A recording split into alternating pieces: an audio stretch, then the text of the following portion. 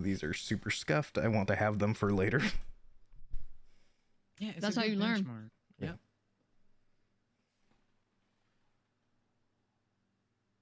All right, well, the stream started, but still setting some stuff up. Okay. Let's see. But we'll just switch to the screen. All right. God, I'm so tired. I forgot I did set up I set up everything except my fucking phone. Oops. It's fine. It's fine. No big deal.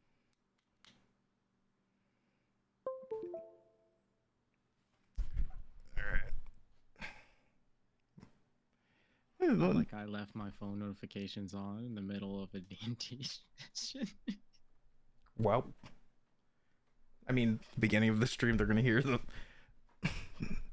what's it? Plugging my phone, but eh. All right, there we go. And ugh.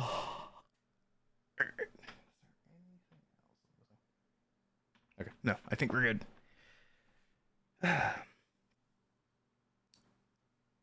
Welcome to another episode of TwoBitTales.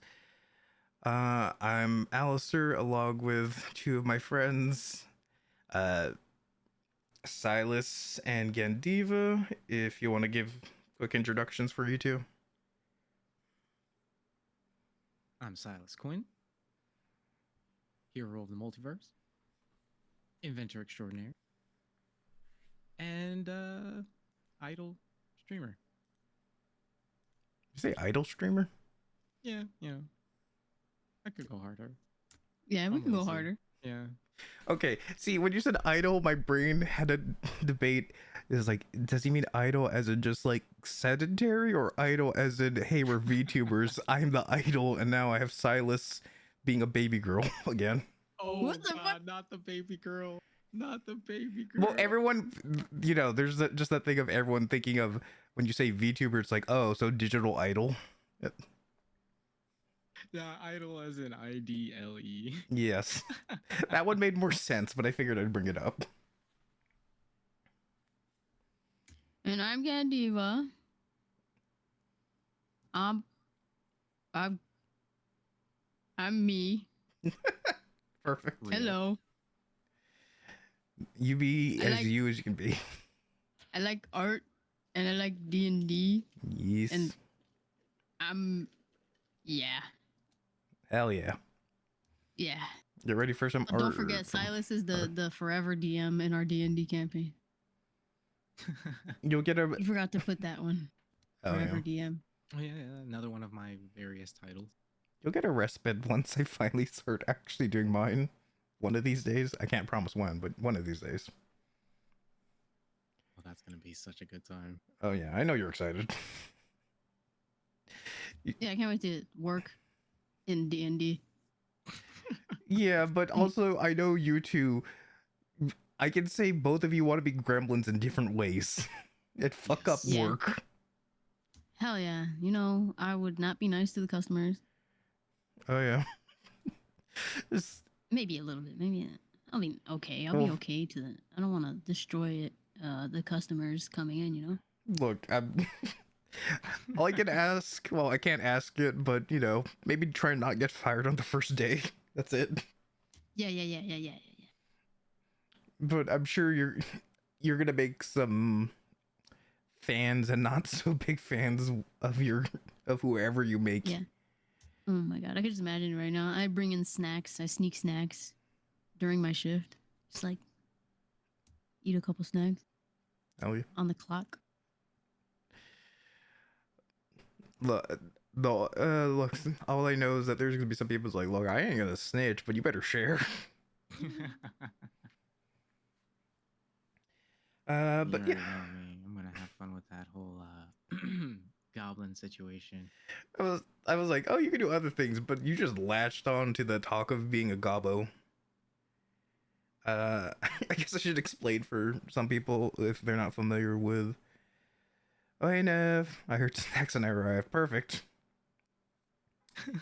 Uh, it was it. Yeah. So for those who may not be aware of the campaign I want to do, it's called 9 to 5 Edition, and it's basically setting capitalism and modern day things in D&D.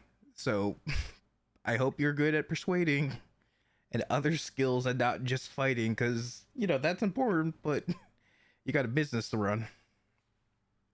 Exactly. Or on Silas's case, he wants to be a gobbo that wants to kill his boss. I don't think there's a plan I didn't know that afterwards. part. Corporate climbing, corporate climbing. That's all it is. It's just a little bit of corporate climbing. Oh yeah. But also I don't think there's any planning afterwards. I think it's I'll kill the boss, figure it out after that. Yeah, fuck that guy. I want to raise right now, actually. No, the next step will be revolution. Me and my goblin brethren will rise up and destroy the capitalist tyrants. If you can get them to all coordinate. Exactly. That's gonna be the big stopgap in the plan. You're the Getting a union together? Unionize. Gobbo is the Goblins. smartest goblin, but he only has 8 intelligence. Facts.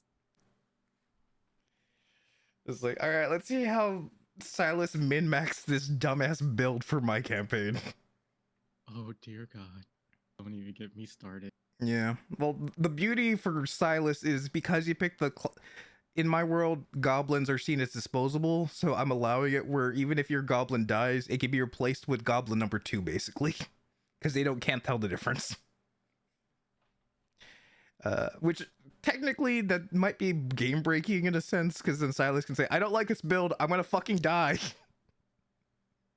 Nah, everything's got to be worth something. It's all about the storytelling, my friend. It's Well, all yeah, about yeah. the storytelling. I'm just saying, if you wanted to, you have a story. You have a thing that's built in where you're expected to die, therefore you can mess around with things, or have intentionally create a sacrificial gobbo to make it easier for the next gobbo. Oh my God, Binding of Isaac levels. Yes. Oh God, you shouldn't have said that. Now my brain's going. Look, you already know me. I'm the kind of DM who was like, all right, fuck it. Let's see how dumb this can get. Let's have some fun. But yeah, I look forward to doing something like that once this whole episodic era is done. Pretty much. yeah, We're gonna have a lot more traditionalist adventures and stuff like that going. That's gonna be a lot of fun. yeah, because this is a very much on a scale of like, okay. Because also I was telling Verinter about this earlier. I was just like, God damn. It's like I kind of knew things would be a little effed up because it's after Strahd and all that, but then jumping in, I was like, all right, I have no idea how my character's supposed to process this. I guess he's not. You develop the coping skills as you go. That's character growth. Character growth. Mm, Yeah, kinda that's what just- they call it. Kind of just, threw you into the frying pan, like, you thought it was Good going to be a morning, nice guys. adventure. Y'all thought it was going to be like, we're going to go kill some bandits and maybe like stab some goblins. You Well, know? yeah, because when we first all had that first meeting with each other, it was just like, okay, cool, we're just talking. It's like, oh, we all have experience. I didn't think much of it when Silas is like, oh, you all have experience. Cool, I don't have to hold back. It's basically how it went. Yeah. Because he was gonna give us like a basic ass like adventure just to feel us all out. But when we had that, session 0 and everyone was like, yeah, well, we have experience, blah blah blah. We were like, we're gonna traumatize them. That's it. That, and I liked the chemistry you guys had. It really spoke well to your ability to problem solve and work together as a team. And now look at you, Oh my god. Yeah. godlings. You like And then- the chemistry of us going, yeah, cool. So we've done some dumb shit. Like, did you hear about this thing I did? Oh, okay, cool. So I have a campaign that's all about gods and god killers. It's like, okay. And here we are. And here we are now. Yeah. Now we added some spicy people into the mix, like people that might not exactly completely fit, like Tranquil. You know, you gotta throw Oh some my people in the god. table. You gotta throw some people in the mix that will mix it all up. You know, make you even more stressed because you're like, oh god, what is that person gonna do? I, Oh I god. I miss the simple days of Tranquil just going, I'm gonna fuck that, and now instead it's like I'm gonna risk it all. And when he means risk it all, he's like, I'm going to risk the whole plan, and everything might get fucked up. I'm gonna gamble all my stamina points away just to try to get the wisdom saving throw I want. I'm gonna shove this Oh, Denarian dear up my God. butt, and it's gonna go great. Yup. And I get it, it's his character, but also I was like, you insane middle-aged man that's balding. What are you doing? Yo, no self preservation, none, not even a little bit. Like, cause I feel like even with like Chiquita and like Laz and like the other chaos, there's they have self-preservation, like you said. Tranquil's like, I gotta get stronger. It's like, well, it's not gonna matter if you're dead, but if I get stronger, though, it's like, I don't think you understand the That's likelihood, though. literally. You know how many times Tranquil has come to me? But if it works, though. But if it works. But if it works, though. And I'm just sitting here like, well, you know, if the dice gods will it, so it shall be. He got lucky because we also helped him with the second Denarian. That's true too. That is true. That one Teamwork was does make the definitely dream like work. if he didn't have my fucking blue vein and also my bardic inspiration, he would have fucked up That would have hard. been real bad. Whew. Now look at him. He's a double agent on the other side. Yay! Yay. Definitely not stressed out about that. Because even if what was it also Rinter's character, him having 5 characters makes it always like, which is the name I need to reference. That's why sometimes I have those Freudian slips. Yeah. I'm like, is it Gus? Is it Jerry? It Is doesn't John? Who it am I doesn't help referencing that they're this all time? GJ names, so they all kind of blend. Yep.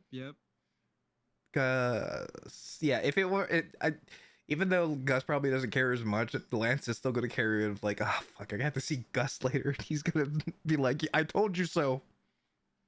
Oh man, wait until the reunion back on the Aurora Grands takes place. That's gonna be something else. Well, I heard you already trust me, but like I heard Varen already told me what John wanted to do. I assume he survived, and we've discussed. Oh yeah. Let's not even get started with the 10 Commandments. Eh. Oh, holy shit! Wow. So Now I'll admit, it's one of the best player experiences I've ever had. I'm losing my goddamn mind. oh, Do you perfect. know how hard it is for Vincent to keep everything together? Is he still now- mostly stunted? More, Yeah. more so. Yeah.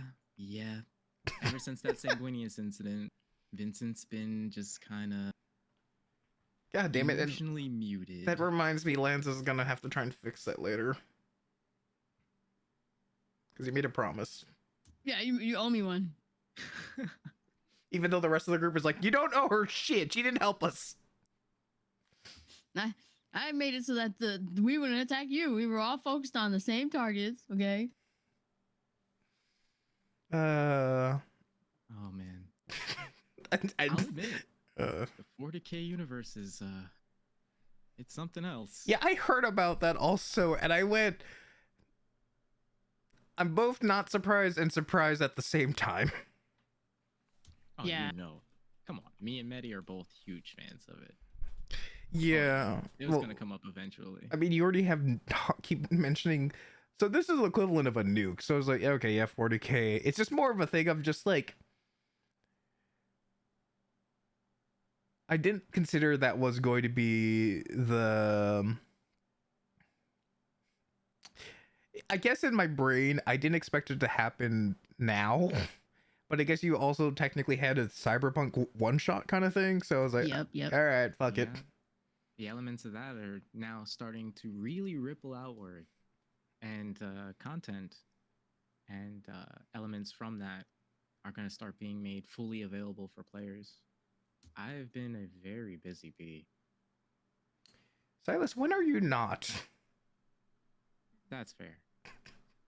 That's fair. I love you, but also I'm just kind of like, my guy, you're No burning. days off. Passion and an obsession. What can I say? No days off. None. Look, if I didn't have dealing with burnout and just being so tired, I would probably be the same, if I'm being quite honest. No, I get it. I get it, man. I get it. I've been there. Definitely been there. I have burnout, and then I have like the strong desire to just keep pushing myself, even when I'm burnt out. Yeah, that just reminds me of childhood and being like, Exactly. You know, and when you've done that cycle enough times, eventually you start to, if you're mindful about it, find the right balance that works for you. You know, being able to push yourself, really get the most out of your potential while still being mindful of your like personal wellness, you know, free time, social, you know, because that's really important for like keeping it all level. It yeah, really is. I agree with that. The problem is I'm accounting for how I am in the past and not, oh, I'm getting older. I'm getting tired faster. I'm just trying to power Yeah. through. Yeah, I'm yeah. learning that now. I'm like, okay, it's okay to slow down. It's okay. What if I just, instead of trying to work, I don't know, 16 hours because I feel I'm pumped of adrenaline and ideas, what if I work maybe like, I don't know, 12? So it's only like Yeah. slight overtime. or do two and then like take a break and then do another two Yeah. and then like that. Like that's what I do. I usually like I'll work and then I'll take a break and then Yeah. I'll go back to working. It's I try not to literally go my into secret. like I try not to go into those manic states, which doesn't always work. Sometimes I go into manic Yeah. states and I stay up until 4 a.m. doing art. That's crazy. That should be crazy. No, I know what you're talking about because I've definitely had the thing where it's like, okay, I should use my burst space them out instead of going, oh, I got the burst. It's time to stay up until 4 a.m, baby. Do I have work tomorrow? Fuck it.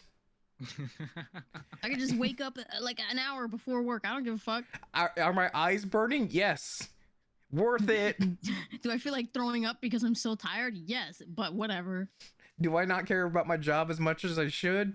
Yeah. Yeah, probably.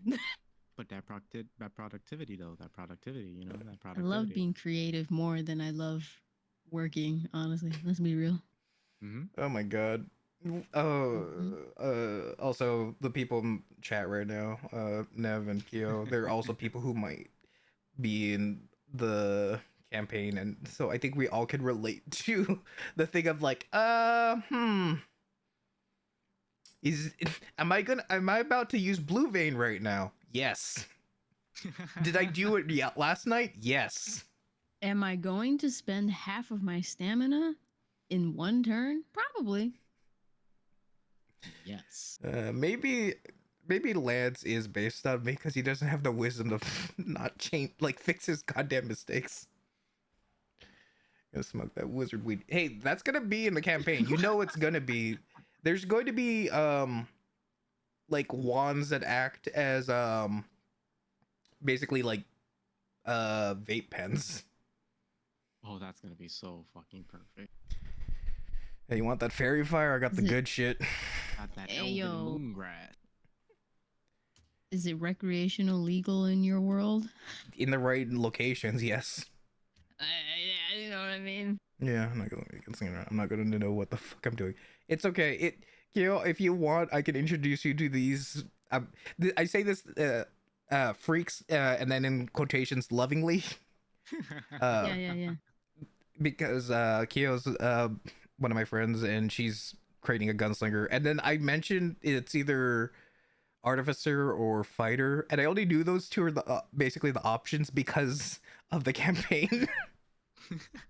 So yeah, if you want also, okay, it's a fighter. Okay, if you want to build something out, I could just be like, all right, I'm just gonna send it over their way to see if it's the right amount of busted but dumb.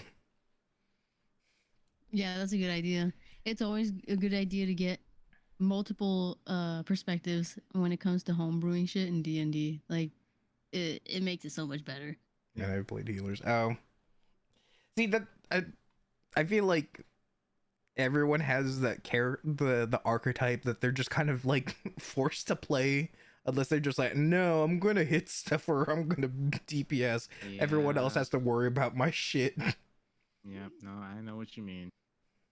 Always relegated to the tank. Yeah. For Yep. me, it was always all right. Everyone is nervous, and I'm trying to encourage them to have fun. So I have to be the pickup person who just picks up whatever they feel like the group needs. Been there too. Been there too. Being the flex pick. Yeah, exactly. I played a character that blew up with radiant damage. Yes, you did. And the stories, I was like, I think you accidentally burned someone to a crisp because you didn't realize how much damage you would do. Oh, that's happened before. Yeah. Yeah, that's yep. Chiquita, yep. Yeah. Oh man, my All favorite rounder, thing yeah. when we first started playing that campaign was when we were at that campsite. And I did the what was it? Fire flame arrow, Fire arrow? The one where you can no, it was flame ray, I think. Whatever. It's one where you can like hit multiple targets. And I just remember like, hell yeah, I can't wait to fucking like set these people on fire. That's all I remember. And like the tents went up in flames and the people were coming out on fire. That was great. That whole Scorching situation. ray. Scorcher, yeah, okay. That makes Yeah. Scorching ray. God, that whole essentially night one of the campaign set everything in motion for Lance. It really did. That was man. Rip Kaifus. Rip Kaifus. And the irony Uh, of him burying Van Richten after Jean was the one that killed him. Oh. And then like the party stumbling across Jean just as he's doing it. Yeah, that was like red flag number one. Like without even being intentional. It's like the dice gods always set that shit up. It does it so perfectly. D&D is all RNG based and it set it up fucking perfectly. There is a rhyme and reason to the universe's madness. It's all math. it mattered because so I just assumed that you two were already just in the works of like I didn't assume Laz was a planned out thing, but Kaifus being sacrificed essentially. I was just like, okay, well, Was that planned?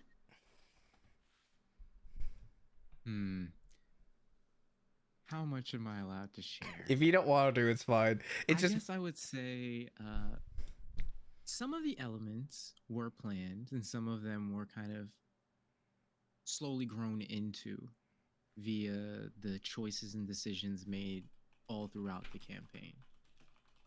Lazarus, as he is now, was more of a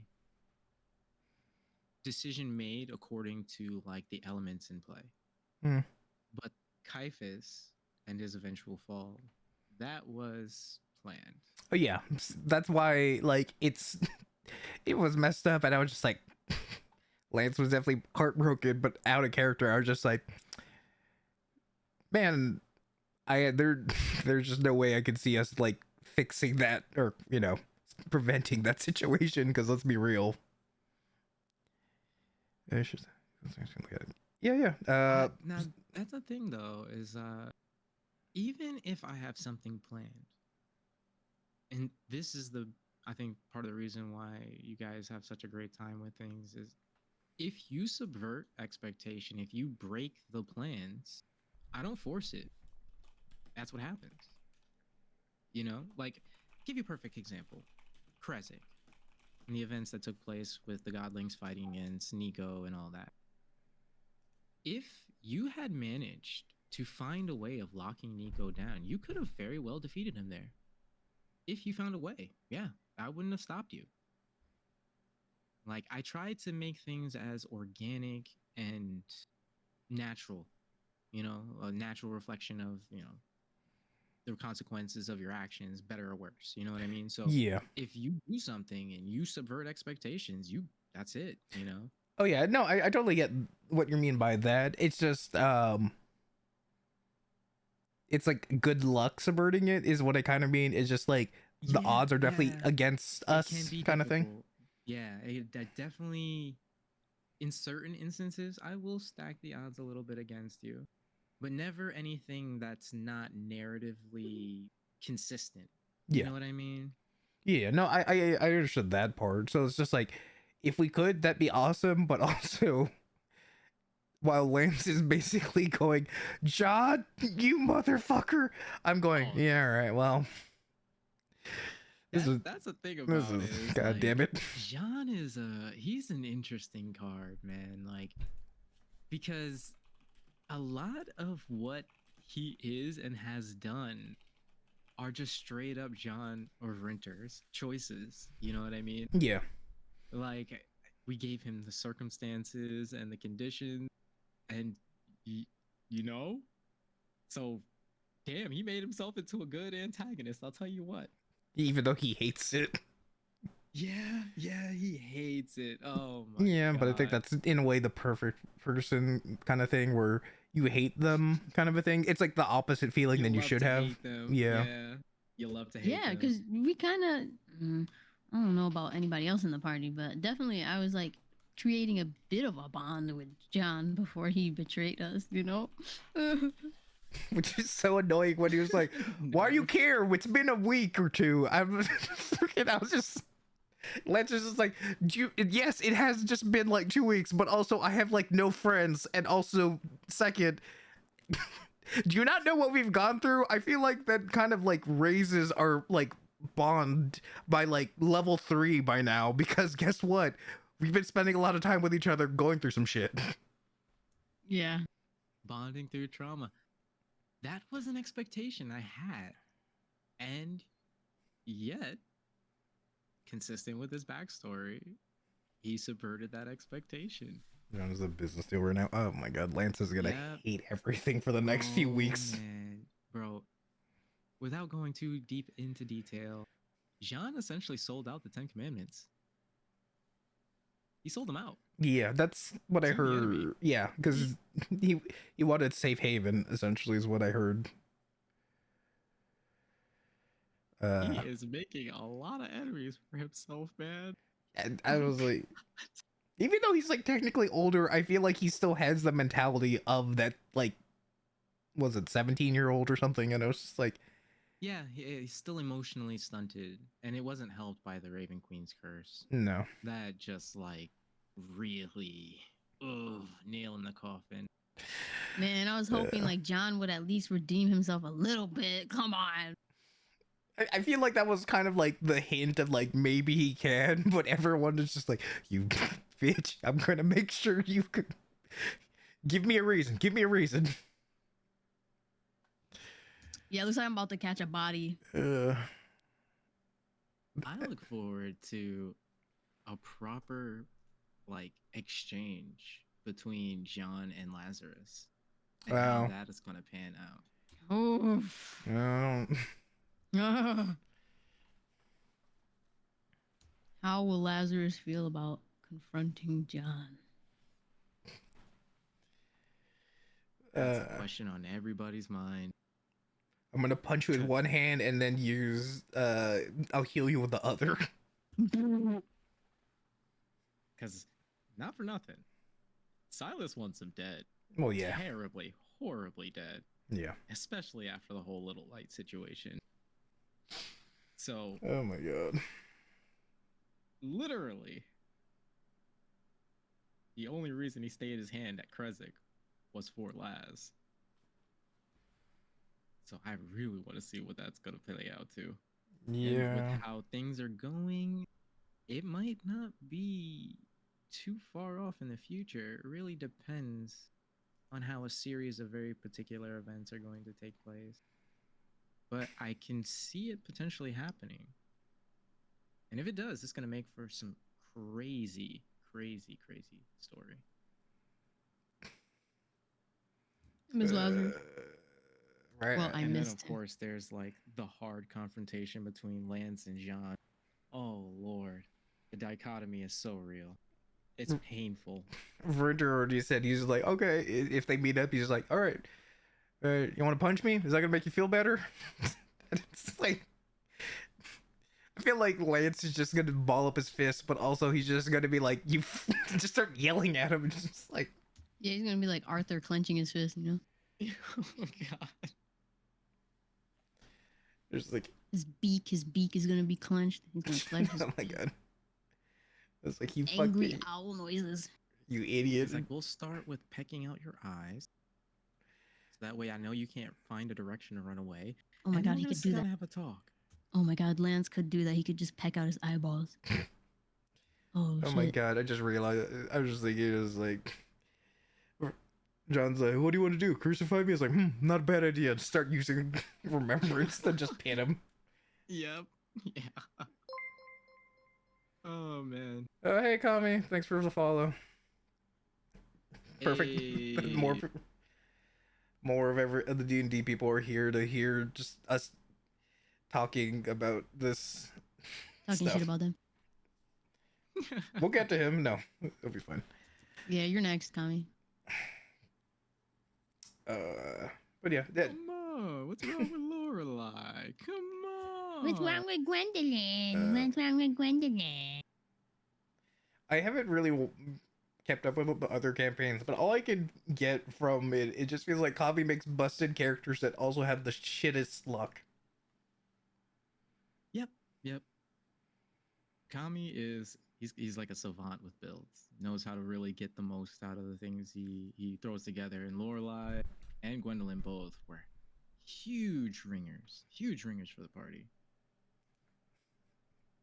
It still feels like a but, because also I remember when was it Lorelai when meeting them through that instance, and I was just like, Kami's just kind of screaming about getting ones. Yeah. Lorelai has an insanely poor luck when it comes to rolling initiative. Crazy crit rate, awesome average when it comes to skill checks, saves, and ability checks. But when it hits initiative, even with alert, motherfucker, nearly, I'd say like 40% of the time ends up in the lower end of initiative order. Even with alert, that's wow. Even with alert. That's me with Natsuko too. I have a +4 in initiative, and Natsuko always rolls low as fuck. And the only time I ever nat 20'd on fucking initiative with Natsuko was last week, and it wasn't even for anything important. It was for who was gonna get interrogated and tortured first. Natsuko ended up being last. Yup, I ended up being last anyway. All this talk has reminded me of Lance is having shit luck with remembrance right now. I was like, oh my god, that's so bad, Yeah, bro. What the yeah. fuck? it's not even the fact that it's like a nat 1. It's like, just roll, just flip a coin, please. Heads once. Pretty much, Heads once. right. Just once. Yeah. It never seems to hit when you really need it to. I may revisit that and address that because that's not the intended purpose. Yeah. You know what I mean? No, I get that. It's not supposed to be that limited. Yeah, it has like a high difficulty ceiling. So I'll revisit that and Yeah. see about bringing that further into balance. Yeah, well, we can figure it out because it doesn't have to. I mean, I guess it's its usefulness is also dependent on what kind of questions we ask, but you know, That's it's true too. at least in character, it's just like, fuck it, God, why does it's not working now? Is there something wrong with me, kind of a thing? Oh my god. Yeah, like the doubting yourself, so your powers start to wane a little bit type deal. Yeah. Yeah. I'm also just we're up shit's creek right now for the next session. I'm just like, all right, how are we gonna fix this? I'm gonna really enjoy next session. You're on distraction duty, right? Yeah. Oh, next session's gonna have a nice little twist in it. It's gonna be fun. Oh boy. It's gonna be great. I love next session already. Like we're not even there yet. and You're gonna have so much fun with knowing things already. Yeah. Mm. Yeah. Like, yep. I love being the co-DM. It's great. I'm just gonna remember this. Y'all don't know. I mean, I be putting in work in the background. No, I believe you are. Just you saying it like this is like, I'm doing this. It's like, okay, well, fine. Keep Yeah, your my secrets. next thing is gonna be great. You're gonna really like this one. Don't worry. Okay. Oh boy. I was like, that could literally mean anything. Let's just say things are gonna get a little bit more interesting. That's the most I could really share at this point. That's fine. Meanwhile, whenever you're dealing with any of your managers for my campaign, I'm just gonna be like, how do I feel today? Eh. You know how they were nice yesterday? Well, they kind of hate your guts right now because they had a bad morning. Oh man, they spilled their fucking Dunkin' Donuts coffee, and now Yeah. we have to feel it. Hey, guess what? The Duke of the whole business came in and he said he was fucking pissed at how they're doing. So now he yelled at them and is creating a waterfall effect. Oh yes, trickle down aggression. My favorite. Yep. I Definitely love going to be that one. healthy. I, You know, I can't wait because in real life, I've never held a retail job or anything like that. I've never had to because being legally blind, you get SSI. So why the fuck would I work? You know. But yeah, that'll be interesting. I get to experience working retail in D&D now. I'm That and Gandiva's not really built for retail. What you mean? What is that supposed to mean? It means that you would tear the head off of a person who talked to you sideways and probably wouldn't What last you too long. Oh my god, I don't know what you're talking about. I had assumed that was the case, but well, look, I just assume Gandiva, if you don't want to play up that aspect where you have to grit your teeth as you grind them as you go, it's fine. I'll take care of it. Of course, it was my mistake. I'll process the return for you, even though you don't have a receipt. Oh my god, you have no idea how many things we're gonna. Ooh, you just reminded me. Is like people are gonna have to have ledgers and shit of just like their purchases to verify and shit. Ah! Be old school about it. Can you? Old A little school. bit, because I used to tell her stories when I'd come back from work. Yeah. Oh man. Can you at Stories least I have to scry share. where your receipt is? No, I'm pretty sure I threw it away. No. It's like Oh man, that things like that. Oh man, I'm really looking forward to it because I find the idea of that being so fucking hilarious. Like magic in the modern day with a capitalist. Like, oh man. Sir, I'm really- yes, I understand. It's the principle. So of course, here are your 5 bronze coins for the one bad apple you had. working working in the food court. I want a cookie and cream ice cream treat without the cookies. No. Wait. Wait, what do you want, sir? You want vanilla ice cream? No, I want the cookie and cream ice cream treat with no cookies. You want to walk off a cliff, sir? That's what you're telling me. A long walk off a short cliff. I had someone who got pissed because when you ring up like cans or bottles of drinks, there's like a fee also for like that gets offset when you recycle them and stuff. And they were like, no, you said it was this, and why are these extra charges? Like, okay, I'll take off those charges for you, whatever. I don't want to get argued. And they were yelling at me. It's like, no, I said it has to be this price, and then I'm pointing at the refunds of like $10 because they bought that much. I was like, what do you want me to do? You're already getting the amount you wanted. They wanted a deeper discount, man. There are some people who are just like that, man. They think, I think it's like a power thing or an ego thing where they feel like gratified from like, skewing the system, so to speak. It's weird, man. Yeah. It's weird. People make grabs for weird things. I'm gonna laugh whenever one of you is helping a customer, and then it's that 1 in 100 where you get that customer that likes you for helping them, and they actually come back and give you items later. Oh man, those literally kept me going, man. I'm not gonna lie.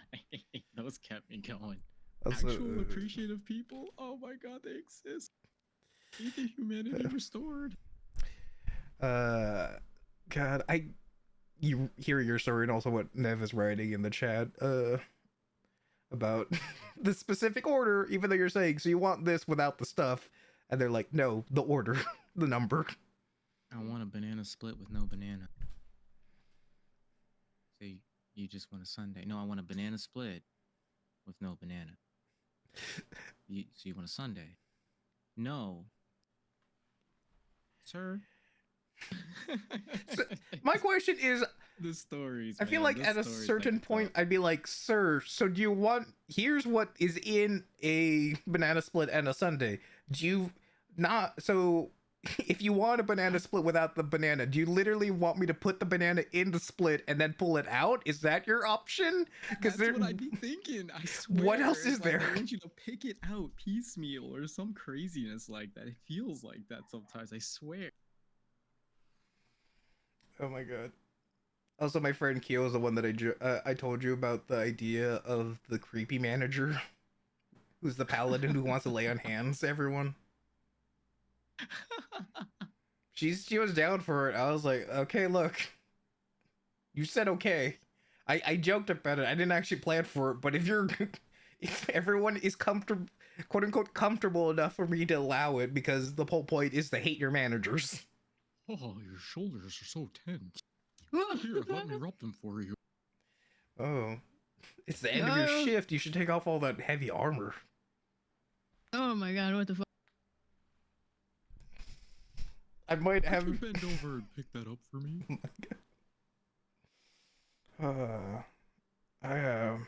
Oh, you've been I got such stories, man. it's like, ooh, I would love for you to get that raise, that bonus, but you know, I don't know. I feel like you've been very argumentative with me lately. Can you be a team player? Oh, Take one for the team. Smacks with clipboard. No. Take one for the team. No. Look, everyone else, they seem to, you know, understand how everything works. It's just, it's business. Nothing like that. Yeah, see? Look, even though I didn't have to personally deal with it, I've had friends or like coworkers where I've heard the stories. I was like, I'm so sorry. Yeah. I don't know. I think I would hit somebody. I mean, I think I would hit the manager if that happened to me. My scheduled day off. Oh yeah, I've definitely had times where at work, I've had it where I was like, okay, so I'm gonna take my day off now, and then they were trying to call me in. I was like, hey, could you come in? I was like, no. What are you doing? Oh man, don't even get me started with that. I've had them try to call me in on a vacation 6 months planned in advance to cover for somebody who called out at the last minute. I've had it all, man. See, this is the beauty of my campaign. You get to vent out all your frustrations without the repercussions of not having a living income. Also, I'm gonna just tell, I trust everyone here to not metagame too much, but also I guess it's not gonna matter too much. Just because, I'm gonna put it out there, just because the intro of the campaign is you at a company doesn't mean it has to go that way. Yeah. Oh yeah, I figured as much. Yeah. I feel like I want to, I figure all of you would figure that as much. It's just more of like, if I have any new people, I don't, you know, sometimes they're not going to think of that stuff for the record. Yeah. Yeah. You're absolutely right. I catch myself doing that all the time too, forgetting to state certain things like that for the record and posterity, because I assume, or I like figure I already said it or something of that. You know what I mean? Yeah. Or it's just because you understand it, or inherently you're just like, okay, this just makes sense. Not everyone's gonna think the same way, and it's just like, oh, well, shit. Because I've definitely had that part where I was just like, all right, I actually had something similar for a one shot of everyone, because they made their characters and they were like excited to show off like what they built and stuff. I was like, okay, you're at the guild, um everyone, the person who is doing the auditions, like, okay, just show off what you want, what you're good at, and everyone just looked at me blank and doing, what do I do? And I'm like, please, just roll a die and say what you do. I don't care. You could talk to the guy and try and do diplomacy or persuasion. That's all you could have done, or anything. Yeah, no, I totally get that. Yeah, a lot of people don't realize that it's not as linear D&D. Yeah. You know what I mean? You gotta be willing to take the initiative and be proactive about the things you want to do, and kind Yeah. of have a firm grasp of what your character can do to best capitalize on it and make the most meaningful impact. Yeah. And that's something that's commonly overlooked and not really thought about when it comes to newer players. Yeah, I used to have that kind of mentality when I first before we started playing D&D. I thought D&D had these rules and you had to play by them and that was it. I was like, okay, so I'm going to play a cleric and I'm going to heal and the cleric, is going to do cleric things and because I'm lawful neutral, I have to be lawful neutral. Like that's what I had in my head. Yeah. I didn't know that you could like improvise and there was homebrew and you could just do whatever the fuck you want because I mean it's your game. If you're the DM or whatever, if the DM approves of it, you could just do it. Like Yeah. why not? I- I didn't know that. I went in thinking, oh, it's a rigid game with rules and I have to play by the rules. I had a vague kind of intro preemptively before actually starting DMing through playing various like games in the past related to like D&D and stuff like that. 3.5 was my first introduction. With the I wouldn't say it's like a shameless plug. Hey, But, hey, you're the guest. I'm not gonna stop you. back in the day, Dungeons and Dragons Online, the MMO, it's not worth your time now, but it was definitely really fun back in the day, and it kind of opened the door to it for me because I was of the same understanding as like there's a very specific set of rules uphold and adhere to them. But then I started reading the actual books, and I was like, wait, it explicitly states in here that it's kind of your own thing to make your own. Ah, so Keo, you're familiar. Yes. Dungeons and I was Dragons wondering if you're gonna Online. read that or not. Neverwinter. Yeah, fuck Neverwinter. Neverwinter is a terrible game as well. They destroyed it when they took out the creative tool. You can to make your own dungeons missions. and shit. Yeah, they took that out a long time ago. But Dungeons and Dragons Online, like that game, it was fun back in the day before they added all the paywalls. Basically, they had paywalls because you couldn't play certain classes unless you paid. That was kind of lame. And certain races as well, you couldn't play unless you pay. And now it's even worse. Like you can't even do a whole entire storyline unless you pay for the package. It's kind of like Skyrim Online, the Elder Scrolls game. Oh yeah. So Elder Scrolls Online, yeah. Yeah. Having played non D&D board games and I gotta follow everything too. I get that. If that's what you grew up on, I guess it's just because for me, I I didn't play D&D until college, but also I have a background in like improv and stuff, and here like having like vague things from pop culture about D&D, I understood you have freedom to be like, can I do this at the very least, and ask and try and do it, even though you may not. Actually, now that I'm thinking about it, I think my first technically experience of D&D was like Dexter's Laboratory. Yeah. What the fuck? Same. The first time I ever learned about it and what it was that episode of Dexter's Laboratory. Oh shit! Now that you mention it, yeah, I forgot about that. My core memory. What the fuck? Yeah, Dude. and it even shows like the example of like what's it called, a rules lawyer DM versus just the rule of cool DM. Rule of cool, absolute perfection. Can't see it any other way. I can't stand people who are rules lawyers. I'm sorry, anyone out there who's listening that is a rules lawyer. I'm sorry, I can't stand you. Keo, Yeah. you're absolutely right about that. Baldur's Gate fucking slaps. Oh my god, it's so good. I can't wait for Baldur's Gate 3 to fully release because I can only imagine how good that's going to be. I've played the alpha and I own the game. I'm just waiting for the full release before I pick it back up again. All right. Well, I'm sure whenever there's a chance, I'm gonna make sure the two of you and Kyo get to meet and everything, since you're already connecting on stuff. D&D, man, it's like that. It's like that. It's why I love it so much. It brings people together like you wouldn't believe. For sure. It's not giving me too much freedom. Well, Nev, if you're in my campaign, guess what? You're gonna have a lot of freedom. Yep.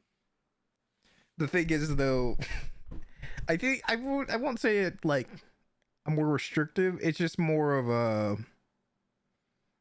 Actually, no, never mind. I was gonna say, well, it's not gonna get as wild, and then I thought about what I have, and then I'm like, no, it's a different type of wild. It's like contained. It's like contained within the confines of the adventure. Like, it's not gonna be like you're going across the multiverse type deal, I imagine. No. At most, the most it's gonna get into like horror eldritch shit is gonna be like, yes, you can try and destroy the company, but guess what? The system still stands, so another one will take its place, kind of shit. Oh yes, the throne must be filled. Yeah. You just created a power vacuum. Guess what? Shit's gonna get worse before it gets better. I'm gonna joke. It's my special kill. Hey, if you want, look, I might have mentioned before, like, as a joke, you could be a druid and then you could just be the mascot of whatever company you work for.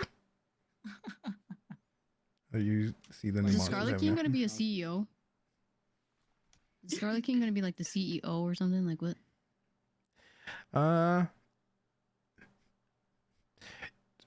Didn't Medi also say like he wants Jack in the Box to be something like that? Like an Eldritch Horror thing? I think you mentioned something that to that accord, yeah. Yeah. I don't know if I want to do that, but also because but I mean, in a way, if you think about it, because I mentioned like people who worship or believe in something to get their powers, they have to worship like their managers and stuff to be blessed with that stuff. Yep. So technically, in a way, if we think about how like the Scarlet King created magic and all that shit, is like, well, in a way, he exists if you think about it in a fucked up way. Yep. Oh, I was just curious. I just didn't know if you were gonna add that dude in or not, because I mean, he's a pretty cool guy. Oh, sure. Yeah, Sure. Yeah, he's a cool guy. He helped John out, and that really made Lance happy. Yeah, that was it. Yeah, that was a great decision. Yeah, he's doing no the most. communication skills. None at all. Gonna make it hard He's for me to actually buy. really toxic. Do you know what he did to Natsuko? No, but also just real quick. Wait, Kyo, you're going to make it hard for him to be any healing class? Wait, oh, because you have to worship a manager. Look, I'm not saying that all the managers are. Yes, I've mentioned a lot of the managers are going to be shitty because that's, guess what, a lot of managers are. But it's going to be a range of them, and there are going to be some chill managers. It's just the luck of the draw. Because also, guess what? Sometimes you're gonna, even though you're cool with that one manager, you might have a shift where you're not working with them. I'm not sure, manager. They're going to have a big head. Hey, look, they may I said, okay, let me clarify that there's going to be different levels because there's like, manager, team lead, and all that. You could still technically worship your team lead. It's just, it may not be as a stronger buff kind of a thing. What the? Because look, technically the team lead could also just be like you have a really good relationship with them. I'm not going to force it where you have to like lick their boots, essentially. Because yeah, I imagine they're gonna probably scale with their like corporate level, right? Yeah, exactly. Yeah. But the thing is, the benefit of worshiping like a team lead is you're more likely to work with them, so they can have your back more often. More direct intervention. Yeah, exactly.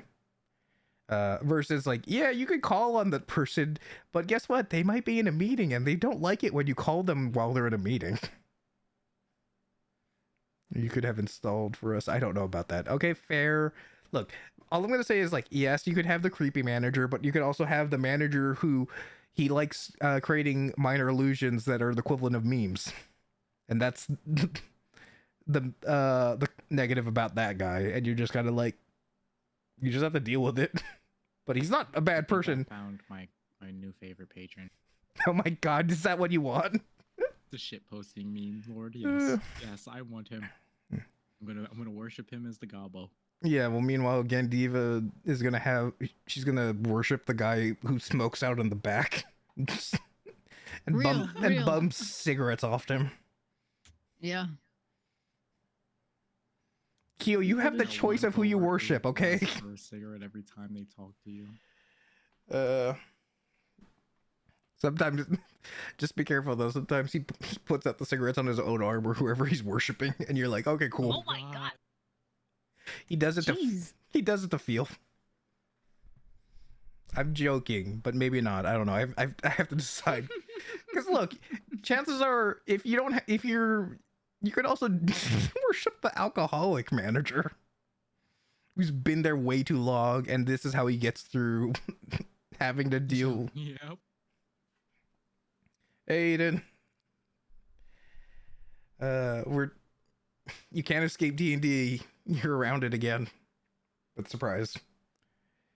Oh yeah, they sound fun. Which one sounds fun, Kyo? Because I just listed off a bunch of weirdos. I love all the weirdo ideas. The drunk. Okay, yeah. Ugh. What? Oh. We're just hanging out, and basically we were gonna do storytelling, but this technically still is storytelling related. We're just talking about D&D stuff. Because I figure you would want to deal with these weirdos. Why do you sound familiar? Wait, what? This is Lance. I guess you haven't. Have you not seen what my VTuber looks like? How'd you end up here? Oh my god, Eden.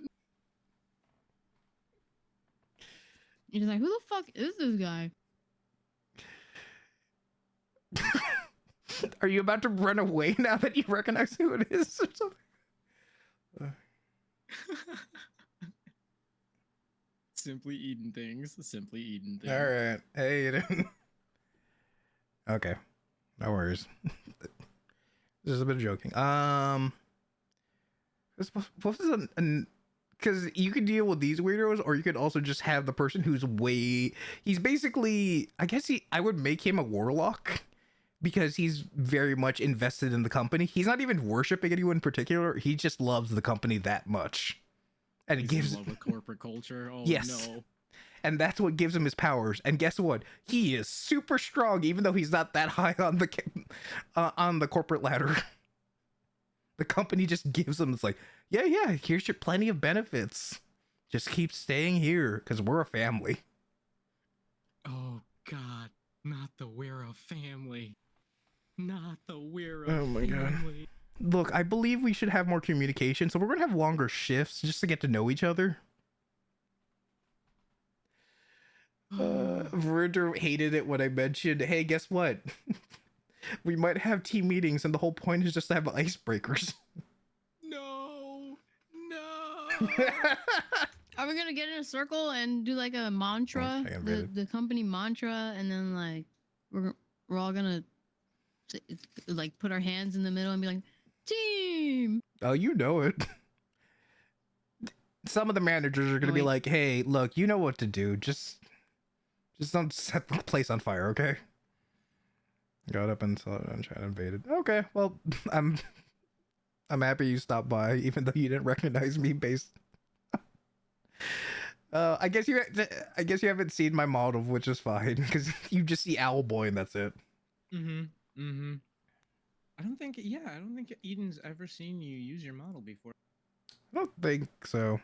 I could technically also switch to my other model right now, real quick. You know what?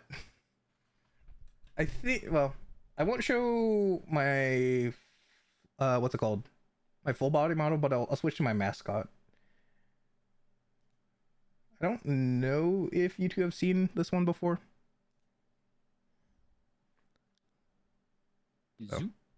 Hey. I like that one. Yep, just a blobbo. It's perfect. Perfection. So I won't show off. Nothing's wrong with it. Hmm?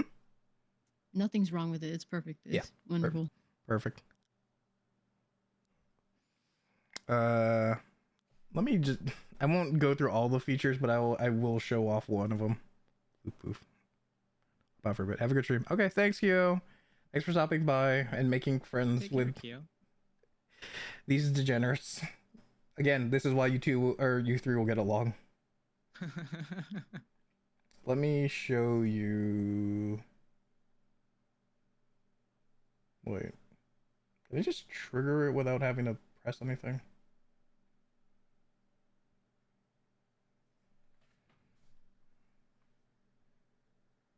I think it's still alive. Yeah. Yeah, I'm just trying to see if there's a way to trigger without pressing anything.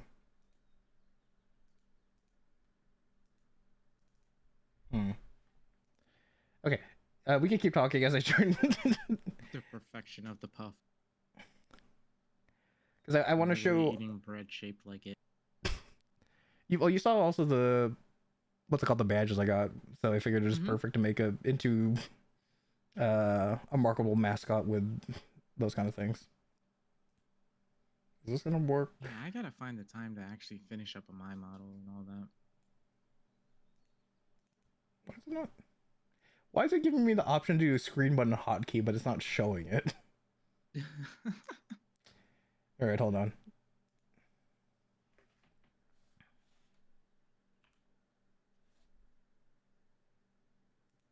Left control and okay, there we go.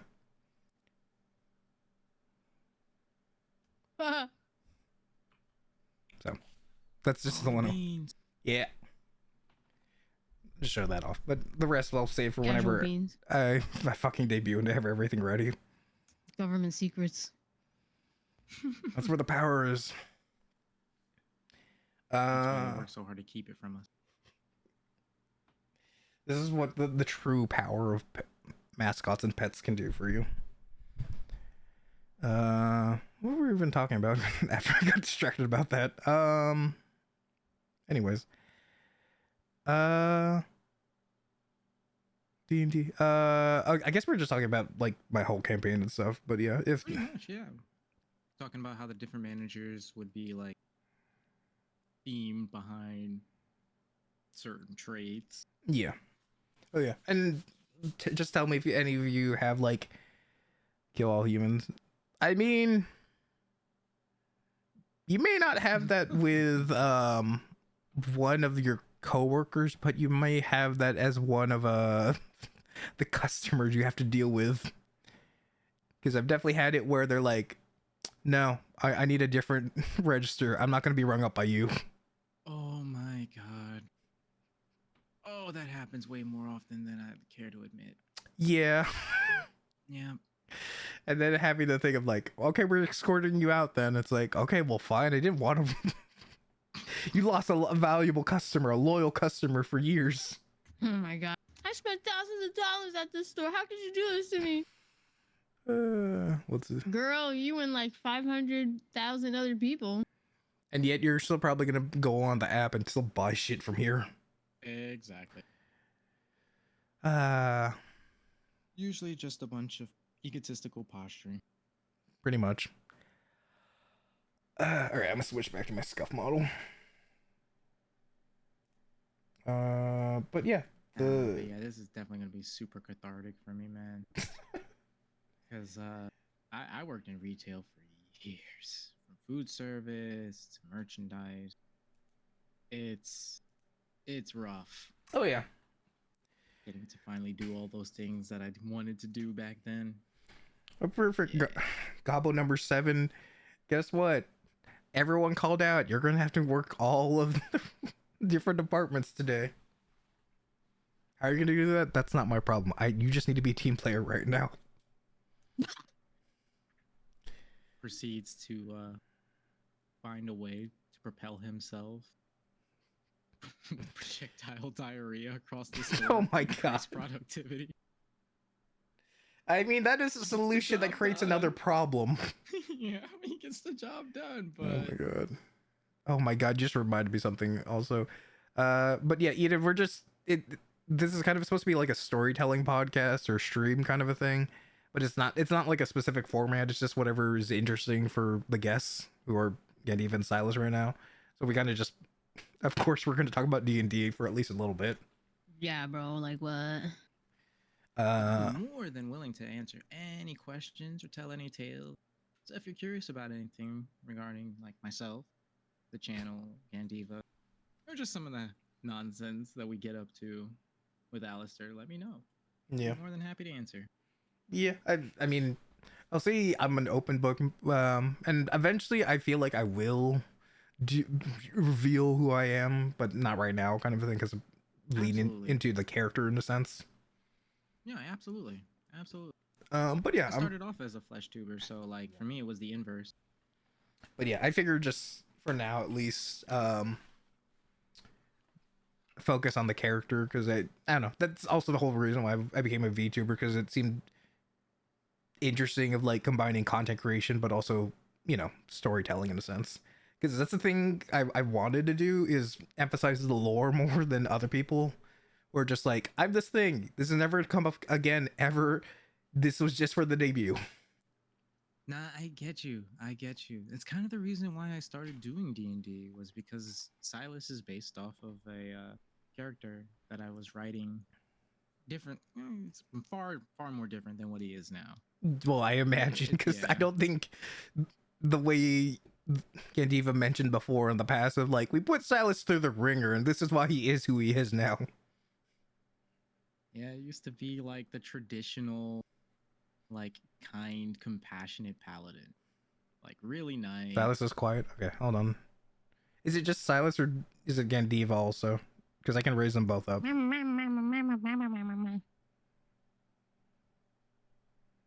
Or I can lower myself down.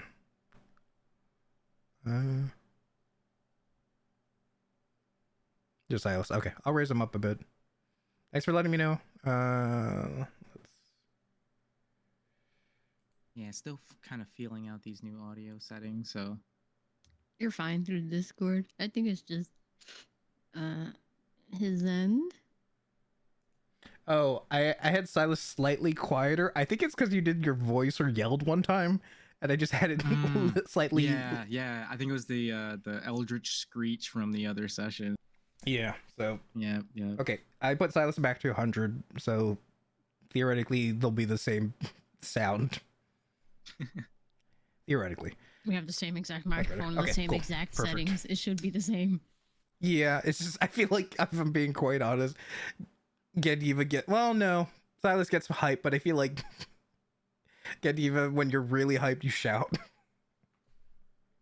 Yeah, it's a cultural thing. Yeah, nothing wrong with it. It's just It's in my blood. observation. Silas started off as your traditional like moral compass for the party because there was a lot of new players and they were a bit murder hobo-y. Nobody built a healer like directly, with the exception of Gandiva. Ause was her first original character, and but she was still very new, so it would have been a lot of strain for one cleric to heal a party of 6 consistently, and everybody else was pretty much built for like just straight up killing. So as a bit of an early level crutch, I created Silas as a NPC for them to travel with and kind of have him guide them through some basic things. But every time I tried to pull him away, they would kind of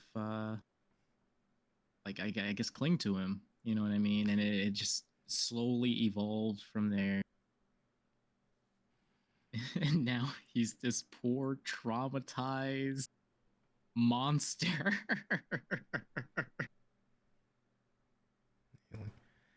He This, was like, oh. because he had the old school trope of like tragic past. Your parents pass away, but it's nothing crazy. They pass from illness. Farmers, and then he joins a order of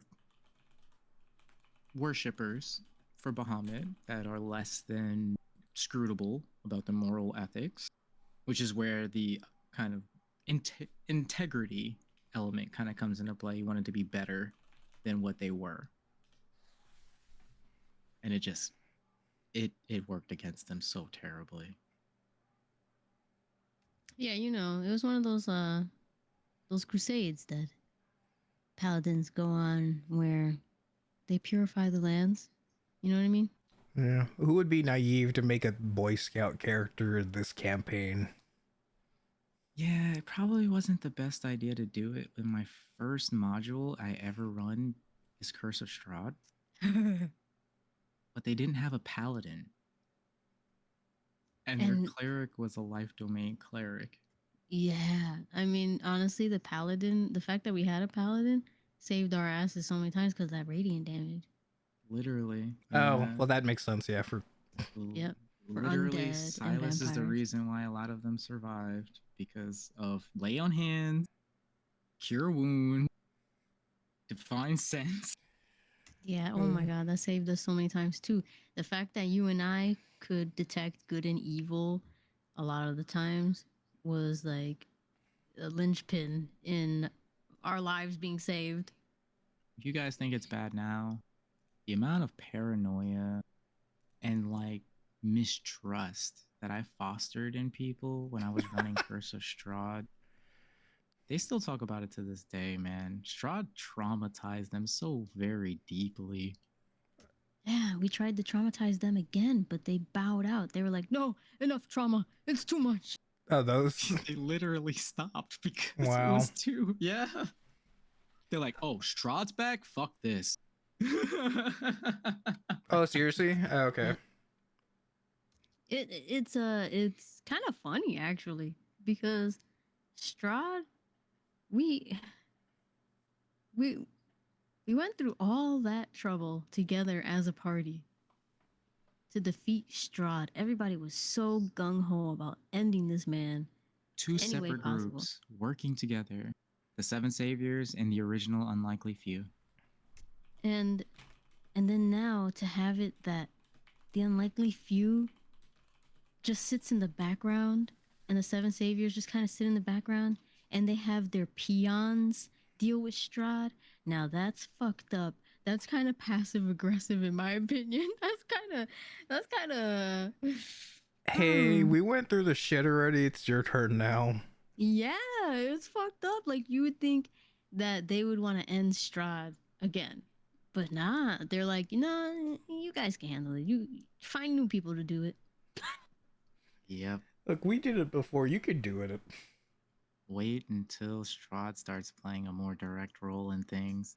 Actually, I'm going to apologize in advance for any uncomfortable situations or like sleepless nights you may have now. oh yeah, I'm sorry. Hmm? Me too. I apologize. Anyway, Oh, right. Code, yeah. Well, okay. Not much I can say or do about it at this point because it's. anyway, Yeah. so yeah, I mean, You do we have one benefit though. You guys are significantly more powerful than they were when they okay, very fought true, very Strahd. true, very true, very true. Significantly more powerful. They were just Yeah. regular adventurers. Yeah, Sure. we were just fucking vanilla as fuck, like life domain cleric. Like that's what I started as, and then I went the necromancy route. Yay. I don't think Lance has had to Eden wasn't contend ready. with that either. I tried to warn you in advance, Eden, before you joined that campaign. I was like, I'm not going to sugarcoat it. Saturday could potentially be way more intense than Wednesday because of the specific enemies and situations they are going to be contending with. Oh boy. You were like, nah, I got this. I love D&D. I'm gonna join every campaign. Oh no. Well, yeah. Actually, now that I remember, it was a time thing. If I'm not mistaken, yeah, it was a Just time not. thing. Yeah. That's Yeah. fair. I've had other people approach me about campaigns, and I wanted to say yes, but at the same time, I was like, I can't promise this, and not, and like, I don't want to be the person who either flakes or just I'm kind of like not invested just because there's so much going on. Oh my I god. absolutely get it. I have intentions of starting one more, but that one's gonna be off stream Oh, and closed. You know what I mean? yeah. Just to keep things easier on myself, so I don't have to stress it. I'll probably do it like bi-monthly Okay, just clarifying because people have different understandings of bi-monthly. or bi-weekly. Pardon me, Okay, bi-weekly. gotcha. Yeah. Cool. Because yeah, I just wanted to be like, I'm pretty sure he means every other week, but I don't know for Yeah, sure. I misspoke. Yeah, I just misspoke. No, technically, I think it could mean both. It's so unclear because people assume one or the other. Yeah, it can be. That's you know what I mean, and that's the reason why I use it the way I did, because like I've heard it used that way too. Yeah, so it's like I understood. It's just people are going to just those situations like, oh yeah, it's like bi-monthly. I could do that. Wait, we're having it this month. We already had it the other month. Wait, what's going on? Yep. That's why I wanted to make sure I clarify, because they're like, it's not gonna be every other month. It's gonna be like every other week. Yeah, because I feel like Youth is coming back. Hmm? The player for youth is coming back. Oh, cool. Mm-hmm. Is this the one that you mentioned to me before, or is this a different thing? It probably is the one I mentioned before, because I've still yet to populate it with players fully. Okay, Just okay. kind of like still prepping things. Yeah, because when But you I said believe we'll be youth, starting next week. Oh, okay. Because this is I wasn't sure if this is the one you were considering Sad Dad for. Yeah. Yes, this was the one I was considering Sad Dad for. Yeah, Diva, have you heard about Sad Dad? She's in the restroom. Oh, okay. Yeah, she's heard about Sad Dad. Okay, cool. Oh god, even if I don't create a character with trauma, eventually they get trauma. Yay! I think it's just par for the course. If you really take a moment, you step back and you look at it objectively, that's kind of what adventurers' jobs are, is to go out and deal with shit too traumatizing for the average Yeah. person to handle. Why would they subject themselves through this? That This makes person's sense. gonna come in, fix the problem, and then disappear and never have to deal with it again. No, that's true. Unfortunate, but true. Yeah. Like Yeah. trailblazers, but it's not always fun in games. I'm going to be an adventurer and I'm going to tell cool stories about I did. Oh no. Oh, poor lad. Bro, poor Lance. He had the most innocent, like, coming into this adventuring party, and it didn't work out the way. It was that like, he thought it haha. Okay, leave. This was fun to watch. Thank you guys. Have fun. Okay, bye, Aiden. Take care. Hope. Thanks for the follow Take it now. easy, Eden. would. Praying for you for Wednesday, Eden. Thanks. Hopefully the nap was enough. Take care. What was I gonna say? Oh yeah, and just the haha funny. Everyone's Lance got drunk and he's hanging out with a robot who gave him a was it a cactus or rock taco? I think it was cactus. Feelings It was mutual, cactus. Eden. Yeah, I think it was cactus. It's just I think there was another version with rocks in it. Yeah, Chiquita just carries around organic matter to make random food with. Food. Quotes. Food, quote unquote. Great, and now I'm just remembering, if, just, like even before we got into the gods and all that stuff that sent shivers down his spine, the first one was like Pagliacci. Ah, yes. Pagliacci, my beloved. Good old Pagliacci. You He's realize? making a reappearance Oh, I'm in sure. the coming sessions. Oh, great. At least Lance has know- accepted him as like a naive murder machine. You know, still don't know too much about Pagliacci. Not even gonna lie. Still don't know where the fuck he came from. Like, what his whole dig is. Don't really know. Nobody ever asks. Nobody ever Do asks you think? Pagliacci. Do you think I Lance think wants to Silas is know? the only one. Do you think Lance wants to know and be and learn more about things that that creature has killed? That's fair. That's fair. Pagliacci's he's built different. Yeah, I feel like after a certain point, nobody pried. It was like, okay, they figured out he wasn't a real boy, you know, and then they figured out like he's kind of fucking empty, like in kind of like murderous intent kind of way. Yeah. And then nobody was like, all right, we're done prying. I don't know no more. I don't know no more. Yep. Well, They're like, I've learned enough. I love Pagliacci. yeah. Well, you also know that Lance he's very much like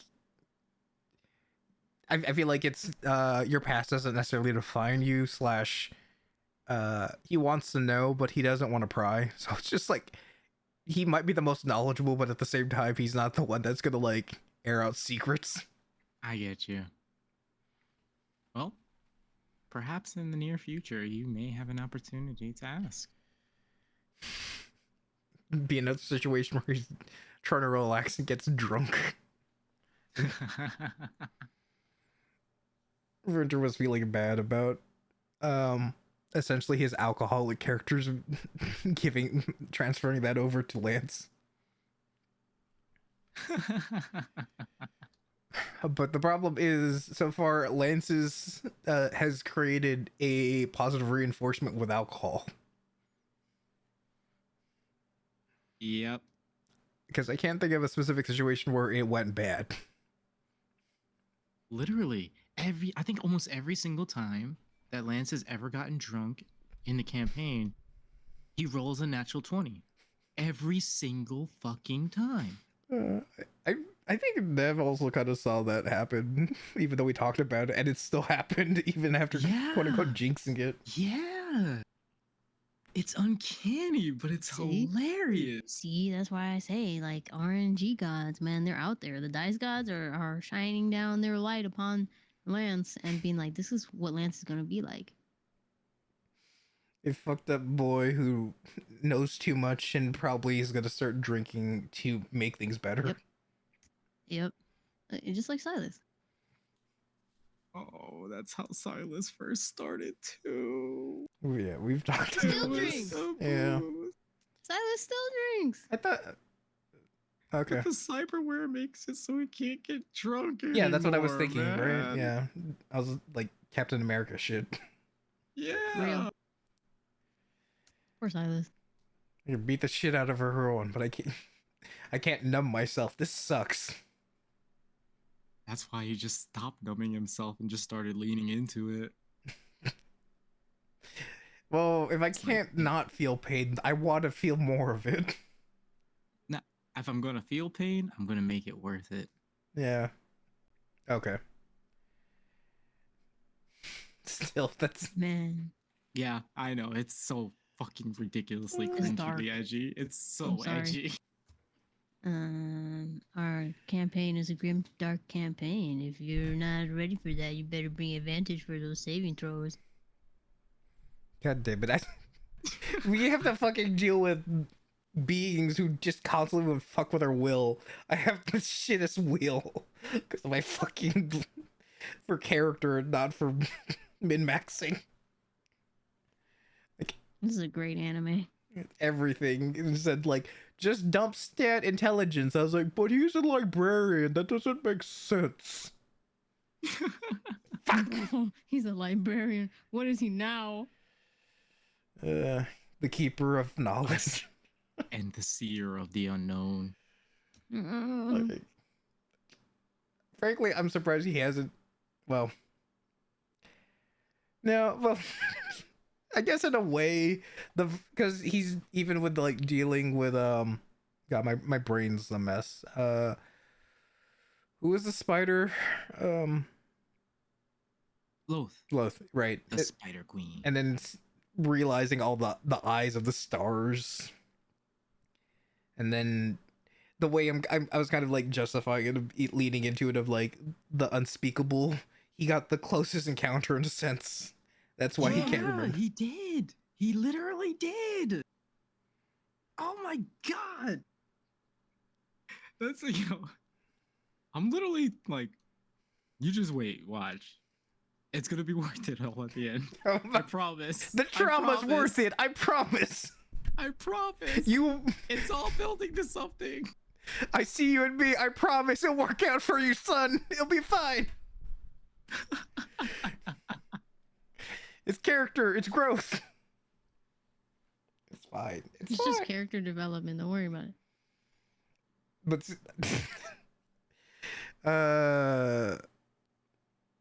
that said, at the end of the long road ahead, under the context that everybody survives, which is my hope, good luck. You guys are gonna be some fucking badass gods. Like literally. Some fucking badass motherfuckers. I mean, I'm looking forward to it. It's also, again, under the assumption we all live and we also don't do something stupid. Even, I mean, just like think about all the crazy shit you guys have overcome and gone through and made it out on the other side. I think that's also like, kind of why some of us are just like, yeah, all right, out of the frying pan into the fire. Kind of shit. I think that's how Lance feels now. Yeah, understandable. I can see that. I can see that definitely. Like Lance is much more serious now. Yeah. Kind of like the I guess figurative spine of the party, you know what I mean? You keep the structure, you keep it all kind of together. Well, he really is like following in Silas's footsteps. It's kind of sad. Oh, I mean, look, even from the get-go, even though it was foisted upon him by Caiaphas of like, you're the bard, you're gonna speak for us, Shaver. So badly. Yeah, that'll be fun. Go for it, Maddie. Just you have to climb them though, because it's a fucking like tree. But yeah, good luck. Yeah, isn't he like 6 feet tall or something? Yeah, he's at least like, 6 feet tall. He's like 6'2" or something. I think that's God it. Damn. He's like an anomaly for Filipinos, so. Real.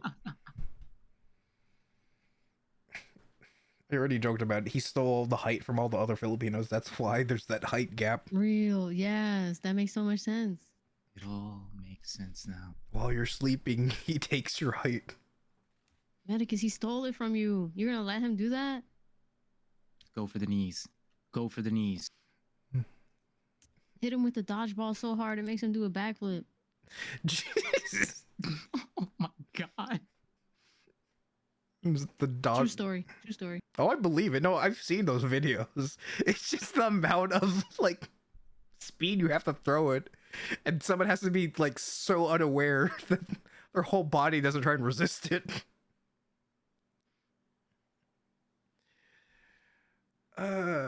Yeah. Oh man. The stuff that, look, I'm in for the ride, but yeah, also, like, Lance had to become. He may not quite be the leader yet, but he's definitely the voice that's guiding them through the the abyss of fuck shit. Yeah, you're right about that. Yeah, pretty much. So it's I guess it's appropriate that he's a fucking blinding light. You're gonna see where I am. Just follow the light. This is the good light, everyone. Yeah. Trust Lance. Trust Lance. Hopefully he'll be more of a positive. He's gonna be like the positive version of Silas. Hopefully, that's what I'm hoping for. I hope Lance doesn't get too traumatized that he turns into. I mean, so far he's got a better track record. Yeah, you're right. He's still held on. Yeah. You're still very ethical and moral. Well, Silas started compromising way too much at that. Like by this point, Silas would be like This would be around the point where he picked up semi-keel. Really? Yeah. Hmm. This would be Because it around was that too point. much. It was too much for Silas. He couldn't take it, having to compromise and compromise with his party's not so, you know, not so ethical behavior. Their habits, if And you will. some of the actions and choices of the party led to some of them losing their powers or having their powers weakened. Oh, right. Yep. And Silas ended up breaking his oath. Becoming So he over was and all like, that. gotta find a new way to get it. Yeah. I guess I don't know. Like, would you say the same amount of time has passed if we're comparing it? Yeah. Okay. Yeah. Yeah. Equivalent. I wouldn't say like, I'd say the relative amount of time and events that have transpired.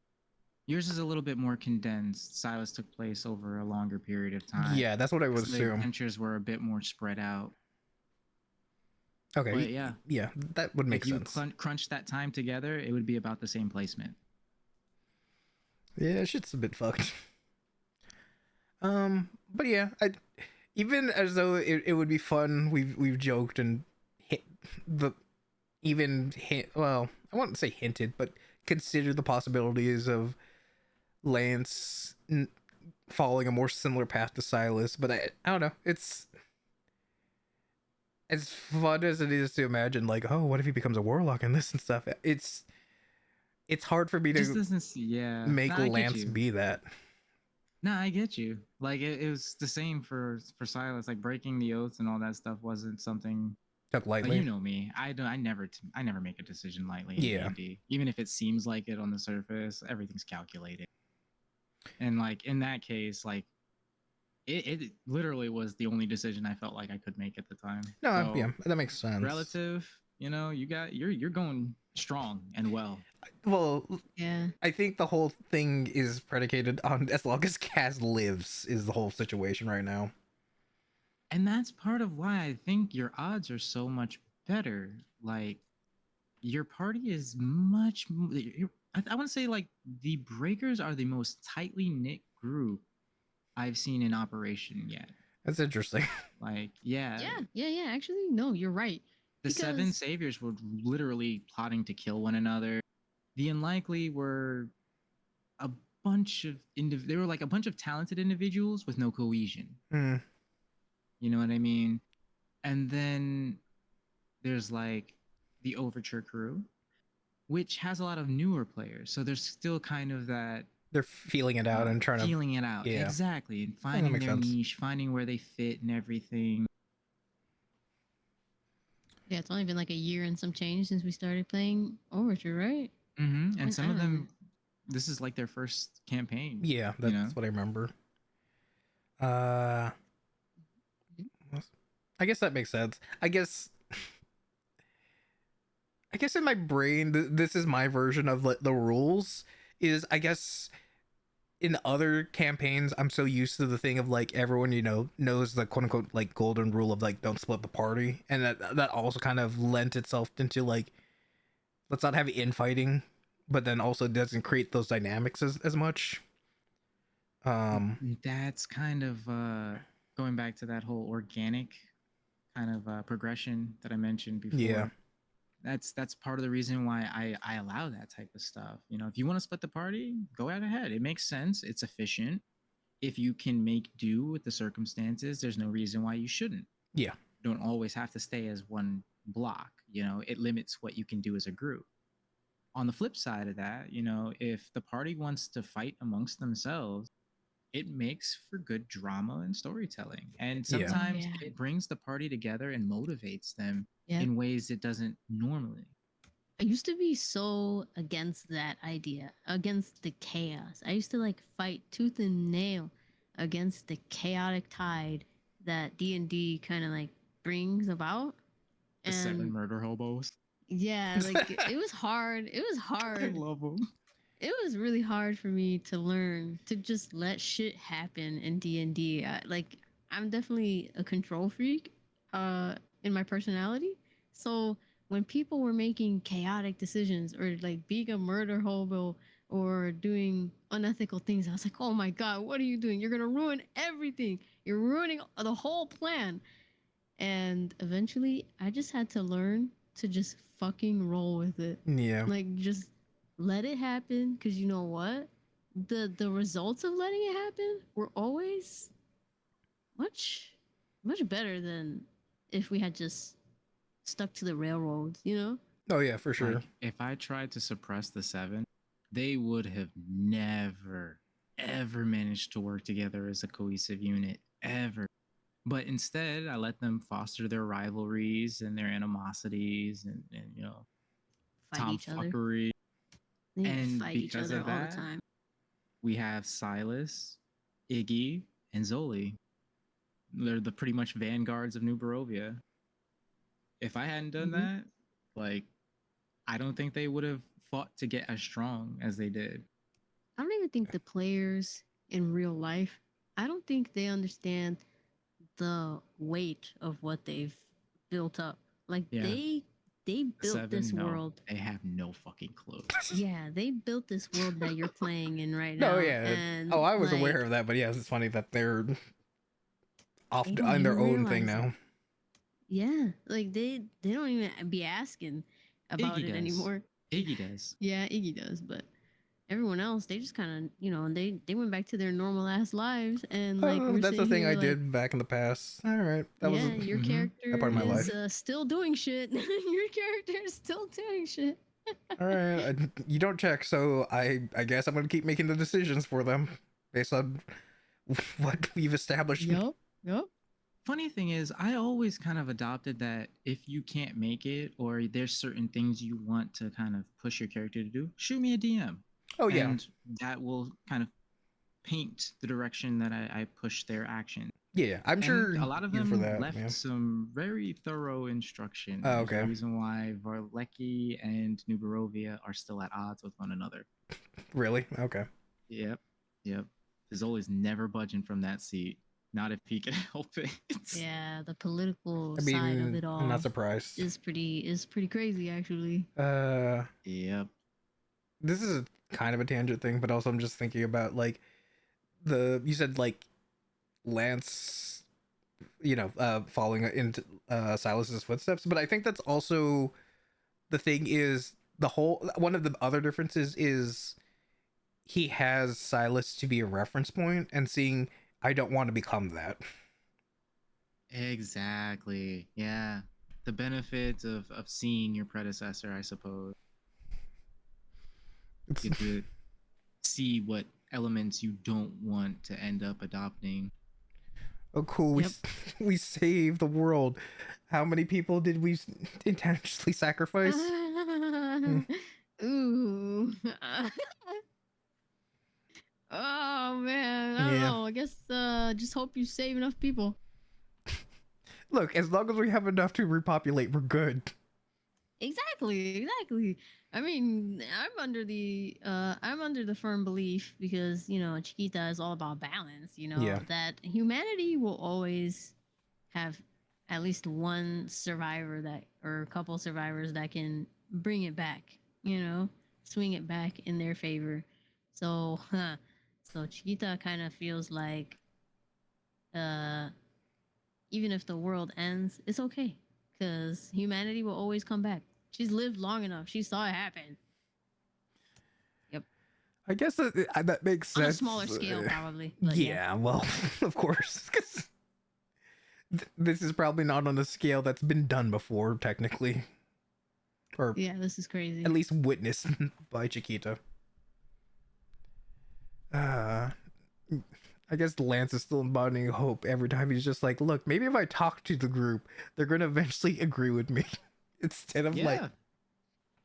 Yeah. fucking doing their own shit. Always Oh my God. considering what could be better or seeing the best in others. That's kind of Mhm. where I see Lance's consistent train of behavior always leading to Yeah, is with trying to see the best. And that really does. Yeah, I know it seems minor, but it really does kind of illustrate hope in its most like fundamental form. You know what I mean? Yeah, because I guess in the way, the only person that Lance has had like direct contact with that he just sees as hopeless. This is not including like, of course, barons and like monsters and stuff like that, but just John was the one that's like, what do you want me to do, motherfucker? You seem like you're unwilling to reconcile things, so. And that's an interesting prospect. I honestly don't know. John's a wild card. There are the times where I think he literally will just submit himself to whatever misfortune is about to hit him. And then he'll completely go the opposite direction and resist tooth and nail. And in the opposite side, do the inverse. And it makes it really kind of hard to in the long run predict what his next move is. Like, I never expected him to go the way he did with the 10 Commandments, for example. For sure. Selling them all out? Interesting. You know what I mean? Yeah. The thing is, as much as we joke about like Lance punching the shit out of John, or pecking him his eyes out, even like Ritter was saying that too. I feel like Lance at most he would he would try and punch, but he'd hold back. And then I think he, after Peter hearing Parker special, just hard enough for you to feel it, not enough to knock your top off your shoulders. Yeah, and maybe he might get a few other punches in after John says like, and maybe a knee to the nuts. Yeah. Does that make you feel better? It's like, no, but this will.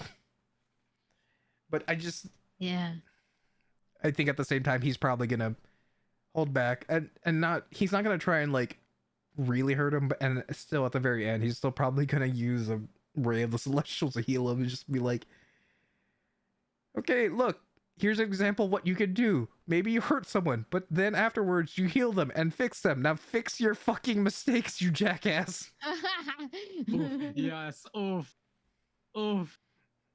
I like doing that one. That's my favorite bit. That's my favorite bit to do. Is like beat the shit out of somebody, heal them, and then be like, yeah, so now that I've hurt you, right? You don't want to do that shit again, right? He's like, look, I'm back. I fixed things, right? We're cool. It's like, it's just, you know what? Actually, it reminds me of, how you get your ass beat as a kid in real life. It's just like that. But in D&D, we're continuing the cycle of trauma. You know what? I just realized Lance's objective now is to fix Vincent so he can theoretically also fix John. Oh my god.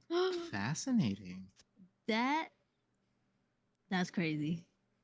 If he can make Vincent feel again, that means he can theoretically also do that to John, and also like, okay, guess what? You're gonna feel fucking remorse.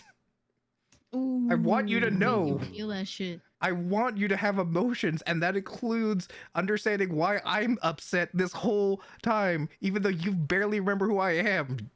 Oh shit! Oh my god, those are some cool ass god powers right there. Honestly, like to make him feel like the consequences of his action. Cumulative suffering he's doled out. I think they have something like that. And he just so happens to be my favorite Marvel hero. Is he your favorite? Yeah, Robbie Reyes. Oh, okay. The most recent rendition, but I'm also a fan of like the traditional Danny Ketch and like Johnny Blaze and all that. Yeah, but check out my sick fucking car as my mount. I know, right? I'm saying, like, this seems impractical, but it's fucking cool, isn't it? Fucking portal to hell in the fucking trunk. Could go anywhere in the fucking multiverse. Like, why does it work like? Okay, don't worry about it. Piloted the fucking dead Celestial and fought against a bunch of other Dark Celestials alongside the God Killer armor with Tony Stark. That shit was fucking sick, man. You have no idea how big of a Marvel fanboy I am, bro. I don't know the extent, but I'm getting glimpses of it. A lot of inspiration comes from Marvel too, and I really enjoy that. Never. Next one, we'll have to stop that. Just a little expensive. Okay, well, I'm basically, if that's the case, then what's it called? Lance is gonna just pull Paige and be like, "Hey, you need to stop whoever that is because I'm trying to help you. So you got to be on my side right now, and I'll fix Yeah, Vincent." Yep. You can always hold that. You can always hold that above her head because she really is all about her virtues and like she keeps her word. Denari and virtues. Look, I don't know any of this other stuff, and I know it was a truce temporary, but also it's like, look, I'm trying to help you right now, so help me out. All she cares about is Vincent. Like that's all she cares about. Yeah, I know, but Yeah. it's in the sense of I'm helping Nixania. Vincent, so Nixania wants to make him worse. I mean, I'm not Yeah. surprised. Like instead of fixing him, she wants to break him more. Aren't they like the spawn of someone that? So that's why. Nixania is one of the daughters of Strahd. There we go. Yeah, so I'm not surprised they want to be like, ooh, what if I make it worse? What's it called? Goddamn Strahd. Everything's gonna. But yeah, it's very interesting because I've definitely played support characters, but to have the support be both in and out of combat to such extents for Lance is very. That's one of the very things much. I always try to do when I can. Is depending on how you play your character and the role you try to fill within the party dynamic, I make that a point to be an element not just like functionally, but kind of metaphorically too. Yeah. You know what I mean? The Like how Kaz is kind of like the rock and the tank. You know what I mean? yeah. She kind of is the reason why a lot of people stick to the group and want to keep going. If Kaz dies, I'm burning this motherfucker down. You know how many times I've heard that since the campaign started? I mean, what's it called? Yep, everything always comes back to Strahd. Yeah. What's it called? But yeah, I get what you're saying. It's basically an extension of what I think of, like, sometimes the best way to understand someone is to fight them, kind of a thing. So it's like their expression is also reflected in how they fight and all that. Exactly. What's it called? I was gonna say, I'm trying to remember, but yeah, well, oh yeah, right now I remember. We already talked about like Arcturus and Naeus being like platonic marriage, but I was like, I was like, hey, chill. The first group like that in the group was Lance and Kaz, and remember it. Yep. Honestly, that's my favorite relationship in the party. Lance and Kaz. Because it's so simple and pure. Yeah. It's really wholesome. Even amidst all the terrible things happening, you still have such a wholesome and like healthy support system in seeing the pair of them. Yeah. Also, well, I guess that in a way that was also kind of Lance's first time like contending with, what's it called? Murder in a sense can be justified. Yeah. Because he was definitely not down for it before that, and then hearing Kaz and feeling like she's been through stuff, and then he kind of just didn't try and argue it. It was just like, I'm sure you've been through stuff. Yeah. Kaz and Lance kind of keep the party grounded, I think. That's how I personally feel about it. Bingo. Like I feel like without them, the party would be a lot more chaotic. Like you think we're chaotic now? It could be worse. No, I know. Oh, I know. There's a reason why Lance's original character was like, compulsive liar. Okay, I gotta throw that shit out in the trash. Fuck that shit. No. Compulsive liar. That was supposed to be the whole gimmick. That's why he became a bard. But guess what? When he's a compulsive liar, he was supposed to be a compulsive liar. At least that was his background. But realizing when things are much more serious, it seems silly to lie. Yeah. Like this is a situation where compulsive lying, probably not a good idea. But you know what would be an interesting quirk when all is said and done? That the god of hope has a tendency to tell little white lies Oh and tall my god. tales. Yeah, Uh, that'd And be that's the fucking type of hilarious. shit I mean when I say you guys are going to be such a badass set of gods. So much personality. I get well. He hasn't done it too much, but he's definitely been like, "All right, they don't need to know that. We're just gonna move on." Yeah, like Just be like, I'm probably not gonna tell that one. "Oh my god, what if?"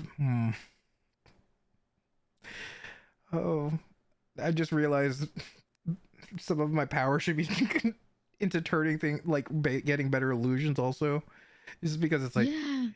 all right, I need to these look these are this is my party, this is my ride or die, but also I don't want them to have that fucking mirror. I'm gonna illusion that shit out and make sure they don't see it. It's like, oh weird, I guess you misplaced it.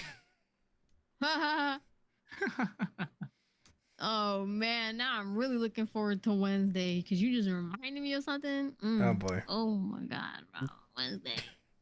Lance is very much in that like bargaining of just like, look, okay, you can use it, just like, look, I know it's we can look, I've identified the thing. This is how it works. You don't need to test it, do a test drive, all right? Identifier told you. It's like, I gotta know. I was like, stop it. This man's already been through enough. I was like, all right. As soon as you started describing, I'm like, look, he probably has some knowledge. I was like, this guy's gonna be sad. I already know it. God damn it. Shit is gonna be fucked. And it was. Meanwhile, everyone's like, well, look, this is saving him. I'm like, mm-hmm. Do we know that? Do we though? Do Wait, we? oh my god, I just remember something. Wednesday's party doesn't know what happened to Frederick. Not yet. I'm trying to think of like it when we would have heard that. I think we kept mentioning it like out of character, but yeah. Yeah, they still narratively have no idea that Frederick has passed away. Damn. See, that's gonna be that thing of like Lance kind of wishes he could bring him back, but also he talked about like living a life and he knows he shouldn't. Time flows faster in the red waves, right? Yes. Okay, that makes more sense now. Okay, I was just lining up the timeline in my head. If it gives you any context, I would say like if the dark below moved at like times 8 speed relative to your world, right? Then Sunkili would be like times 4. It's higher, I guess, closer to the forest, the great forest floor. Does that make sense? The dark below is far beneath the roots, and Sunkili sits somewhere between the forest floor and the roots. And we're branches, right? And we're Barovia in a and all that. branch, correct? I still gotta figure out what the fuck Lance is gonna want to do with that fucked up situation of the fucking quarter thing. All of meat or shit. I don't know. Fuck. Uh.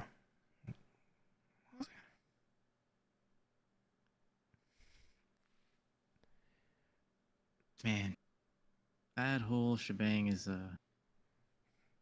that's gonna come to a head soon. I'm looking forward to that one. The craziness that's taken place with the Overture group since Silas has joined them is it's interesting to say the least. Wait, he's I with was the been up for Overture some group? shit. Yeah. Yep, Ah, but That's When why he split off from the Breakers to go cause mayhem and stuff, he ran into them, and they thought he was dead this whole time. They still didn't know he was alive. he was heading down to Perseverance with the hope of connecting up with the Helldiver forces and having a detachment of soldiers sent to New Galeru, where the party was said to reconvene when the jobs were done. Oh boy. And when he went to Perseverance, it just so happened that 5001 or 5021 was there.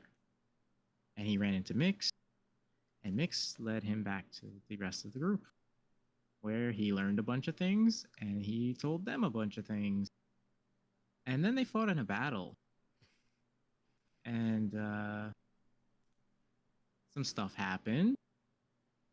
And I killed a ally war hero. Oh boy. Whoops. Whoops. Yeah. Oh right. The announcement thing, and how that's gonna have repercussions. Yeah. Yeah. Oopsie. Whoopsie doodle. Oopsie Hey, was doodle. that or Made a let the fucky party wucky. get murked? Yeah, he did a fucky wucky.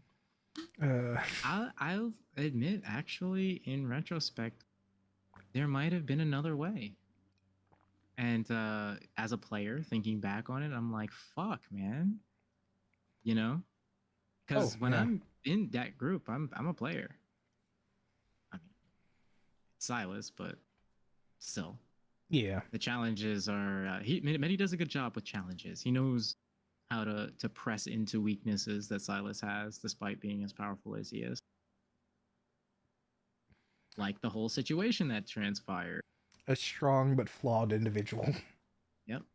That's how I make all my characters. I build in flaws into them to make them, it makes them feel more relatable and I suppose real in a way. I get that. You know, no matter how strong or powerful or skilled a person becomes, everybody's got flaws. And by building them in, it kind of gives a natural route for growth and overcoming whatever particular adversity that character's facing. Like in Balmung's case, he didn't really have a direction to go in life. He only had what was essentially the mission. Oh, and eventually the party grew and he started fighting for them. Enough so that he ended up sacrificing himself. Not worth, in my opinion, but okay. Damn. They know how I feel. They know how I feel about it. They got fucked. Look. Damn. It's just I play an evil character in that campaign. I'm sorry. Yeah, Natsuko's heartless.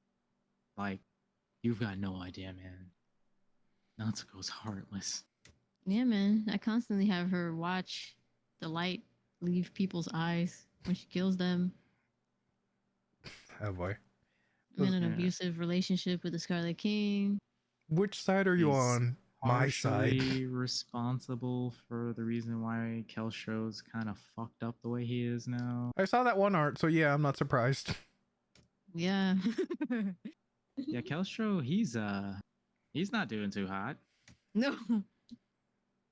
I mean, physically, he's doing all right. He can still shoot. Oh yeah, shooting is all he wants to do now. That's the problem. If I shoot, the sound of the ringing bullets helps distract my inner thoughts. Yes. Yeah. Yes, that's real. Not even off the mark. It's fucked up, man. But he did get some reconciliation though, because he started with Overture, with the intention of avenging who he thought, was dead. But in the crossroads of meeting,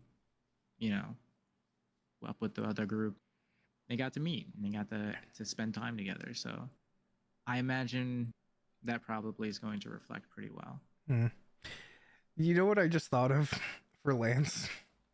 Because also I've mentioned in the past, it's like, so Lance is just gonna create what's it called, a group therapy thing for Kelstro and everyone else he's met through the campaign. And I was thinking, not even exaggerating, 5001 actually goes to therapy for their various mental afflictions, ranging from PTSD to panic attacks. There's actual flaws like Ah. as traits that are added on I- from all the extreme shit that they've been putting themselves through. Well, That makes things so much more fun. Adding those flaws like that. see, my flaw is I am unwillingly tested by the gods both in and out of the campaign. I'm looking at you, Silas. And whenever Eldritch shit seems to rear its head about, you're the first person to get a front row seat.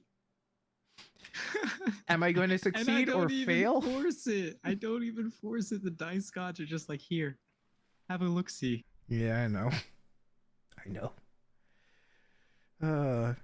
Was it wasn't oh my god, even realizing I forget his name, but the fucked up bard ascending to the godhood shit. Ah, yes. Snorri, Lord there we of go. Pain.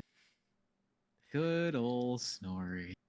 Everyone else is just like, oh, it's a thunderstorm, what's going on? Meanwhile, Lance is having a metaphysical crisis. As he witnesses one of the potentially most unstable players I have ever had. Oh my god, Snorri terrifies even me. You know, Great. not even gonna lie. Medi has the eye. I have Snorri. They, Well, that's fucked. the dude managed to kill a god at level 7. Oh. He Okay. managed to do it. I did everything I could to figure out, okay, did he fuck up here? No, wait. This should stop it. Nothing. Not a single thing. And you know me, like I say, if you manage to subvert, you manage to subvert. Stab the fucking Mistress of Pain in the face with the Starlight Staff. Oh, well. In her home plane. How'd he get Coup de there? grace her. He fucking went there. Oh boy. He went to Sigil because the Starlight Staff lets you teleport and like plane shift. Oh. Yeah. Yeah, and all his rolls were really good that day. He was hitting 20s. He got 3 nat 20s back to back. And then he got like I think he got like a dirty 22 and then another natural 20. And it was different things. They weren't even the same. The sleight of hand was a 20. The attack was a 20. I'm just sitting here like, what the fuck? How? How did we let this monster get this way? And since then, he's just like, you know what? I'm satisfied. I became a god. And he just kind of like chilled in the background. That's it. Is he still He's like, "I'm good." technically playing, or is it just more like he's like, lol? We're kind of like in a hiatus with the other group. Gotcha. 7. Okay. Yeah. Like we said, they went back to their normal lives. A lot of them are building careers and shit like that. Like one is a professional comic, another is a professional wrestler, another had just recently had twins. It's yeah, adulting. Yeah, and I'm a VTuber right now. Yay! Yay! I know, right? It feels so weird when like everyone around you is like doing all this other stuff, and then like I'm a VTuber. I take pride in it though. I think, I put a lot of work and effort into building up, where we're at and the community that we have, and I'm pretty happy with it. Found some great friends like you. Oh shucks. No, I agree. This is what I've wanted to do, entertaining and content creation to some extent. So it's what I want to do. It's just more of a, because I'm in the path right now and believing in myself. You can't just say like to other people who are like, oh yeah, oh I had a long shift as a doctor and all this, and like, but also, hey, I get all this time off, and then I'm like, yeah, I'm playing video games after work. And you know what? It is what it is, though. Yeah. You found something you enjoy doing, and you found a way of building it into something that you can not only share with others, but maybe make a living off of eventually, And that's what a lot of people will spend their entire lives working towards. Yeah. Yeah. Or trying to even figure out, You know, some people don't even know what they want to do or what makes them feel that way. That's true. Yeah, that's the whole reason why I want to do this and not just frankly work in an office until I retire. Yeah. Oh, Absolutely, you I know? can't. It's soul sucking. I hate that soul sucking feeling. That's why I don't even work a normal kind of career path. Like Yeah. I'm in the like the spa kind of service Yeah. path, you know, because I like helping people. I like uh I could have been a psychiatrist, but I didn't want to just I don't know, fit a mold, I guess. Mm. See, you say the psychiatrist thing, and then like there was that mention of like when I mentioned Kelster's like him shooting the bullets to lock things out of like it's weird, but I kind of I don't think I understand people, but apparently I do better than I other people actually take the time to notice each other. I guess is the way I'll put it. And people keep saying You've got it right on the head, man. I should be a therapist, and I'm like, I'm not really doing anything in particular. I'm just validating that you're being acknowledged. And I, And that's all it takes for some people, man. yeah, Like, seriously. It Yeah, really I mean, means a lot. Like, a lot of people struggle with even feeling that validation in and of themselves. So when a stranger reaches out to them and provides that for them, or somebody they care about does, you know, it yeah, means it, like so much. So much. yeah, most people all they ever want is for their um wants and needs to be reflected in the people around them yeah, because Facts. the people around them are just mirrors. They're just mirrors for themselves. yeah. That's true. I, I Mm-hmm. think that's the whole thing with my past is like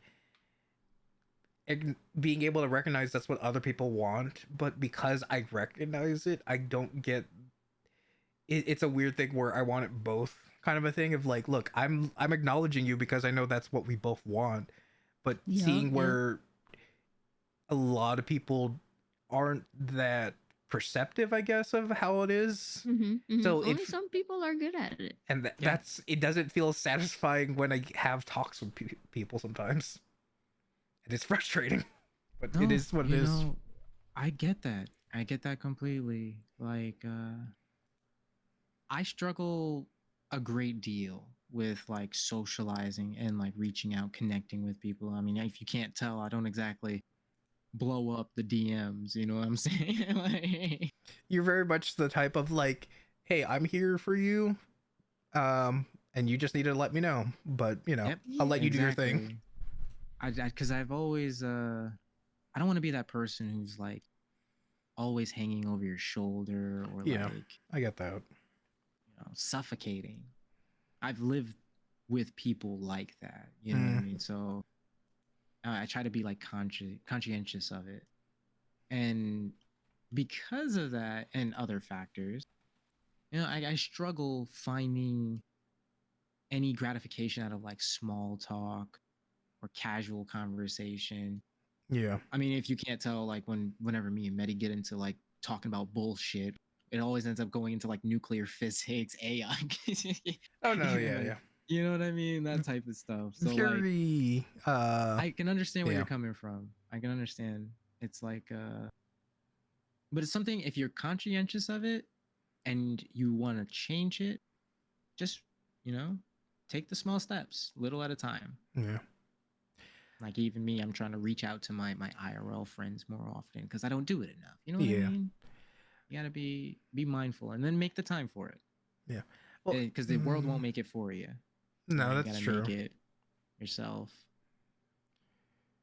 It can be really pain in the ass balancing it all, but it's worth It it. is. No, yeah, I agree. I think sort of tying some stuff all together of like, yeah, that's kind of like my whole. I don't know how much we actually talked about my VTuber lore and stuff like that, but mixing things like trauma and like setting example and like reaching out to people because I'm sure you've seen people like don't trauma jump kind of a thing. Yeah, Uh, yeah. but I'm in a weird spot where I'm kind of like, yes, I don't want you to trauma dump, but also I want you to be able to say how you're feeling to like at least normalize it where you can feel comfortable at least saying, "Hey, I'm having a bad day." Being Right. authentic, yeah, Yeah. and and Yep. like transparent about your feelings. I think some people just struggle with being able to find the words to articulate those feelings, especially when, in many cases, they come from situations. And then, of course, there's just the social conditioning that comes with it Yeah. that kind of proliferate that stuff it down or like let it all overflow kind of mentality. Yeah. Cause And I get where you're yeah. coming with trying to make that space. I try to do the same. I try to do the same. Yeah. I definitely feel it, and it's just in your own way that's different from mine. Mm-hmm. Yep. Yep. Everyone has their own way. Yeah. Like everyone has their own definition of what happiness means to them. Like it's different for everybody. It's kind of crazy. Definitely. The Uh, little nuances.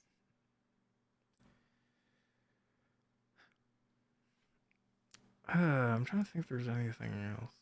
But yeah. I can say with certainty though that thanks to VTubing and the vast variety of people that I've gotten to meet, it's helped with that a lot. Yeah. I think I've met more diverse people through VTubing than I have in my day-to-day life. And I've met a Yeah. lot of people. Mm, I can say that. Mm-hmm. Because I'm sure you've heard that thing about, have by having like quote unquote a mask, you can be more of your authentic self. Exactly. Yeah. Like you have that kind of, I guess, buffer where you feel liberated and vulnerable at the same time. Yeah. Yeah, because when you're a VTuber, you don't have to smile at the camera or look at the camera like you're looking at somebody's. Well, okay, maybe a little bit because you're a VTuber model, but still, Yeah. it's not like they're seeing your facial expressions or the micro expressions that you're making. They're not Mhm. gonna judge you on those little tiny nuanced things like maybe you play with your hair. They're not gonna see that, and it's kind of a relief, honestly. No, for sure. I'm very fidgety. Like the one thing that bothered me the most as a flesh tuber is that I'm very, very fidgety. Like I'll start playing with my eyebrows or like, touching my face, you know, and like when I'm itchy, I'll just scratch. I don't care. Yeah. But as a flesh tuber, that was kind of awkward. I'm like, Oh, they can can see I it. do this? Yeah, like that everyone can see it. I'm like, mm, maybe what, fuck this. I'm gonna be a VTuber because I'm tired of thinking about that all the time. Mm. Plus, like, I don't know. I've always had this desire to bring the world that Silas's character is kind of based off of to life.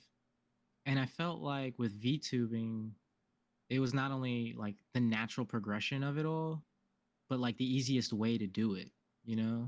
And now Yeah. we're here with this big sweeping campaign. I'm like building up this book, and like it feels real, more tangible. Yep. Definitely. And the true end game in all this, I'm gonna let you in on it, is that we have a whole entire world that we created that we want to put the players in. And that's pretty much the end goal, is to make that a tangible world, a homebrew world that we made ourselves over the past Oh, I see what you're saying. like 12 years. It's More, been longer than that.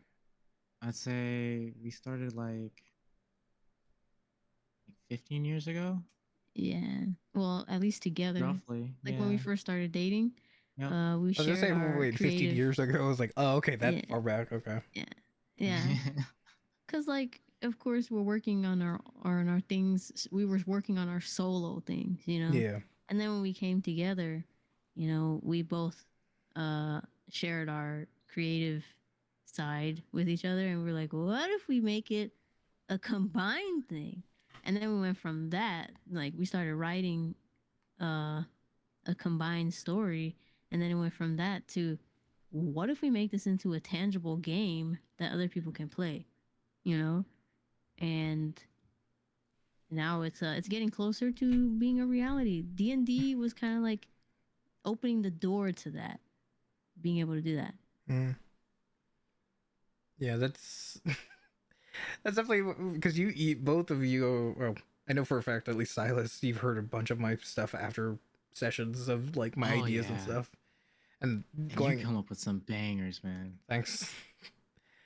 Uh, because I feel like they are good ideas. It's just more of like executing, and that's the pressure, I guess.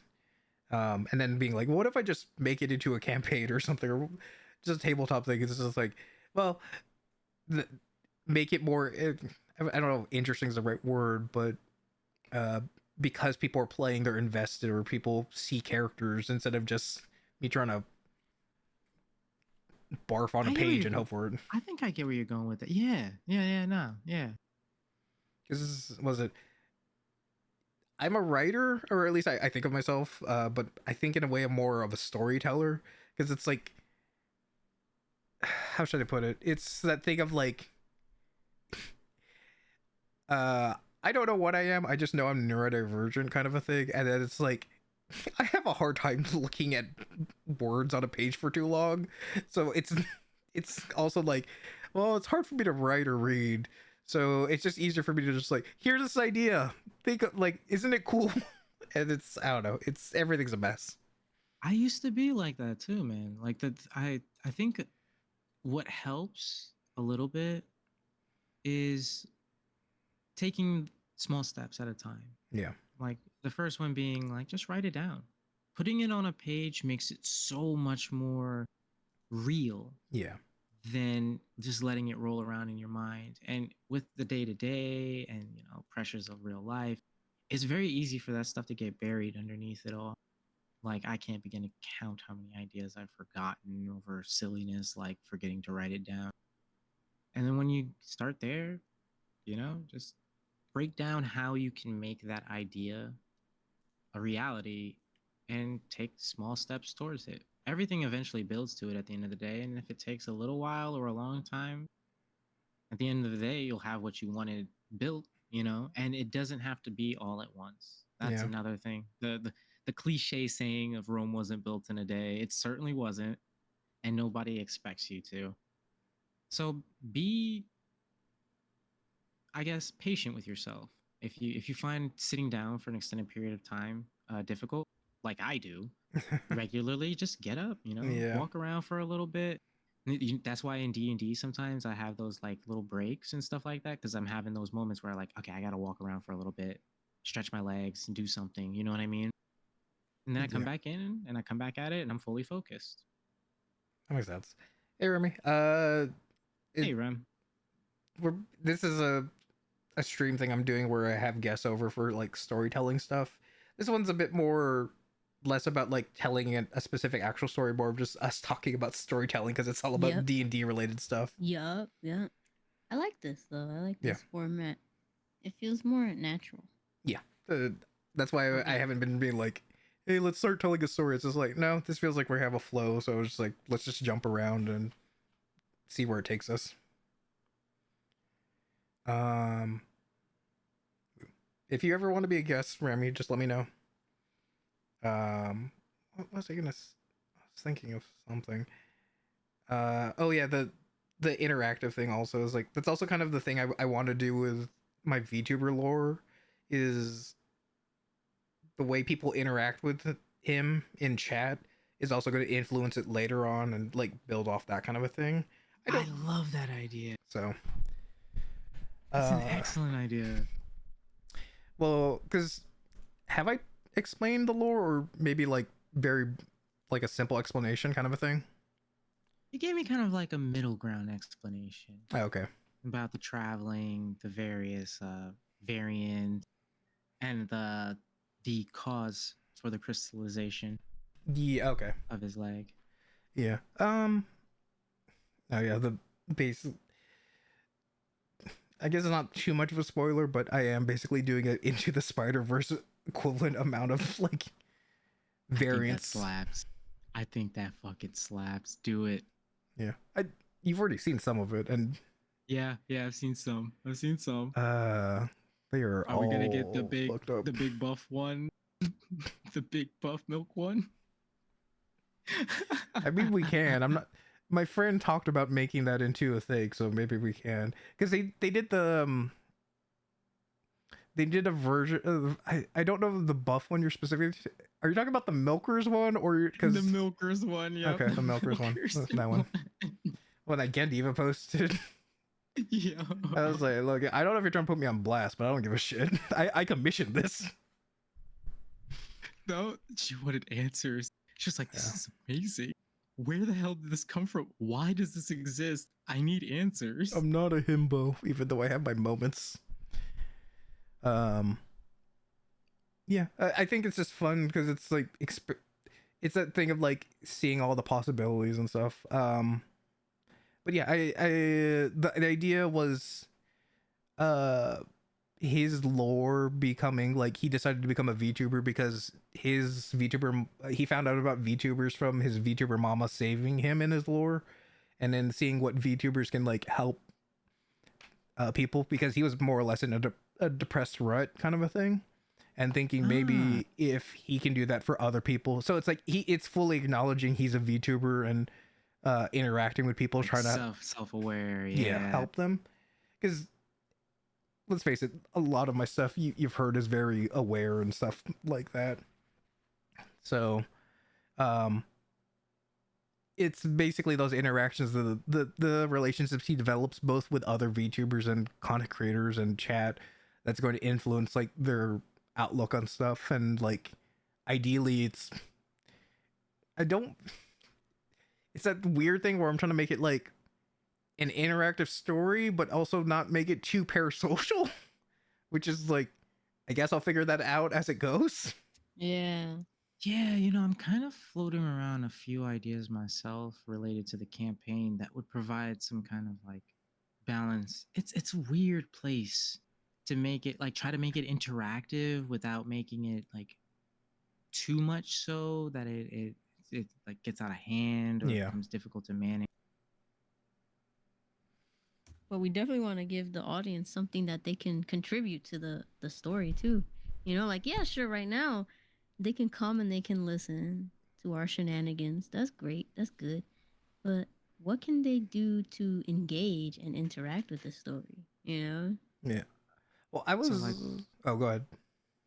one idea we were floating around was having divine intervention that depending on like channel point redeemed Oh, the viewers would be able to will their desire for their patron and kind of help them along their journey and adventure. Maybe you spend a couple channel points and they suddenly find a potion in their bag they didn't realize they had. is that Or all going to be positive or are there going to be possible negatives? most of them are going to be positive. I have floated around a few negative ones, but nothing concrete yet on that Yeah. side because I want to mostly keep it a positive engagement experience for all parties involved. Yeah. That makes sense. You know, there are gonna be those people who enjoy being toxic, you know. Yeah, that's They why I wanna was do wondering. bad things. Because you And- if you encourage it or enable it, then that's the worry. Yep. If you make it, somebody's eventually going to push the button. So always be mindful. And that's what I'm trying to do. That's why it's still mostly in concept phase right now, still. But I've been playing around with it for a few weeks, trying to make sure I cover all my bases, so to speak, and loopholes. That makes sense. Because if you are, even if there are negatives, you want it to be like hurdles and obstacles and not something that's like a wall. Yeah, like not something insurmountable.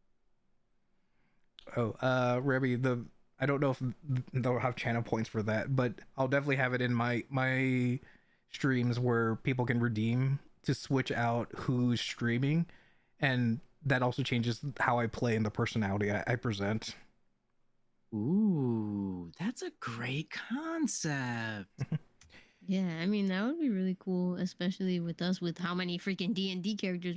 I have thought in the past, like, of making my VTuber persona interchangeable, like however I feel like being that day. Yeah. But I mean, I just like being me. So, Oh, oh no. yeah, no, I totally get that. That was kind of, it was kind of, I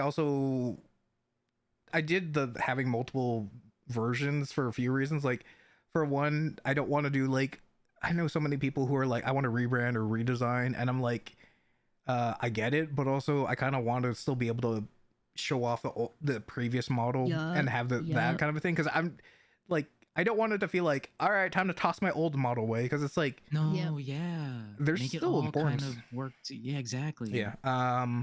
Also, with so many different artists, even like 3D people can have different stylizations and stuff. Exactly. Um, I wanted to be able to also show off different art styles. Um, and then also I'm making it where maybe I want to play a game in a certain way, or maybe I'm just not in the mood to be upbeat or something. So I want to play a certain character so I can lean into it instead of going, oh, why is Alistair not acting like Alistair right now? Because maybe I'm just I tired. gotcha. So, um, and then just I make it have where, an that kind of thing. Yeah, I have an interesting idea that kind of piggybacks off of that, but it's more like D&D related in that swapping out the current style of DM Oh, with channel redeems, like maybe the Arbiter's the DM for the current section, and then maybe Vincent's the one DMing for you. Oh God. that's not Oh worrying. God. Vincent has. Oh, okay. I don't know about. That's really scary. But it would be more like thematic, not directly like mechanical. Oh. Or Okay. maybe it would. Oh, We'll see. no. No. No. No. Please.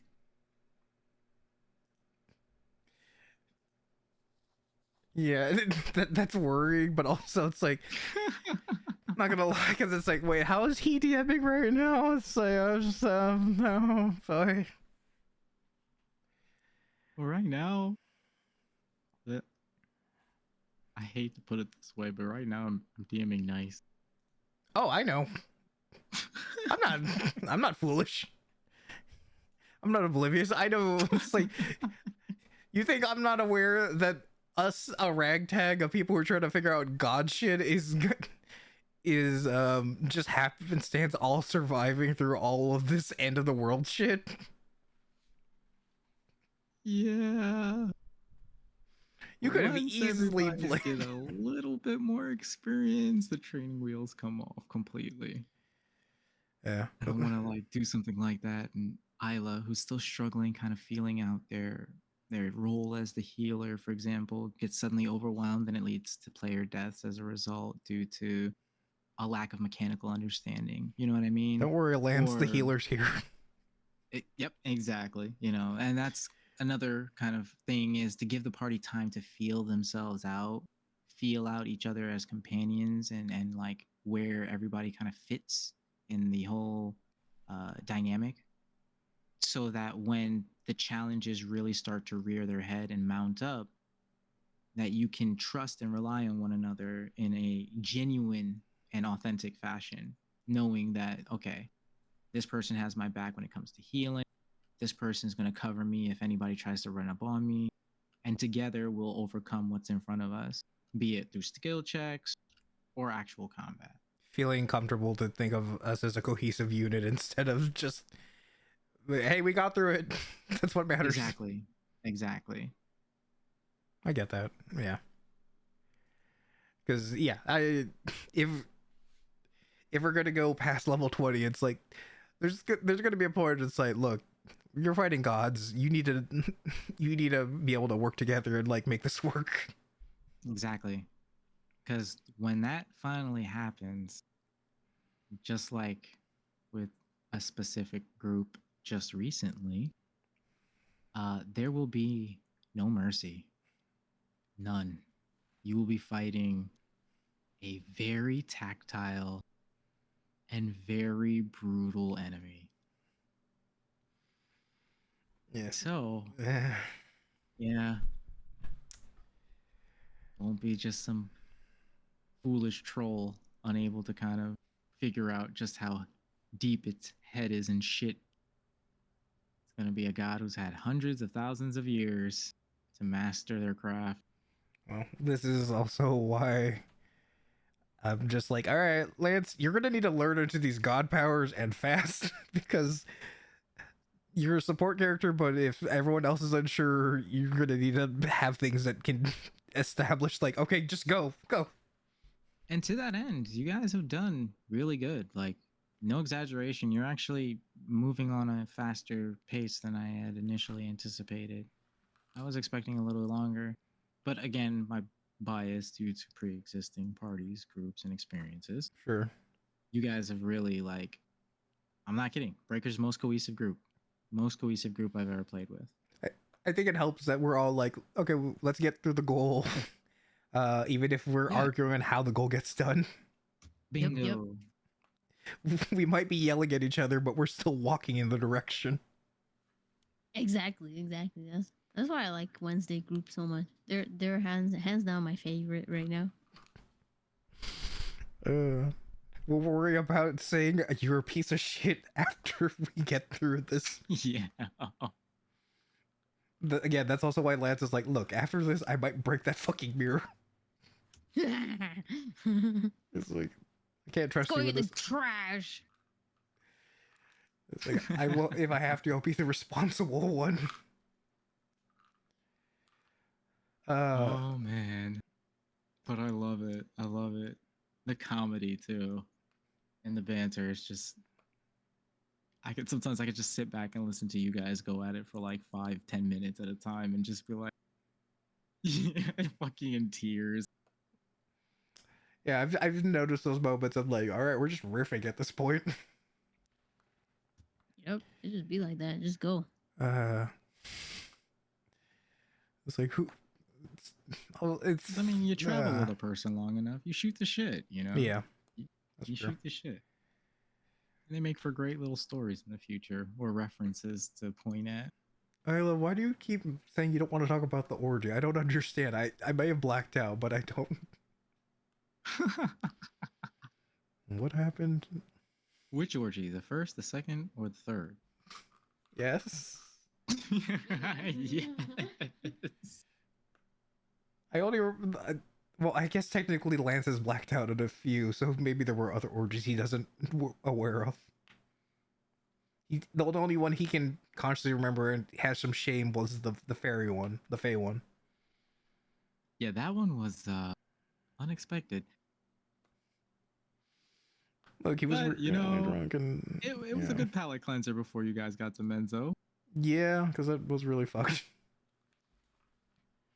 I know things can get way more fucked, but in comparison to Nah, yeah, Menzo is actually just like, if I could describe further some of the terrible things that existed down in that city, I probably would have gotten banned off of Twitch. oh yeah, no. I knew we were going through the filtered version.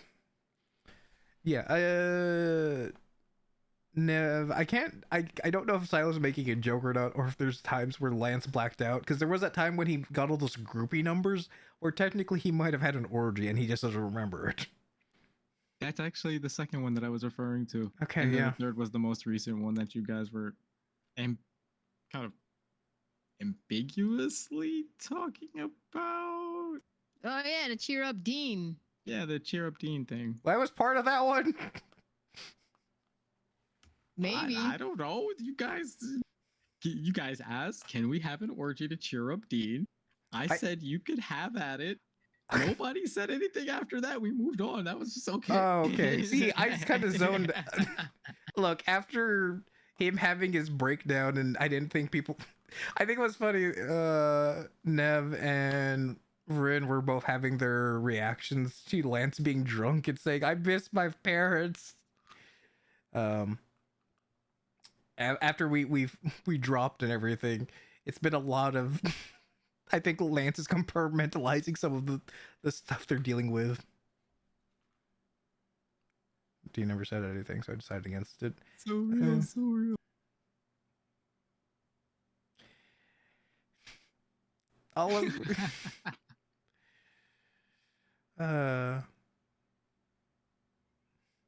the thing with the order thing was I was under the impression that was happening later and not immediately. I don't know. It just happened, man. Schrodinger's orgy. Yep, Schrodinger's Schrodinger. orgy. Yep, Schrodinger's orgy. Yes, that's what it shall be Did it referred to. happen? Did it not happen? Only those who were in it would know. Oh my god. And even then, Yeah, and even then, that's questionable. was that orgy stuff concerns Kaz? Oh yeah, Remy, I think you joined late after, but we also talked about like the original pure relationship platonic was Lance and Kaz all this time. Yes. Oh my god. And how those two are what grounds the party. Uh even though they more outwardly express that concern for Kaz and Lance, they're just like, okay, fine. And then Varin's characters are I think Varin's character is the actual like voice and the parent, while the other two are just the ones that are like, Yup. okay, we're going to do good because we want them to survive. Fine. Yep. Verinter's like, what are you doing? You can't do that. Don't make me pull this wagon over. Well, look, you can tell them that, but maybe we shouldn't yell at them yet. They're still trying to figure it out. Okay, please. And the just yeah. Yeah, Aw. Lance would fill the role of like that older like child / sibling, Oh old yeah. enough to know what the fuck's up, but like kind of still letting others kind of take the reins, I suppose.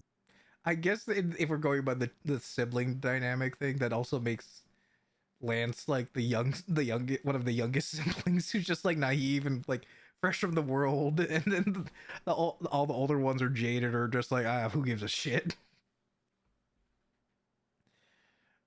It's honestly been the best dynamic I've had, Cruz. Oh, I'm happy to hear that. I don't even know how it happened. I think it was just Yeah, I think it was just natural gravitation. yeah. The two shared sensibilities and dispositions. So it just kind of, given the situation and circumstances. Yep. There was. Yep, that's pretty much how Kaz started. It was like protect Lance. Yeah. Because this was before Isla was a part of the group. Isla didn't join until the Tarask incident. Yeah, that's true. Oh yeah, I'm just also remembering. Oh right, I think there was also like Kaz dealing with some prejudice stuff, and then that's also why Lance wanted to protect her. Also, Yup. and now I'm like thinking back, it's also like taking care of Kaz, being like, "Did you drink enough water? Did Yeah, you should drink more water?" especially with like the blue vein and all of that introduced Yeah. into the equation. I have so much blue vein right now. Oh my god. That's So, about that, Oh boy.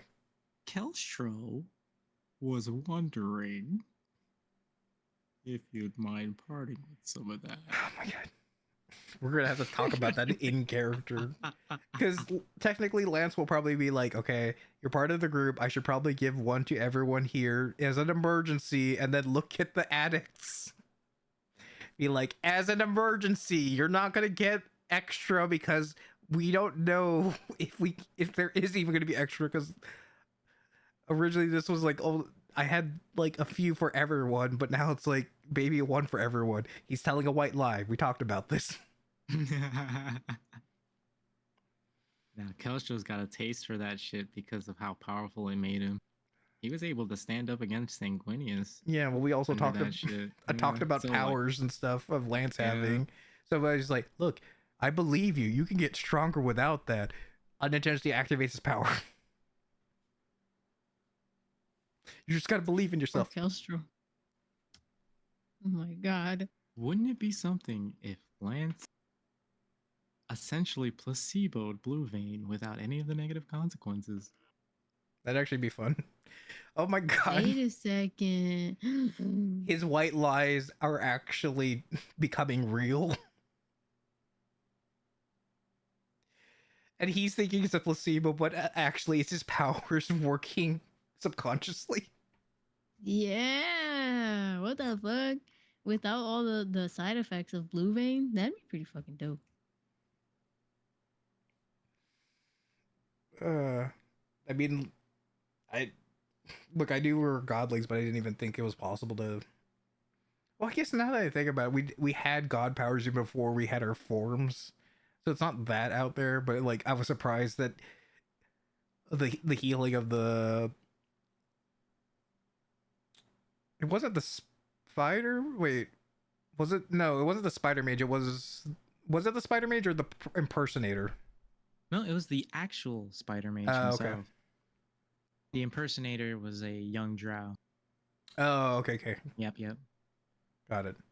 Jalen Fane was horribly disfigured by the matriarch and by Loth years ago, like decades ago. Yeah. But the fact he was able to heal it, was like, oh shit, this is a thing we can do. I just gotta feel things. Yeah, I mean, he was like, I really want to heal this guy. And, all this time you've just been sitting there kind of not really engaging with your divinity. It kind of accumulates. Mm. And with that desire, that intention being so specific, simple, and tangible, it makes sense. That makes sense. Lance Yeah. always did have a Affinity. affinity and desire to heal and like support. So him performing such a feat doesn't stray too far from that. And of course, it's not exactly like he can do it for everyone, That's true. because he hasn't exactly tried to do it since. Yeah, I guess I have to vocally say I want to try and use my powers. Now that it's become a possibility. Or channel it in some form. Yep. You know me. I like creativity and thinking outside the box. If it's practical and possible, more often than not, it'll work. Okay. Well, I have an idea to deal with the flesh walls if they're reaching out to us. I don't know if it's gonna work or not, but we can see. Oh yeah. The walls, the living walls. Ain't that gonna be an interesting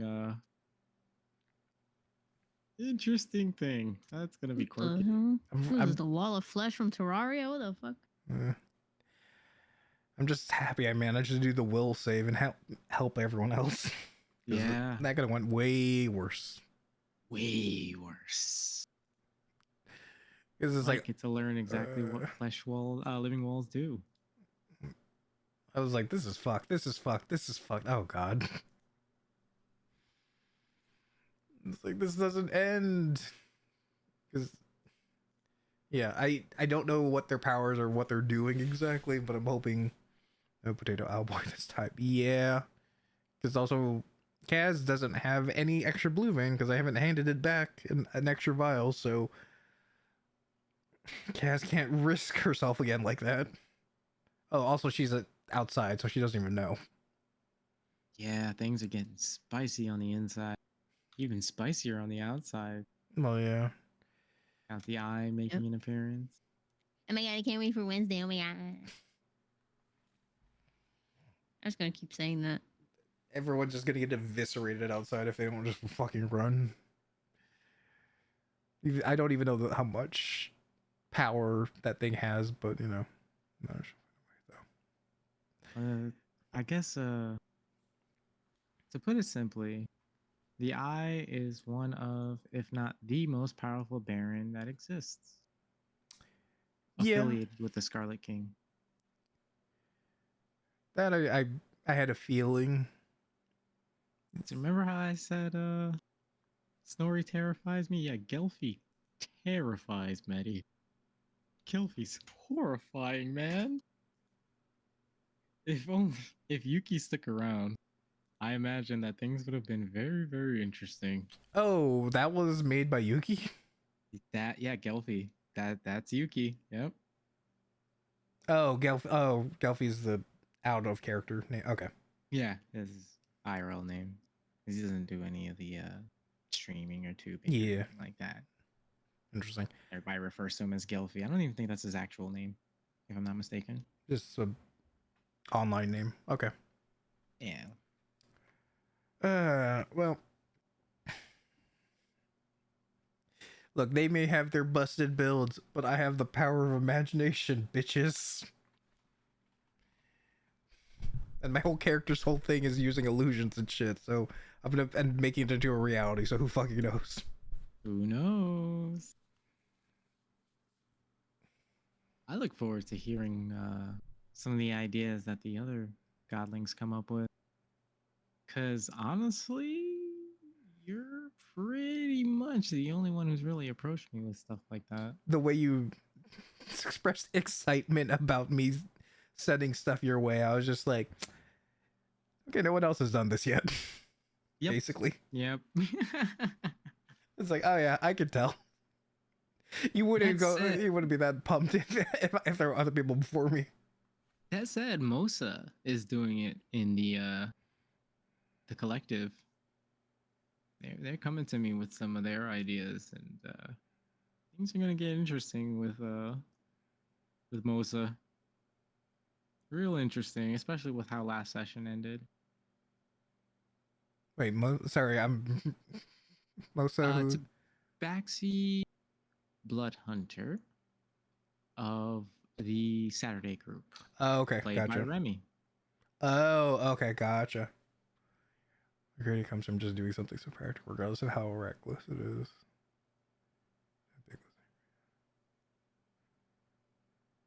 Ah, I see what you're saying. Okay. What was it? I remember Remy saying like edgy cat basically when Pretty much. they were in my stream on Saturday. And she would mark the third Denarian meld player character. Silas, Tranquil, and then Mosa. Mosa. Yeah. Yep. Yeah, girl, that's a little too into monsters. Ah. Okay. Say no more.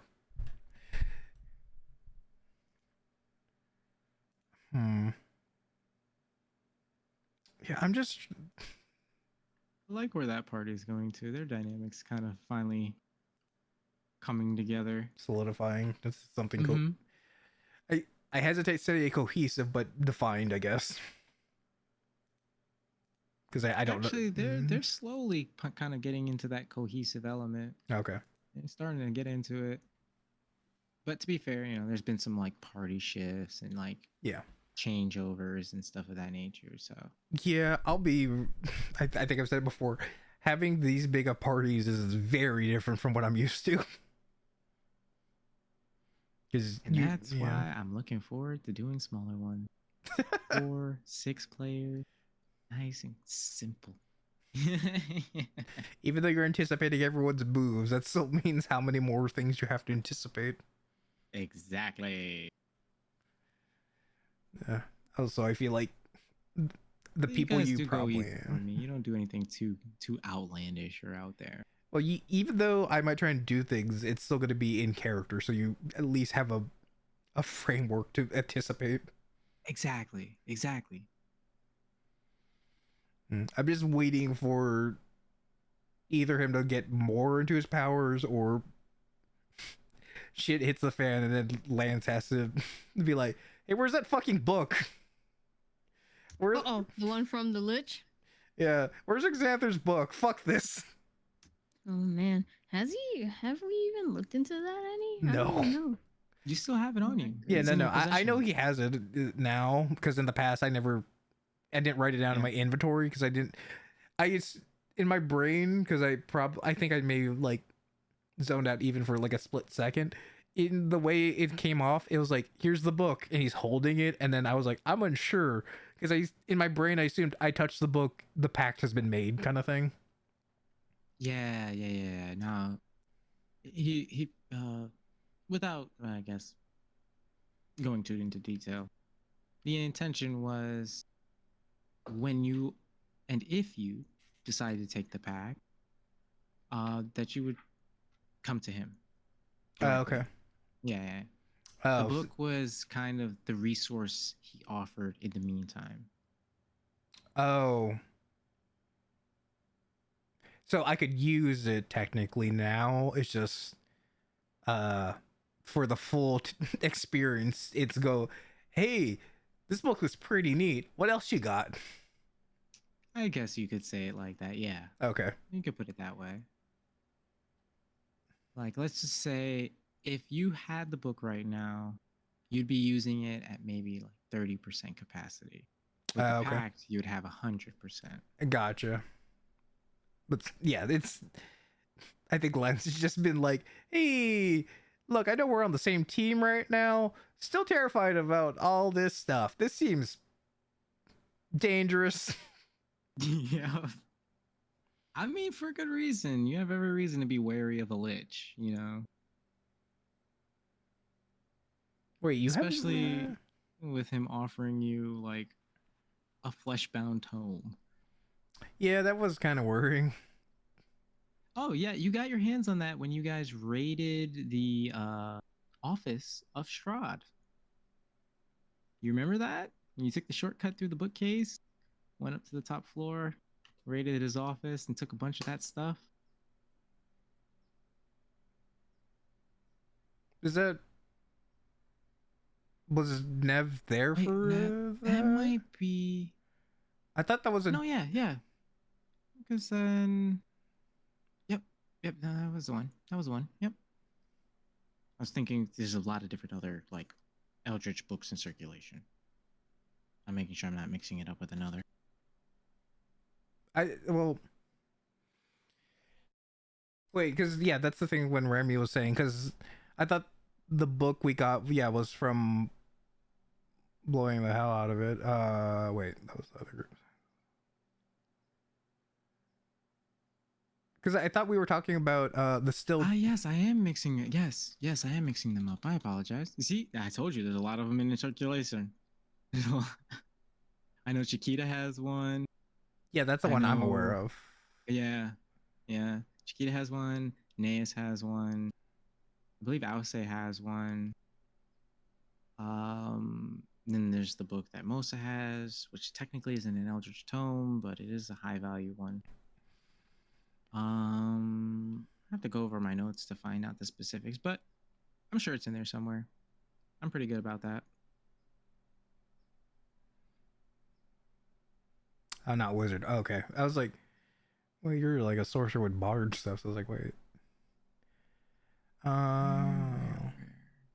What was it? This is all under assumption that Lance lives long enough through all this. But just imagining him, Lance having worshippers and essentially having like holy warriors or people, an army for him, and it's just. Was it perhaps salvage from the Battle of Loth? When you were in the Bainray estate? The book. I feel like he took the book, the Xanter's book from Xanter. Like he finally just was like, No, the tome that Naeus has. Oh, the Naeus tome has Naeus a tome of the still tongue. oh, that was definitely Loth. I'm pretty sure. I'm fairly certain that was found in the Bainray estate. Or it was like split. No, it was found in the crates of loot that the Arbiter had offered when you had boarded the Grim Black after the events that had taken place in the Bainray estate. Because there was a bunch of crates full of all types of shit, weapons, armor, and all that. Raiders! Welcome, Raiders! Oh, thank you so much for the raid. We're just basically hanging out and talking about D&D and storytelling. We chilling.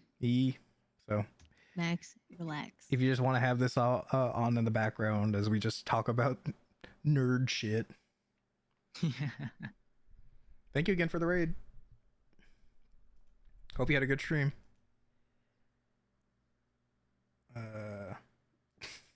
What was it? Okay, so because yeah, the only I don't remember when that book came in because I only thought of the one for the one that Chiquita has right now. Yeah, there's that one as well. Those were, you know, I don't fucking remember. Because honestly, the way I thought it at first was like, oh, maybe the book kind of got transferred for some reason. It was like, oh, they both have a book. Okay, I have no idea. Yep. Oh, you don't have to apologize. Thank you again for the raid. I hope you had a good stream. What were you playing? Oh, I should do. This is how scuffed I am. I'm like, wait, how do I do shout outs? How do I do shout outs? Is it how do you even exclamation stream? or I is don't it slash? I think it's exclamation. Oh no. Yeah, I think it's like exclamation SO is usually what it is. Unless you've changed it.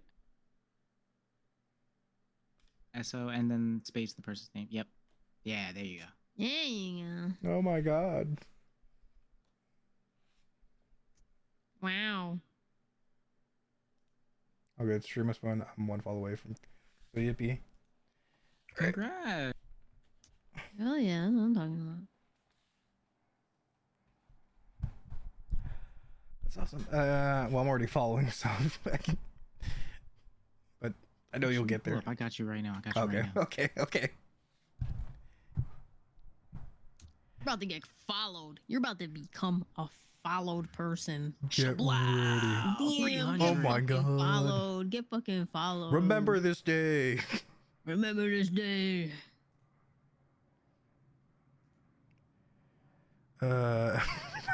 I'm so scatterbrained right now. Yeah, the day is starting to catch up with all of us. I think we're old as fuck. Yeah, you know, it happens. It happens. That said, I've had an absolute blast. I love talking D&D. I love hanging out with you, bro. It's always fun. You always Definitely. get into all types of nonsense. Yeah. Well, you mentioned before about doing like a podcast kind of thing of like after the stream kind of thing. I was like, I'm down for that Hell because yeah. it's basically Hell what we're yeah. doing. And what's it called? I wasn't worried about when YouTube being guest. I was like, oh yeah, we're just gonna talk. Like we may not ever get to like storytelling, but it's like, hey, we're gonna have a good time. If you want to take another whack at it, I'd be more than happy to, because I'm interested in the improvised storytelling. Oh, I mean, hey, the way I look at it is the whole podcast is supposed to be like what's fun and entertaining, and we're still talking about storytelling, so it's not like I'm like, no, we gotta. I'm happy to have you two as guests again, of course. It's just Anytime, man. Anytime. You just give me a time Yeah, and a a day. sequel. the sequel that's not sequel? related to the first one because we're gonna do something yeah. else. Yep. The spin-off sequel, but it's still related, so you gotta read the first one.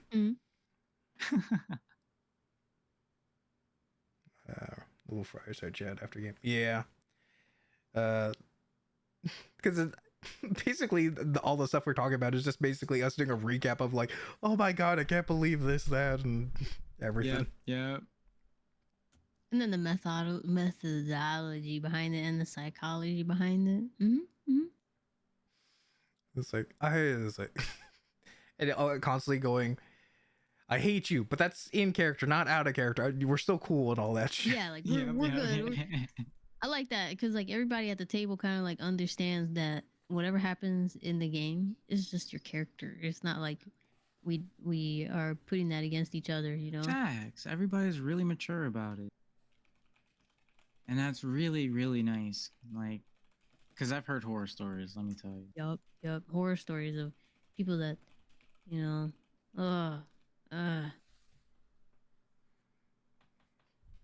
Hell, I even not too long ago ended one of those horror stories. So, yeah. Oh wow, yeah, we actually had a horror story here. Oh boy, those are always fun. Tell the story. Tell it. Okay. About what is his A name? bunny Fuck. named Alistair. Oh, let's get it on. Damn, I No, forgot no. his name. What was his name? Reddington. Well, yeah. Damn, using his government name. It's not his actual name. It's I his yeah. P. I didn't His think of character's name. long story short, um, this was a friend of mine for like since high school. We were real close. And he had, prior to myself, experience with Dungeons and Dragons. We always kind of floated the idea around, like, yeah, we should play sometime. We should give it a shot. I'll get the player handbooks, figure it all out, and we'll go from there. Well, eventually, it did get to that point. I got the player handbooks, the DM guide, and all that good stuff, and we started. It's a great time, fun as hell. It was originally just 4 players, no big deal. All right. And as I got more confident, right, and my friends were like, hey, let's expand the group a little bit more, because we were all IRL friends. I get some more friends on board. The group eventually became the 7 Saviors, right? Ah. And as time progressed, right, the player of Reddington, this friend of mine, they started to act weird, right? I guess the most simplest way to put it is he very quickly, over the course of maybe like a month, developed main character syndrome. Oh no. Really, really, really bad. And it put him severely at odds with the others, like in game, not out of game. Nobody cared because we're all adults, we're all like living our lives. This is just for fun, right? This is back before I even really started streaming. And it got to the point, all right, that he earned the moniker Apington, without the with an R at the front, Okay. Yeah, because he was just so fucking weird and like really pushy in game, and he always like had strange ideas, and it just made everybody uncomfortable, And it started to build animosity, It started to bleed out of game because he would get really aggressive with other people in game and like super rude. And this was a guy I've known for well over a decade. So I was even surprised by this behavior and this sudden weird shift in disposition. And it was only ever with D&D. Huh. That's the fucking part that threw me off the most. Because we could play games, shoot the shit, hang out, get into the normal shit we would always get into. No problems. But the second we sat down at the table, complete shift in personality, right? And I'm not talking like role play, getting in character. I'm talking like absolute dick to everybody else he was playing alongside. And it got to the point where when things didn't go the way he wanted, like, or a situation didn't play out the way he had hoped, he would accuse me of railroading. I leave most of those types of things in the hands of the dice. You've seen this, you've experienced this, you've played this. Yeah, definitely. I try my best not to make those types of decisions because they feel inorganic. All right. So to be called a railroader when his failings were exclusively tied to his bad dice rolls really started to irk me. Right? Because he did it often. Because it took him a month to start acting this way, but it proceeded for an additional 2 more months. So 3 months of just complete, absolute nightmare player bullshit. Well, I guess this is at the beginning, but I'm surprised you put Session up a with week. it for that long. I'm a patient guy. I understand that some people have a lot of like quirks, and I'm willing to give you the benefit of the doubt and have the opportunity to improve if you display a willingness to do so, right? And I've known this guy for well over a decade. So, there's a little bit of like courtesy, rapport, and history there that kind of led me to be like, okay, I'll cut you some slack. But Yeah. if you keep this shit up, man, there's only so much I can do as a person, right? Fair. And I've actually told you this part of the story. Okay. Eventually, it got to a point where one day, right, he offered to bring Gandiva to work. Before I had a car, before I was driving. What would usually happen is after he would drop her off at work, we'd hang out for a bit if I wasn't working, spend the day, or if he wasn't, you know what I mean? We just shoot the shit, right? Got in the Yeah. car. He's racing down the road 60 miles per hour, super aggro, really just like, I don't know where the fuck it's coming from, but like, I've had this conversation with him before because he's been in multiple accidents. That when I'm in the car with him and Yandiva's in the car with him, that you don't do that speeding shit. You want to go fast? That's fine. The neighborhood we were going in, speed limit was 25. He was going 60. And the roads are tight. You know what I mean? This is a shitty old factory city. You know what I mean? So like everything's old and like the infrastructure is like super outdated. Yeah. Roads are mad narrow. Some of them don't even have sidewalks, or they don't even have like proper lines. Some of them still have dirt. Um, and I'm like, bro, chill the fuck out. Right? What are you doing? Like, stop with the speeding shit. I've asked you about this a million times, right? And he just flipped and just started going off. So I'm in the back seat with Gandiva. Another friend of ours is in the passenger seat, right? Yeah. And I'm like, pull the car over.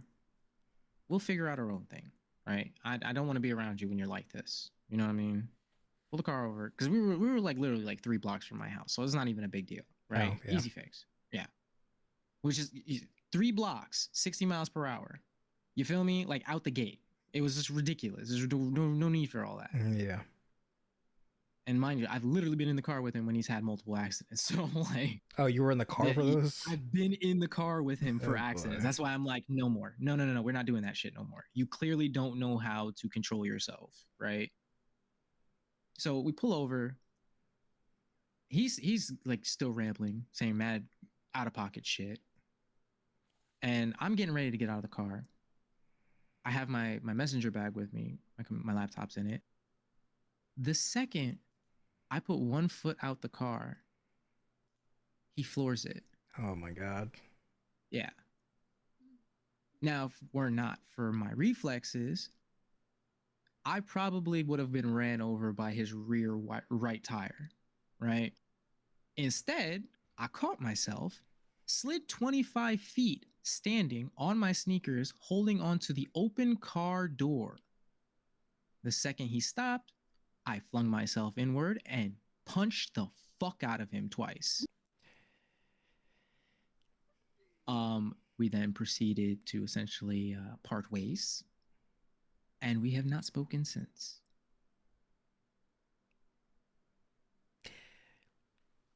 Wow. Yeah, D&D horror stories. Yeah, and then we killed this character. That was fun. Yep. Oh my Murdered him, God. and then I used his body. I used his dead body as parts for my necromantic like puppet thing that I was building. Yeah. The things I've experienced in my life are in many cases stranger than fiction. I've got many more stories to share. That's just one of many. One of many. But yeah, that's the only personal D&D horror story I've been fortunate enough to experience and know more.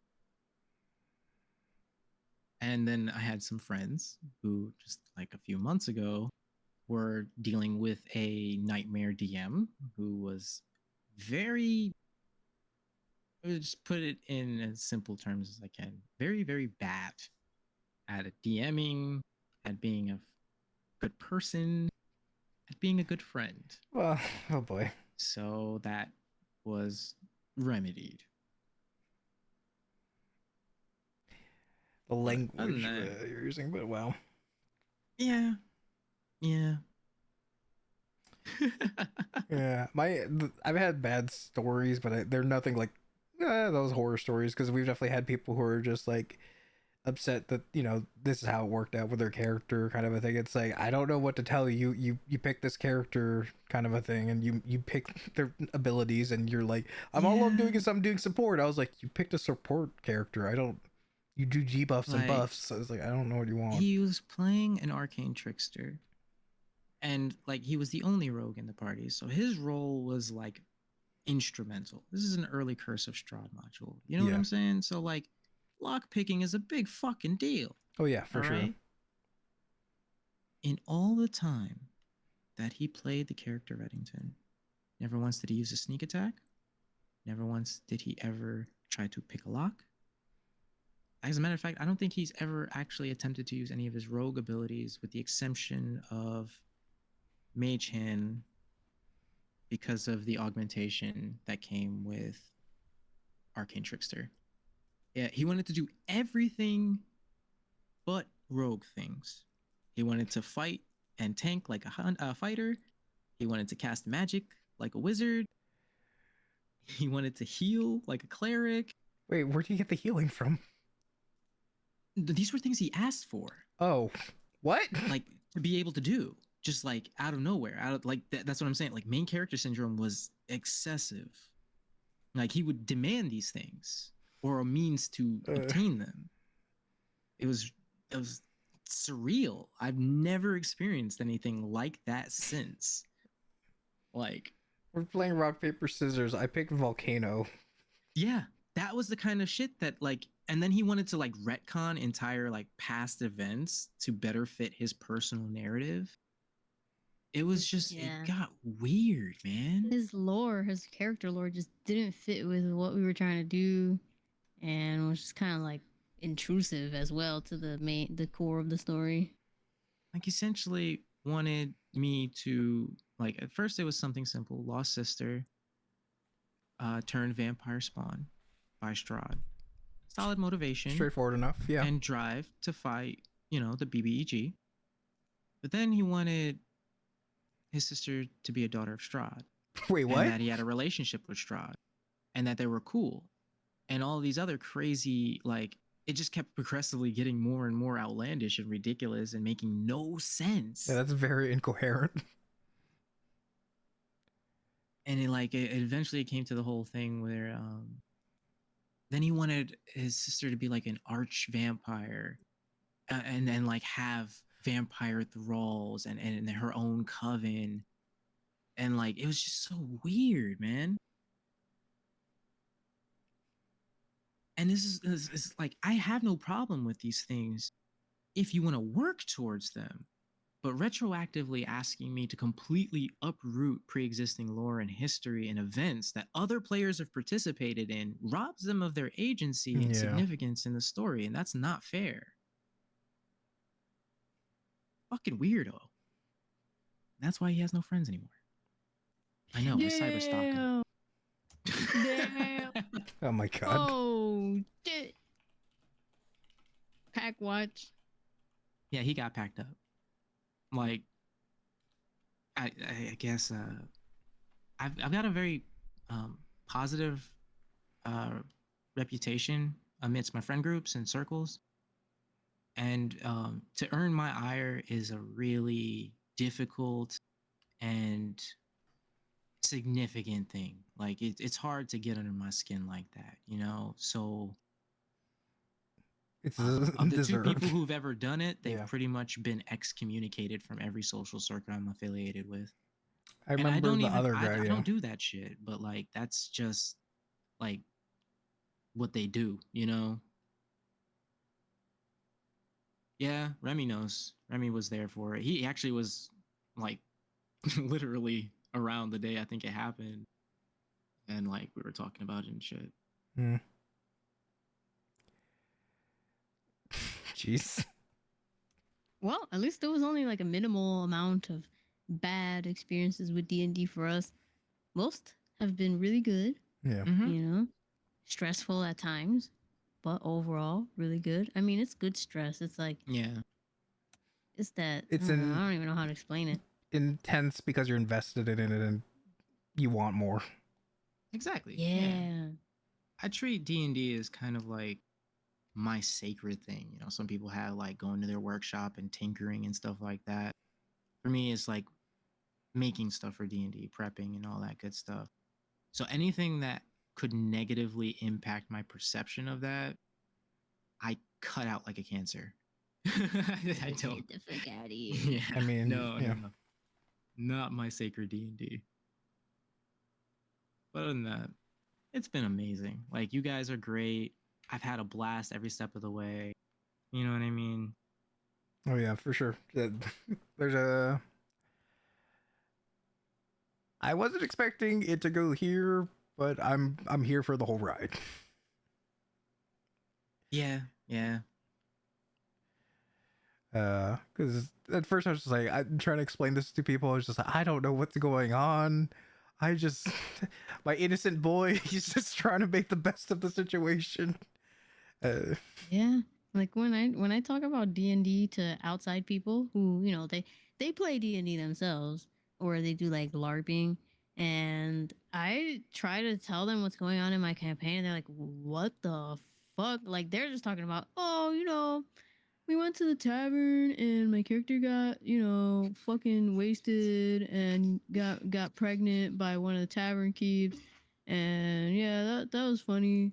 And I'm here like, "Yeah, we're being chased by an eldritch being who is multiversal, and we're like trying to defeat him, and we have gods. We have like characters that have become gods, characters that are becoming gods. Like what the fuck?" They're like, "What?" They're like, "I've never even been past the campaign that's level 5."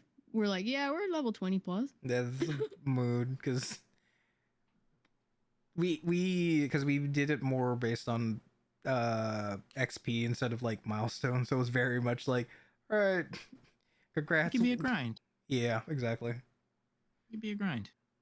Part of me wanted to go this route, especially with your groups in particular, because of the fact that a lot of people don't get to experience campaigns above 10th level. From a lot of the stories and like combing and research I've done, like most adventures range from 5th to like 12th level. Oh yeah. And most people don't go past that.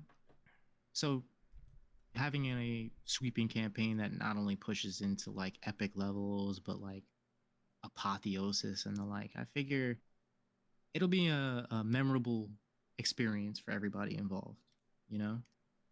Oh, for sure. This is definitely a this is a core memory for me now because it's hard for it to not be.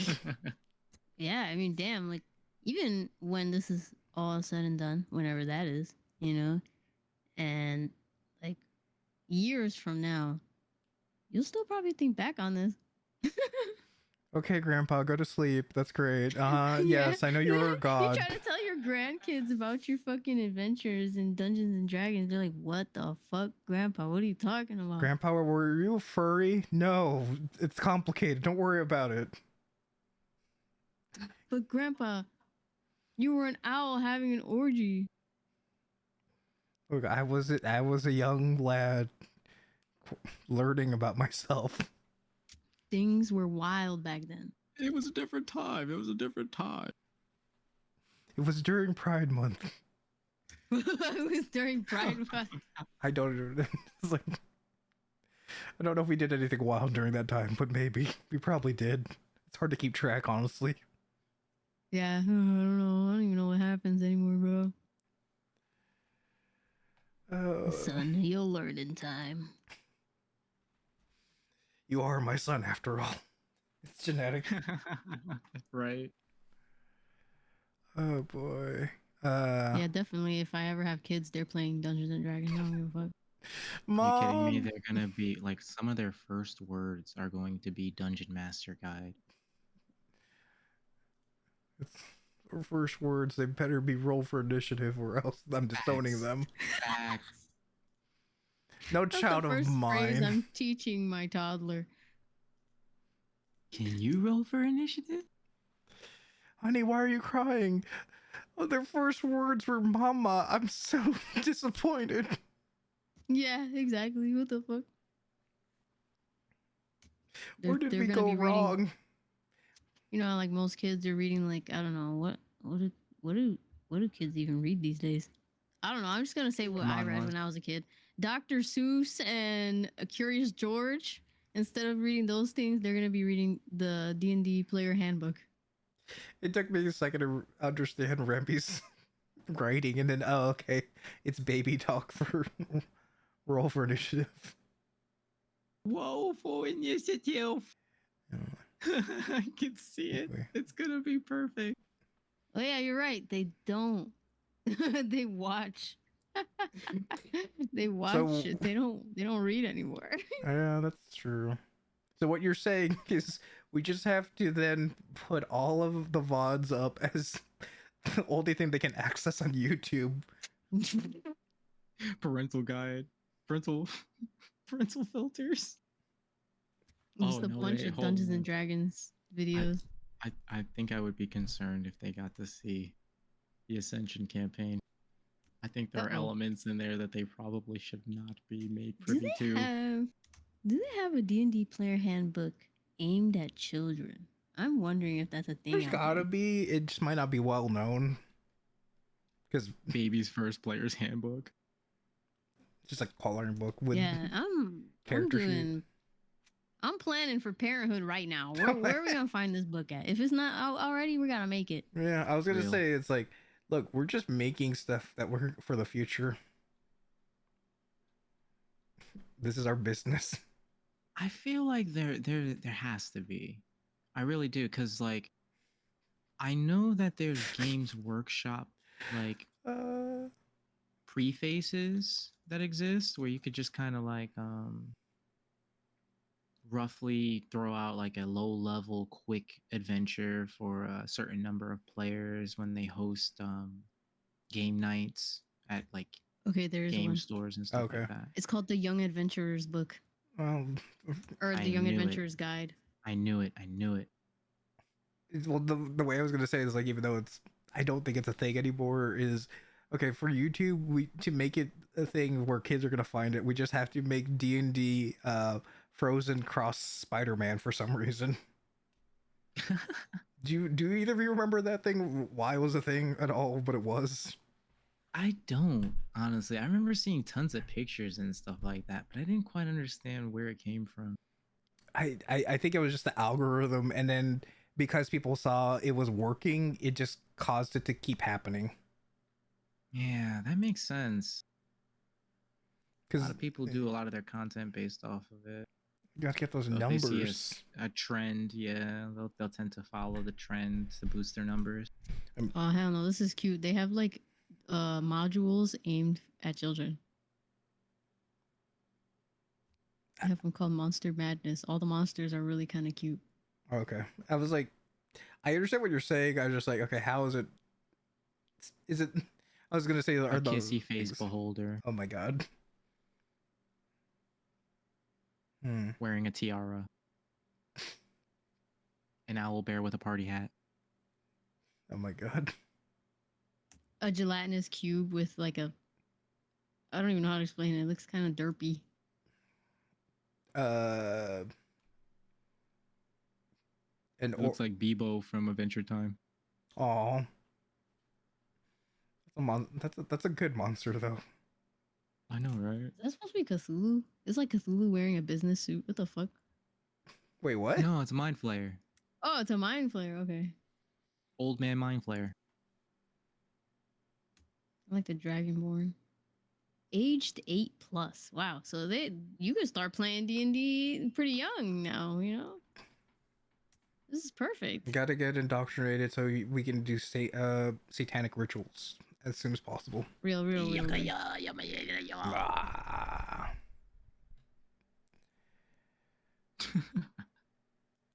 That is, I've had that question posed to me before.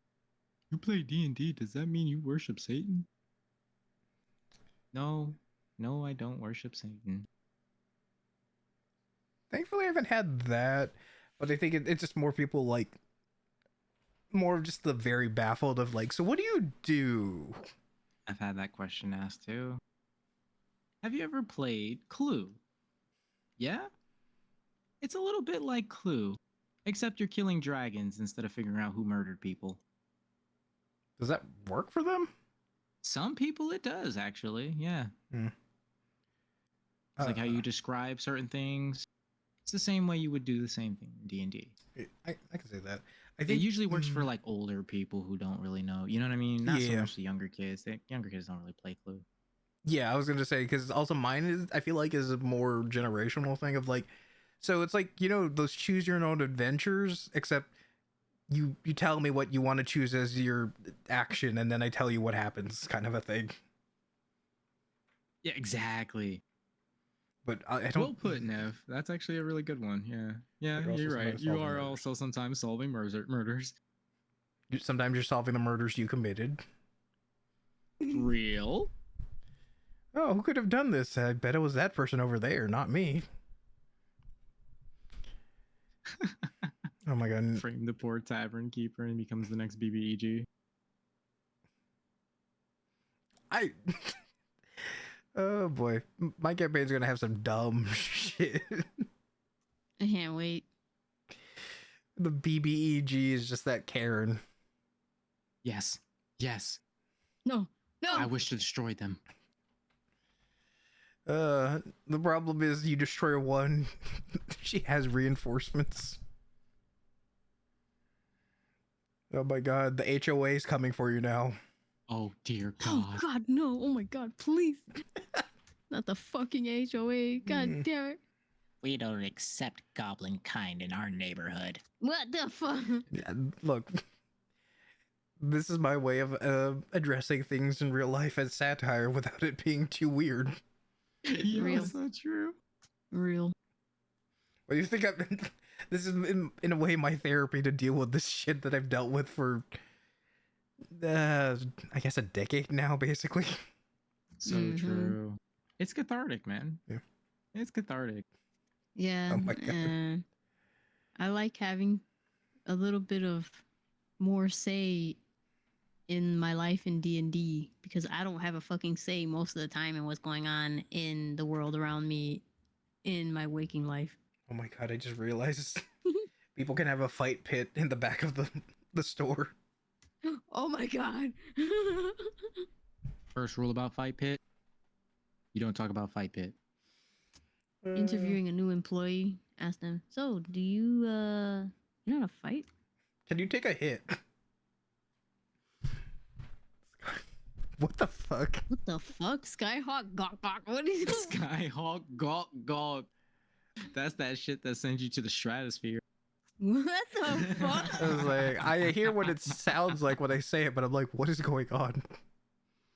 Skyhawk gawk gawk. But like all the Skyhawks we've ever been in always end up crashing. So So true. Wait. Like, We've been in a few. We've been in a few that didn't crash. When we Have were we? sent to Waterdeep with the God Hunter. And your drop from the Oh. Skyhawk. oh yeah, we got dropped from the Skyhawk. Yeah. Oh my God. Yeah, now I'm just thinking of the dumb versions that will be in my campaign. I'm just we've created what is it? One of those fuck the motorized carts for you to use as a mount or some shit. No, not the fucking golf cart. Yeah. Not the golf cart. So many people use that shit in my city, man. The Yeah. mobility chairs. Yeah, those are what I was thinking of. We're just it's like someone's just like, hey, can I use this? It's like, well, you're not supposed to take it out of the store. Okay, cool, I'm gonna take it with me. And you're just taking Oh like my God. a forklift or some shit. Just take it anyway. Just take it anyway. Fuck them. Yeah. Just take that shit anyway. That's Washing why there are machine. no mobility scooters in my city. Well, They all oh my got god. stolen. For me, it's we have them, but they're never working because all the like Zoomers are riding them. And then, like, when someone just actually like clearly needs it, they're like, "Hey, sorry, it's not. It's charging right now." I mean, it's not as bad as just having no fucking shopping carts because the people just take the shopping carts and bring them out into their neighborhood and never return them. I The had actual literal problem in our city. Went to the Right. grocery store today, and none of the shopping carts that were available were in workable condition. But you know, you gotta work with what you got. So we got one that was like rusty as fuck, and sounded like it was running over a dead body every couple seconds. was it. I just have a genuine question, but at that point, is it like, how long does it make it to just shop then if you're it's acting like that? Can it still move I don't know. It functionally? worked. Okay. It worked. You know, it just was really loud. It was screaming in pain. Yeah, Like it one was of just, the legs, one of the wheels on the shopping cart was like stuck. I think it was like gummed up with actual gum. And then another one, it was like rusted and it wasn't level, so it was only rolling on two wheels, the front Yeah. left and the back right. So these people at this grocery store, what they do is they go out and they look for the shopping carts. Yeah, they actually got to hunt them down because like people in And our they city bring them will back. take them and bring them across the city. I'm not even joking. That's their whole job. They will no, they'll like take a shopping cart from like Stop and Shop, for example. Mhm. You'll find it in the beach, some like What? 7 miles away.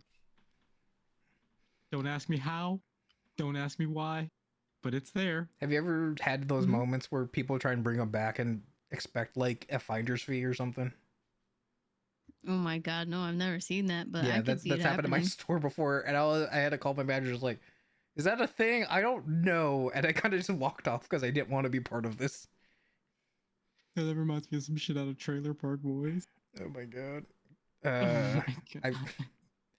Oh my god. Now I'm just thinking about if anyone is unfortunate enough to become like janitorial duty for wherever they're working, because like I'm sure you might have been at a workplace where you had to clean it, but also it's like I was at a place where it's like it got so bad where people were just like, um, oh shit, I gotta clean the bathrooms. I got like 30 minutes left. It's the next person's problem, and they just walk Yeah, off. I had that too. Been there. It's like, hey, yeah, I know I was supposed to finish restocking this entire section, and I only got about like a fifth of the way in. But now that's what your job's gonna be for your shift. I know you have your own work to do, but I didn't feel like doing mine. Oh boy. Oh, I just realized. Well, I don't know what Oh you're. yes, shit all over the bathroom. Ugh, ugh, ugh. I was like, well, I guess I'm just gonna How do hold you it get it in. on the ceiling? How? How do you get it on the ceiling? I don't know. People are fucking crazy. Like, even at my job, which is a spa environment, okay? This is like the bathrooms are clean as fuck. You know, it's very homely atmosphere. Somehow, people are still fucking disgusting in Yeah. the bathroom. Like, Yep. what are you doing with your life? what? Well, that just What are reminds. you Well, doing? I guess that's not too much of a surprise if you think about like people who aren't raised right as kids. They're the type who will wad up toilet paper and throw it into the urinal and shit. Or like up in the ceiling? That too, Oh, but the no. urinal one is the one that grosses me out. Yeah, that's fucking disgusting. But like, God, like even my own clients when I'm working on them, right? I had one client who decided they wanted to stick a Werther's in their mouth halfway through the massage, right? And I was like, okay, whatever, I don't give a fuck. You do you, boo boo. But they put it in their mouth and then dropped the wrapper on the floor. And I'm like watching them do this. I'm like, Wait, what? I saw you do it. Like, what are you doing? They just dropped the wrapper on the floor like nothing. And I was like, man, I hope they picked that up after. That'd be really rude if they didn't. Guess what? They didn't. They didn't care. Ugh. They just left it there. I had to pick it up because I have to clean the room in between clients. I can't just leave a Werther's wrapper on the fucking floor. Did they acknowledge or give you like a look of No. like, look at me? No. I'm okay. No, they just they had it in their hand for like a second, and then they kind of like just put their hand over the edge of the table, the massage table, and just dropped it. Oh my god! I just realized I could do shit like, you visit like you have to leave the region to go to like a sister company or something, and then you see because it's in a different region, people are actually nice and not complete dickheads. Oh my god, that is such a culture shock, even for me. Yeah, it's like you arrive at the new land. As soon as you step on, you notice it's clean. It's clean. You can breathe. People are nice. They smile at you when they walk by you. They apologize if they bump into you. Like, what the fuck? Oh my god. Oh my god. The other side of that is when you tell people where you're from and they're like, "Oh, are you okay? Are you going to be safe going home?" That's what I get all the time. Yeah. That's what I get all the time. And they're like, "Hey, where are you from?" And I tell them where I'm from. And they're like, "Oh my god, is where you live safe? Are you okay?" I'm like, I'm fine." Yeah, I got that. I don't get that when I leave the country, go to other countries. I get it from when I tell people where I was raised, and they're like, "How'd you survive?" No, yeah, I mean, I could just go to like the next city over and tell somebody where I live, and they're like, "What the fuck? Like, how do you survive every day?" I'm like, "Well, I mind my fucking business, first of all." Oh yeah. Rule number one: mind your fucking business. Yeah, I've heard some stories of Remy about Canada. The one I'm thinking of specifically is when I actually visited Japan for a bit, and I was just like, look, I know there's problems here, but also being a visitor makes me go, oh, I'm so jealous. Yeah, I mean, come on. Japanese society, they got their problems. Yeah, they do.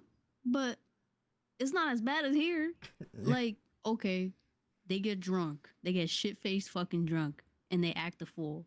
Like, how is that any better or worse than what we do here in America? Like, Yeah. The only reason, if I could, I think the biggest reason why I guess I wouldn't want to do Japan unless I was already established is like the work culture. yeah, nope, I hate that. Yeah, I can't stand that. That's my least favorite part of Japan is their work culture. Yeah. Like, no, I don't want to go drinking after. I want to go home. Yeah, exactly. I guess it was. Oh my god, I haven't. Go get it. Oh, jeez. Yup. Uh, See, that's what I'm talking about. People are fucking nasty. Like, I had a client one time who straight up came from I don't know where the fuck she went, but her feet were covered in sand. Okay, so when I went to massage her feet, they were dirty as fuck and covered in sand. So I was like, all right, bitch, you want to have an exfoliating massage on your feet? That's what you're gonna get. I don't. oh my god. I also do this other thing. If the client's feet are really like just nasty, smell like Cheetos, I'll put hand sanitizer on them. I don't care. Yeah. I put hand sanitizer on your feet. I don't give a fuck. I don't want that nastiness. And it was at the point where the girl attempted to touch the dress with her Cheeto fingers that you went medieval and removed both of their hands. Let me stop. Oh my god. Yeah, there's a great deal of people who just like don't, I guess, think about little things like that, like nuanced stuff, During Okay. COVID. I would have stabbed her. I don't even think it's nuance. I think it's just common sense, if we're being quite honest. Yeah, well, now we gotta put labels on coffee because people don't know that it's hot. Yeah. Yeah. The Yeah. okay. all these stories just reminded me working in retail, where you know how you have the basket holder where it's like a metal thing where it also has like basically a semblance of a basket to put actual baskets in. Yeah. Yeah, yeah. Yeah. So what happened was a kid was grabbed and started dragging it around kind of a thing and putting stuff in it. And I went like, "Oh no, you shouldn't do that. You can't do that." And then the mom got upset at me, even though it was grinding on the ground and like making skids on it. And I'm just like, "Why would you think this is a good idea? Why?" And she was, Yes, reinforcing little Timmy that he should do whatever he wants without consequence, so that when he goes on to grow up and is met with a situation that he finds displeasant, displeasurable or unpleasant, he's gonna turn around and do some out of pocket shit, thinking he can get away with it. That yeah. type of behavior drives me crazy. Yeah, because it's like, look, if they make mistakes, it's whatever as long as they acknowledge Yeah, it. they're gonna be kids, but like you gotta be some sort of guide. Yeah. Um. Yeah. So Silas, I know right now you're currently thinking of having your gobbo speak, uh, as a goblin normally would. But here I have a suggestion if you want to do this, or maybe one of your incarnations, speaks in a more quote unquote civilized version. Oh, And I intended on it. Yeah. oh, okay. Yeah. Because what I want to do with it is have the equivalent of a sending stone for people to call in the store. And Gotcha. if you pick up and you're like, oh no, yeah, I can do this, I can handle this for you. They're like, okay, where's your manager? Who's this? I'm not speaking to some gobbo. Like, I don't. I want to see your manager. They said they would help me. Give him a Brooklyn accent.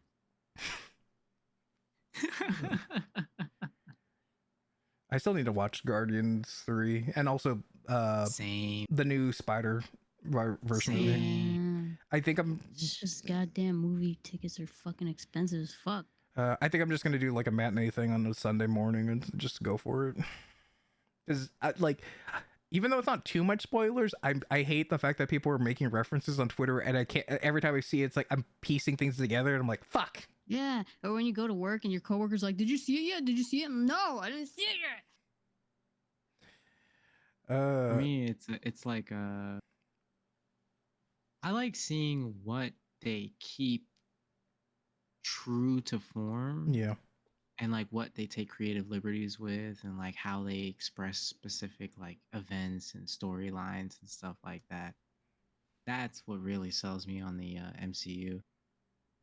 'Cause there's certain movies that are kind of mid, Yeah. like relative to the grand scheme of things. But the fact that the universe even exists creates the groundwork for something really amazing to be built. So Yeah. I'm and there's just so many good storylines.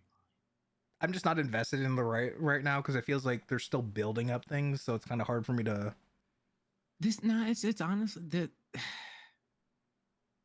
I guess without being too much of a like a comic book nerd, Yeah. the fact that the movie directorial role, the movies kind of shifted, the whole Kathleen Kennedy nonsense Yeah.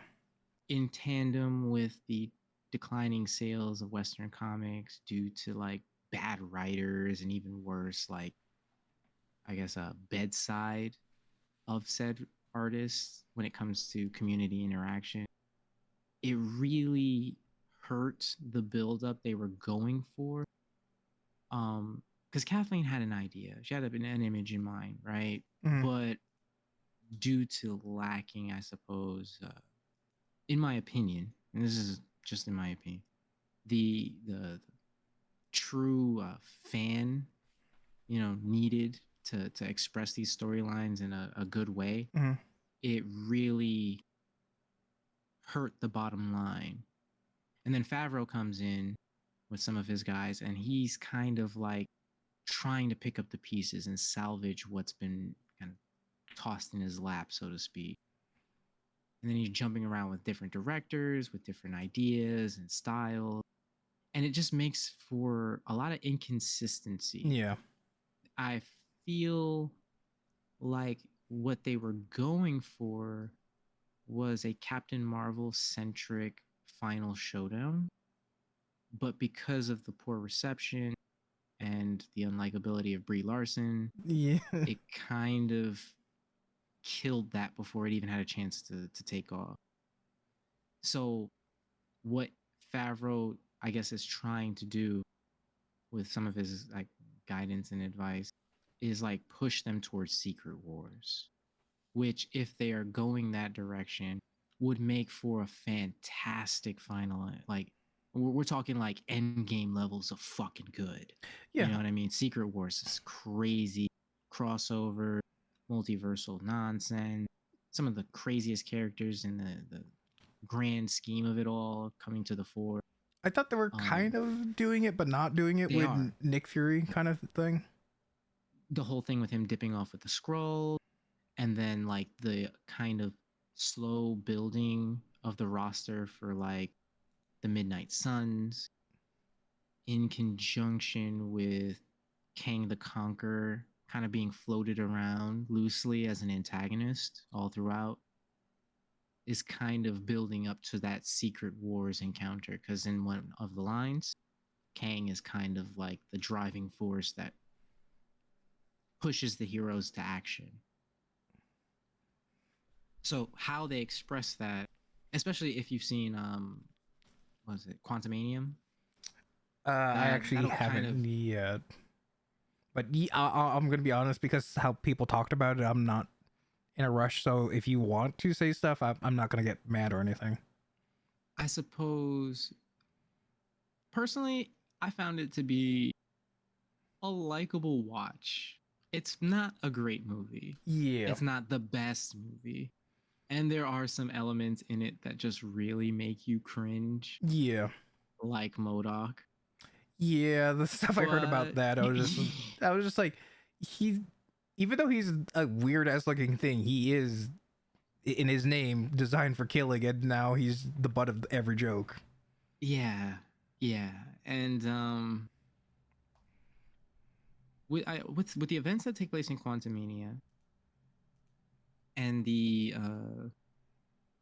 subtle nods to previous transpiring events, it really seems as if they're going to push for Secret Wars. And if they do, we may get to see a new Ghost Rider, for example, among other things. I could hear you're getting very interested. Definitely. Especially with who's been floated to play the role. Like, for example, Keanu. Oh. Yeah. Hmm. He's expressed interest in playing Ghost. Oh, they approached, or someone asked him about it? It's been asked about in like interviews and stuff of that nature. Floated around a little bit as like a hypothetical. And he's always expressed an interest in getting into superhero movies. So Yeah, everyone kind of talks of like, you know, the Keanu Sans or something, whatever they call it. So, that a bunch of streams. Oh, thank you, Ev, and just let me know whenever you want to hop into something like this or more focus on the storytelling. But this is also works for me. I'm having a good time. I'm glad. I know it's a bit of a departure from probably what you had in mind. I mean, yes and no, because like I said, I expected us to just riff for a bit, but also I'm like, hey, we're still talking about stories, and just like, you know, it doesn't have to be like, it has to be a set thing because it's supposed to be what the guest wants to talk about. So yeah. And again, I guess to that end, what would be like a more inline improvised storytelling? Because I'm curious, actually, like genuinely. Okay. Well, it basically be more along the lines of maybe one of the topics got us into like talking about it more, and that's deciding like, okay, we really like this idea, so let's focus on this kind of a thing. And then it would be kind of like, okay, and we start, it would be kind of me in a sense, I want to say kind of rambling, because I'm like putting the pieces together and then like hearing your reactions to then go, okay, so now that we have like the base idea, then I just kind of like start narrating it, and then you could also be part of it, or just because I feel like the two of you, you'd want to get in on the action, so you could be characters or definitely. narrating also. You're like, and then this happens. Like, of course, we'd have to like figure out. Uh, I don't mind some talking over because hey, look, it's bound to happen when we're online, but you know, figuring out a pacing for all of us that feels natural. But for other people, look, I get it. Trying to come up with a story on the spot is not an easy thing. It's like a very hard version of public speaking. So Yeah, that's why I'm like, this is session 0, and then we're gonna have a sequel. yeah, no worries.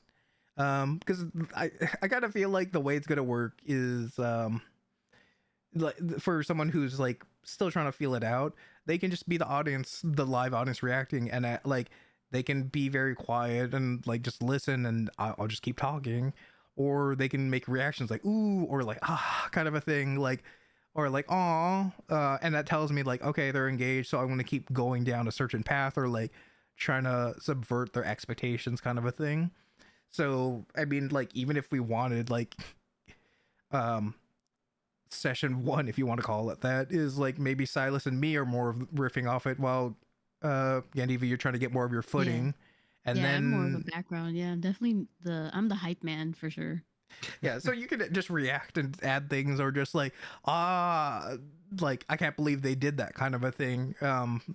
Yeah. And then like and then if you and then when it feels natural, maybe there's a part where you're like, and then this person does this, because you that's Yeah. like the cherry on top of like what you've the whole build up. It's supposed to be entirely freeform because I want to show off like improvised stuff, but also it's like it's a way of like the guest is also the format is tailored to them, because it's going to acquiesce to what will work for them, because whether they're telling the story or just being the audience, they're still expressing themselves in some form. Yeah. So Yeah, I okay. definitely I can see myself being the role of the audience. I would love to do that. Yeah. That would be so fucking cool. Because the thing is, I feel like I want it to be something where it's like, oh, you're not quite sure what you're gonna get each time, because it's like if it's too obvious for it, then like that might lose the appeal of it. Versus like, oh, this person, I want to see how they handle this situation or what they offer to it and make it different. Because each of these, because I'm looking at each of these streams as being very different. Because I don't. I don't expect people to watch all of them, but like the first one, it was me helping someone come up with their lore. The second one was me coming up with like creating characters for a otome game for them. The third one was me actually getting to narrate a story and like talk about it. And then this is just us talking about storytelling. So it's like it's a grab bag basically. I like it. get you. I like this idea, man. Uh, Kind of like what's those I forget the name of the game, but it's an improv game that I played back in like high school a little bit, where like one person tags in, tells a little bit of a story, and then another person tags in, continues the story, and so on and so forth. As like one example of like I guess what one episode of this would be like, or like for example how you describe helping build out characters. Yeah. And the like yeah. I kind of know what you're talking about, because You know the game I'm talking about? Well, Yeah. I don't know if exactly the same as yours, but like there's one where it's like you have a team of like however many people, one person's sitting down on the narration kind of like chair, and everyone's like standing behind them like ready to like continue the story, like and as you sit, you're still continuing the story, and like even if someone like you tag someone mid word, you have to continue the word kind of a thing. And then like the whole idea is like as time goes faster, you have to like keep the tags going faster. Just like it's basically people more or less tapping them to like shove them off the chair, and then it's like there's like 3 people trying to sit on the chair at the same kind of thing. Like, Yep. It's gotten to that. Yep. yeah. It's a fun little game. Yeah, I don't remember the exact name because also like depending on who you're with, they can have like different names for it. Yeah. The name escapes me because it's been so long since. the Yeah, last I I want to say it played. was like I don't something even remember. narration or something, or like multi-headed narrator or something along those lines. I can't remember, but um yeah, it's I just wanted this to be a thing where hey, I have a bunch of people that I'm friends with and I want to hang out with them, but also not everyone's going to have the same levels of comfortability, so like let's make the format fit to them versus me trying to force them to fit it. No, absolutely. Absolutely. It makes it far more accessible to all types of different people with different dispositions. Yeah. Like you mentioned, public speaking can be rough. As someone who's done it long enough, it's still not easy sometimes because you're just like, and this happens, and is this fun? Anyways, Yeah. I've definitely had I those totally moments. get that. Yeah. Because I'm sure you've had those moments of like, all right, we're going through the plan of this campaign, and no one's talking right now. Okay, I'm gonna keep going. All right, here we go. Yep. No. Yeah. There's times like that. Like, you know, I mean, no matter how often or how long you do something, there will always be those moments where you're like second guessing yourself. And Exactly. like, are they having a good time? Is this engaging? Like, Yeah. stuff of that nature. Yeah. Definitely. But yeah, and like, for example, like, talking about the different formats, like having the 2 of you is also a unique version of it because Silas, you're gonna probably want to go back and forth versus Gendiva, like you said, be the hype person. So that's not something that can be replicated because I'm not gonna usually have 2 people or so yeah, it's I think get it's you. Yeah. that kind of thing. It's very uh unknown, but I kind of enjoy that because it's like, hey, this is unique to you, and I'm going to remember it as such, and not just be like, okay, this was the episode with this person kind of thing. Yeah. It makes it dynamic. Yeah, exactly. That's a good way of putting it. Yeah. Um, let's see. With that said, then, and with a firmer understanding of how various episodes can go, I'd love to come back again and like we can try something else, like maybe build out a potential BBEG down the line, Oh, for or sure. like a plot for a particular adventure or side quest. Yeah, that's actually when you said for like for example, I figured that might be a thing we would do, or like we start workshopping like all the characters in my campaign that you would want to encounter. Like that was kind of like Absolutely. Yes. I know we were kind of like between the 3 of us kind of floating around like that we're going to leave it relatively open ended, so I didn't really have anything in particular in mind, but with some proper direction, next time we come back on, we're going to have some real fun, man. oh yeah, for sure. And like for the record, even like doing the storytelling, I'm also letting people have the option of like, you could tell me as soon as I hit start, and like I just have to roll with it then. Or some people are like, hey, I want you to have like knowledge ahead of time so you can think about it, kind of a thing. It's very much like, even though you could be like, oh, we're gonna talk about D&D, I was like, okay, cool, and then you're like, oh, okay, you were expecting this campaign, no, we're gonna talk about this campaign, or like, actually I have a new idea. I get you. Yeah. Because look, I we think have a I lot of already ideas. know exactly what I'm going to pick your brain about. Okay. Because there's like a handful of things that I've been like sitting on for a while. Oh, okay.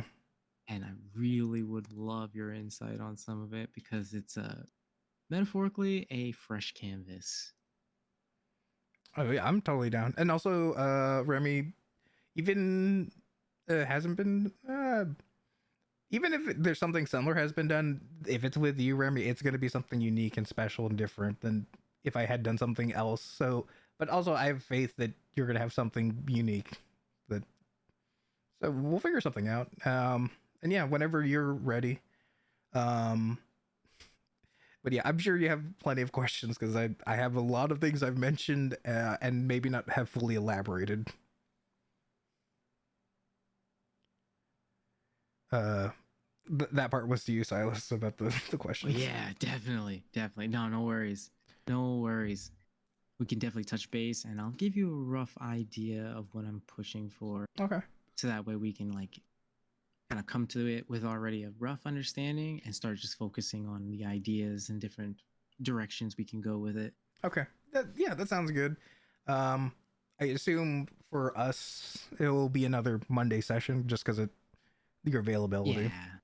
It's the easiest for the both of us. Yeah, no worries. You get to see my process. It's gonna be fun. Oh boy, that'll be interesting. Yeah, I'm totally down, and you know, the way I'm always anticipating is like I'll try and go through people I haven't had yet before, but also I'm not gonna lie, I'm just gonna look at YouTube and be like, I don't have anyone right now. All right, hey, Monday, cool, thumbs up.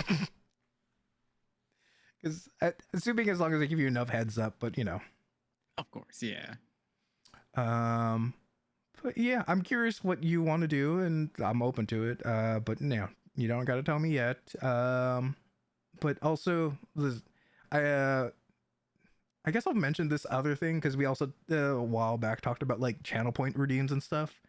Yeah. There was one. This could be worked in both with people or without people, but I did have another thing for like chat interaction for storytelling. Is the version I currently have is by myself kind of a thing. Is whether it's to just get more interaction or maybe to incentivize people to give bits, is people can play sound alerts as I'm telling a story, and when that sound alert goes, I have to then justify why that sound is happening in the story, kind of a thing. Oh, that sounds cool. Dynamic, engaging. And it makes for like some really interesting situations because like what if they're sneaking? What if they're trying to remain low profile? Yeah. Why? Or what if something serious is taking place?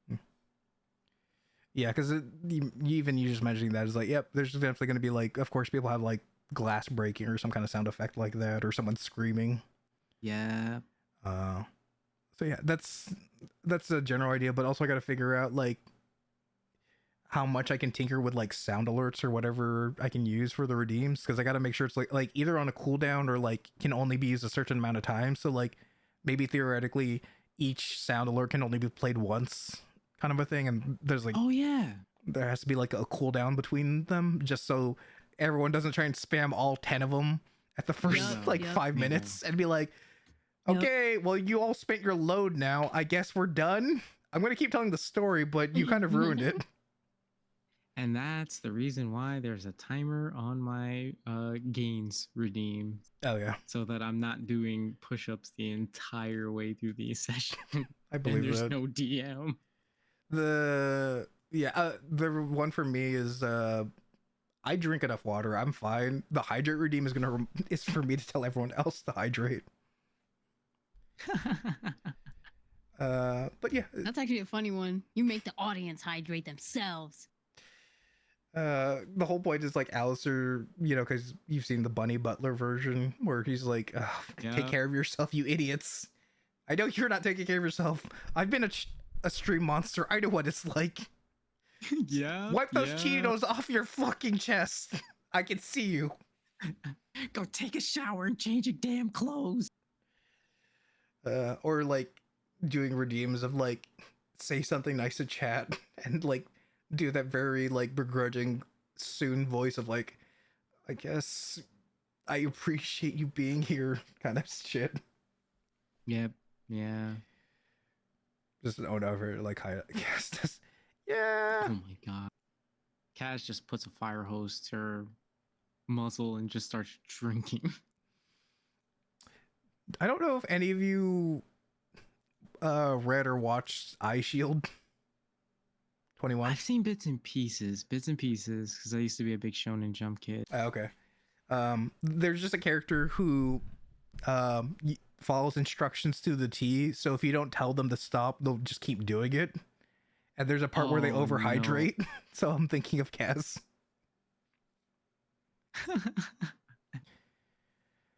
Uh, I I feel so weird, but at the same time, I think you all understand. Of like, I want to get into new anime, but also it's like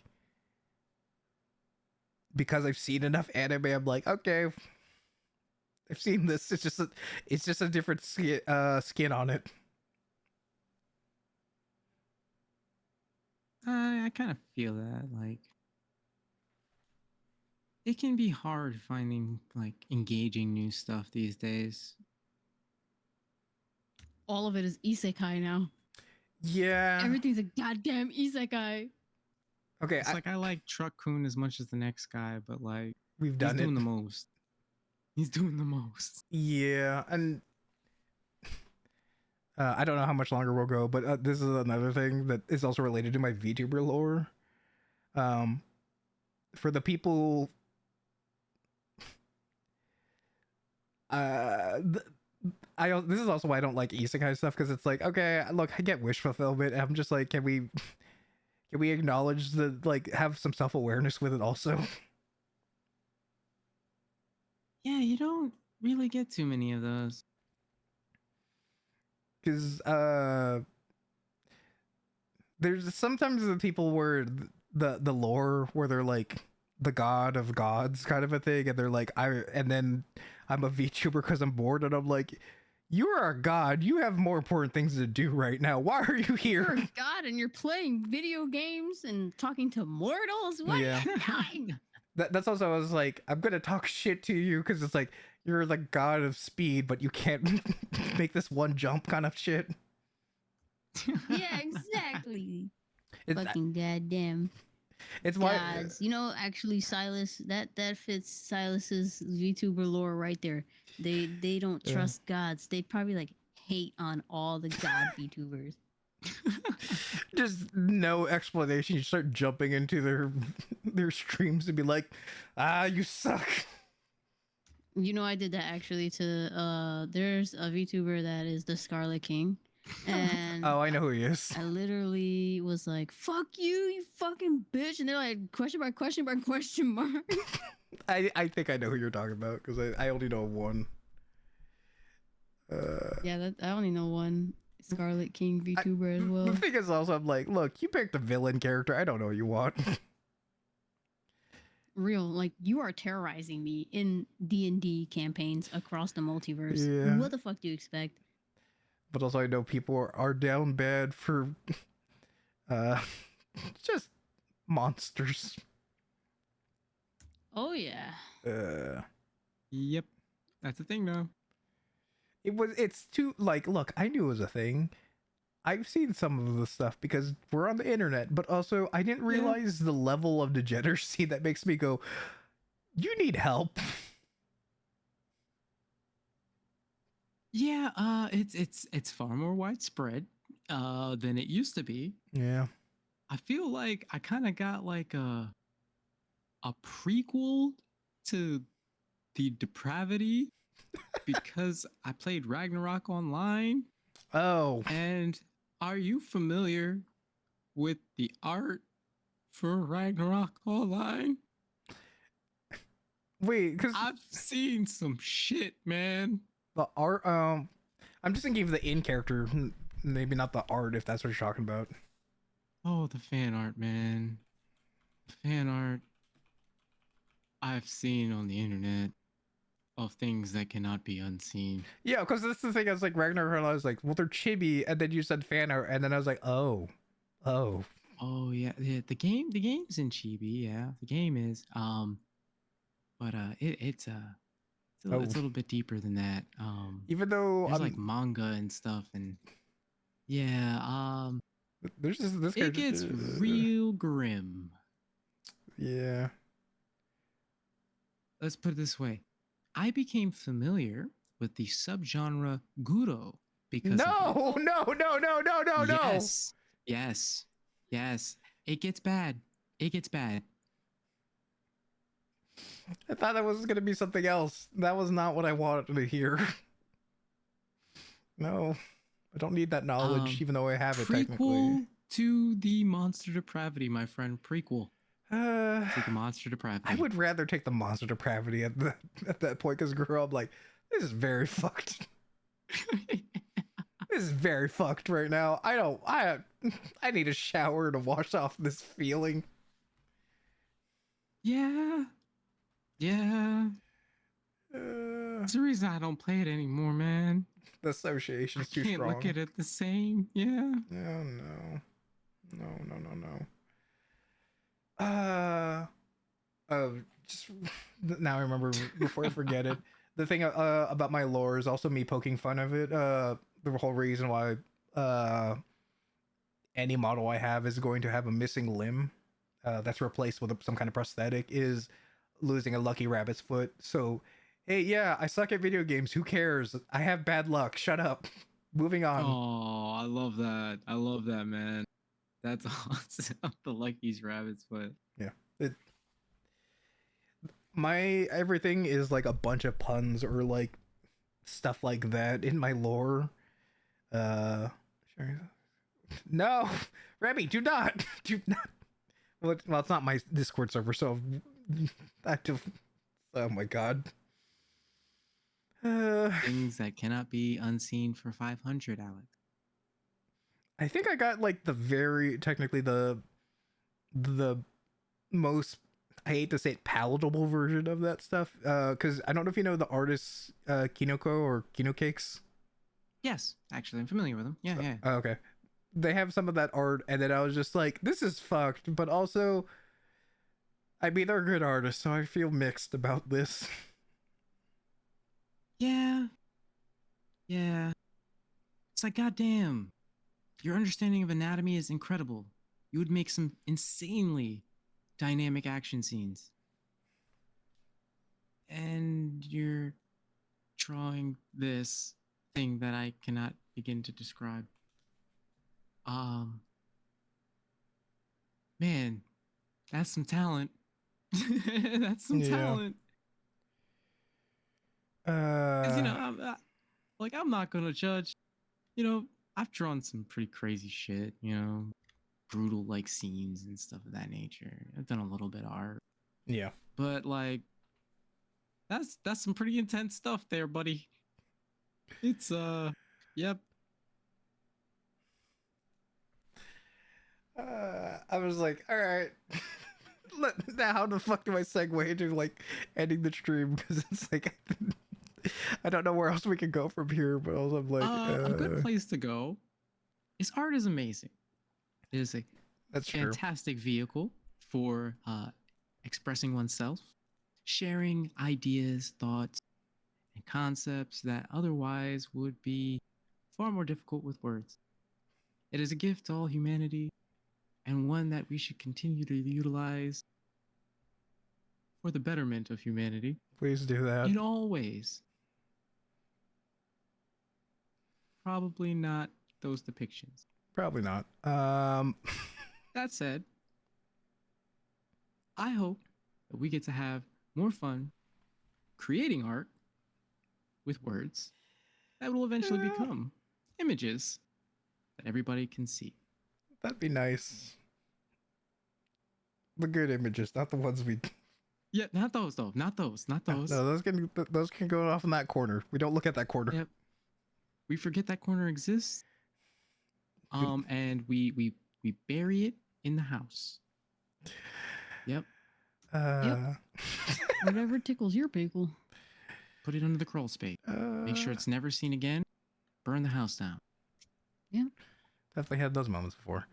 And with that, we can call it. Like, it's been a long day. It has. I appreciate that the two of you have been guests for this long, because I know it's quite a long stream. Nah, this has been great. I love it. I've had fun, man. I've had a lot of fun. Yeah. So, whenever session 1 will actually happen, because this is 0 apparently. The thing I was gonna ask is if you two have someone you'd like me to raid, because the thing I'm doing is like whoever's the guest can choose who I'm raiding to. I mean, take a look. With that said, if you don't have anybody next Monday, I'd be down. we could follow up and finish up. Get those ideas Yes. on the page so I can start working on them now. Or the next Monday, or the next Monday after that, or the next Monday after that, or the next Monday after that. You just give me a Monday and I'm there. Okay. I think I might have one or two guests for next week. Oh, actually, I'm actually busy on Monday. I'll tell you what it is at like after I hit end stream. But yeah, so maybe the Monday after next, Yeah, whenever you're ready. because I That's it. am curious. I think I know exactly who we could recommend. Oh boy, Tranquil. really? Tranquil's playing some Left 4 Dead right now. Okay. Let me make sure. Do you have like his username so I make sure I put it in correctly? Yep, I'll type it in the chat. Thank you.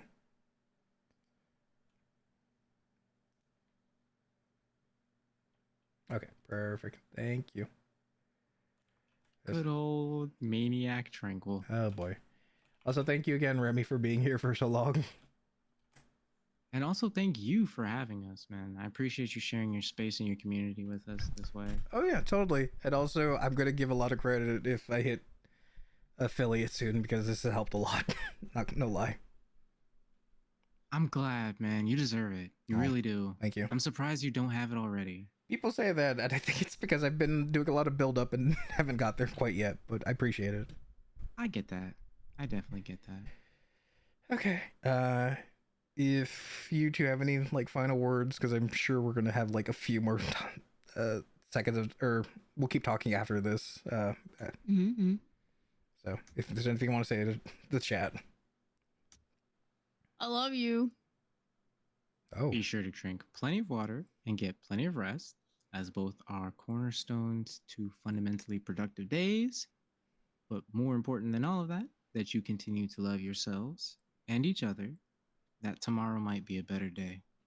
Because God knows we all need it. oh. All right. I'm gonna hit raid now. Goodbye, you monsters, and take care. All right, and stop streaming and.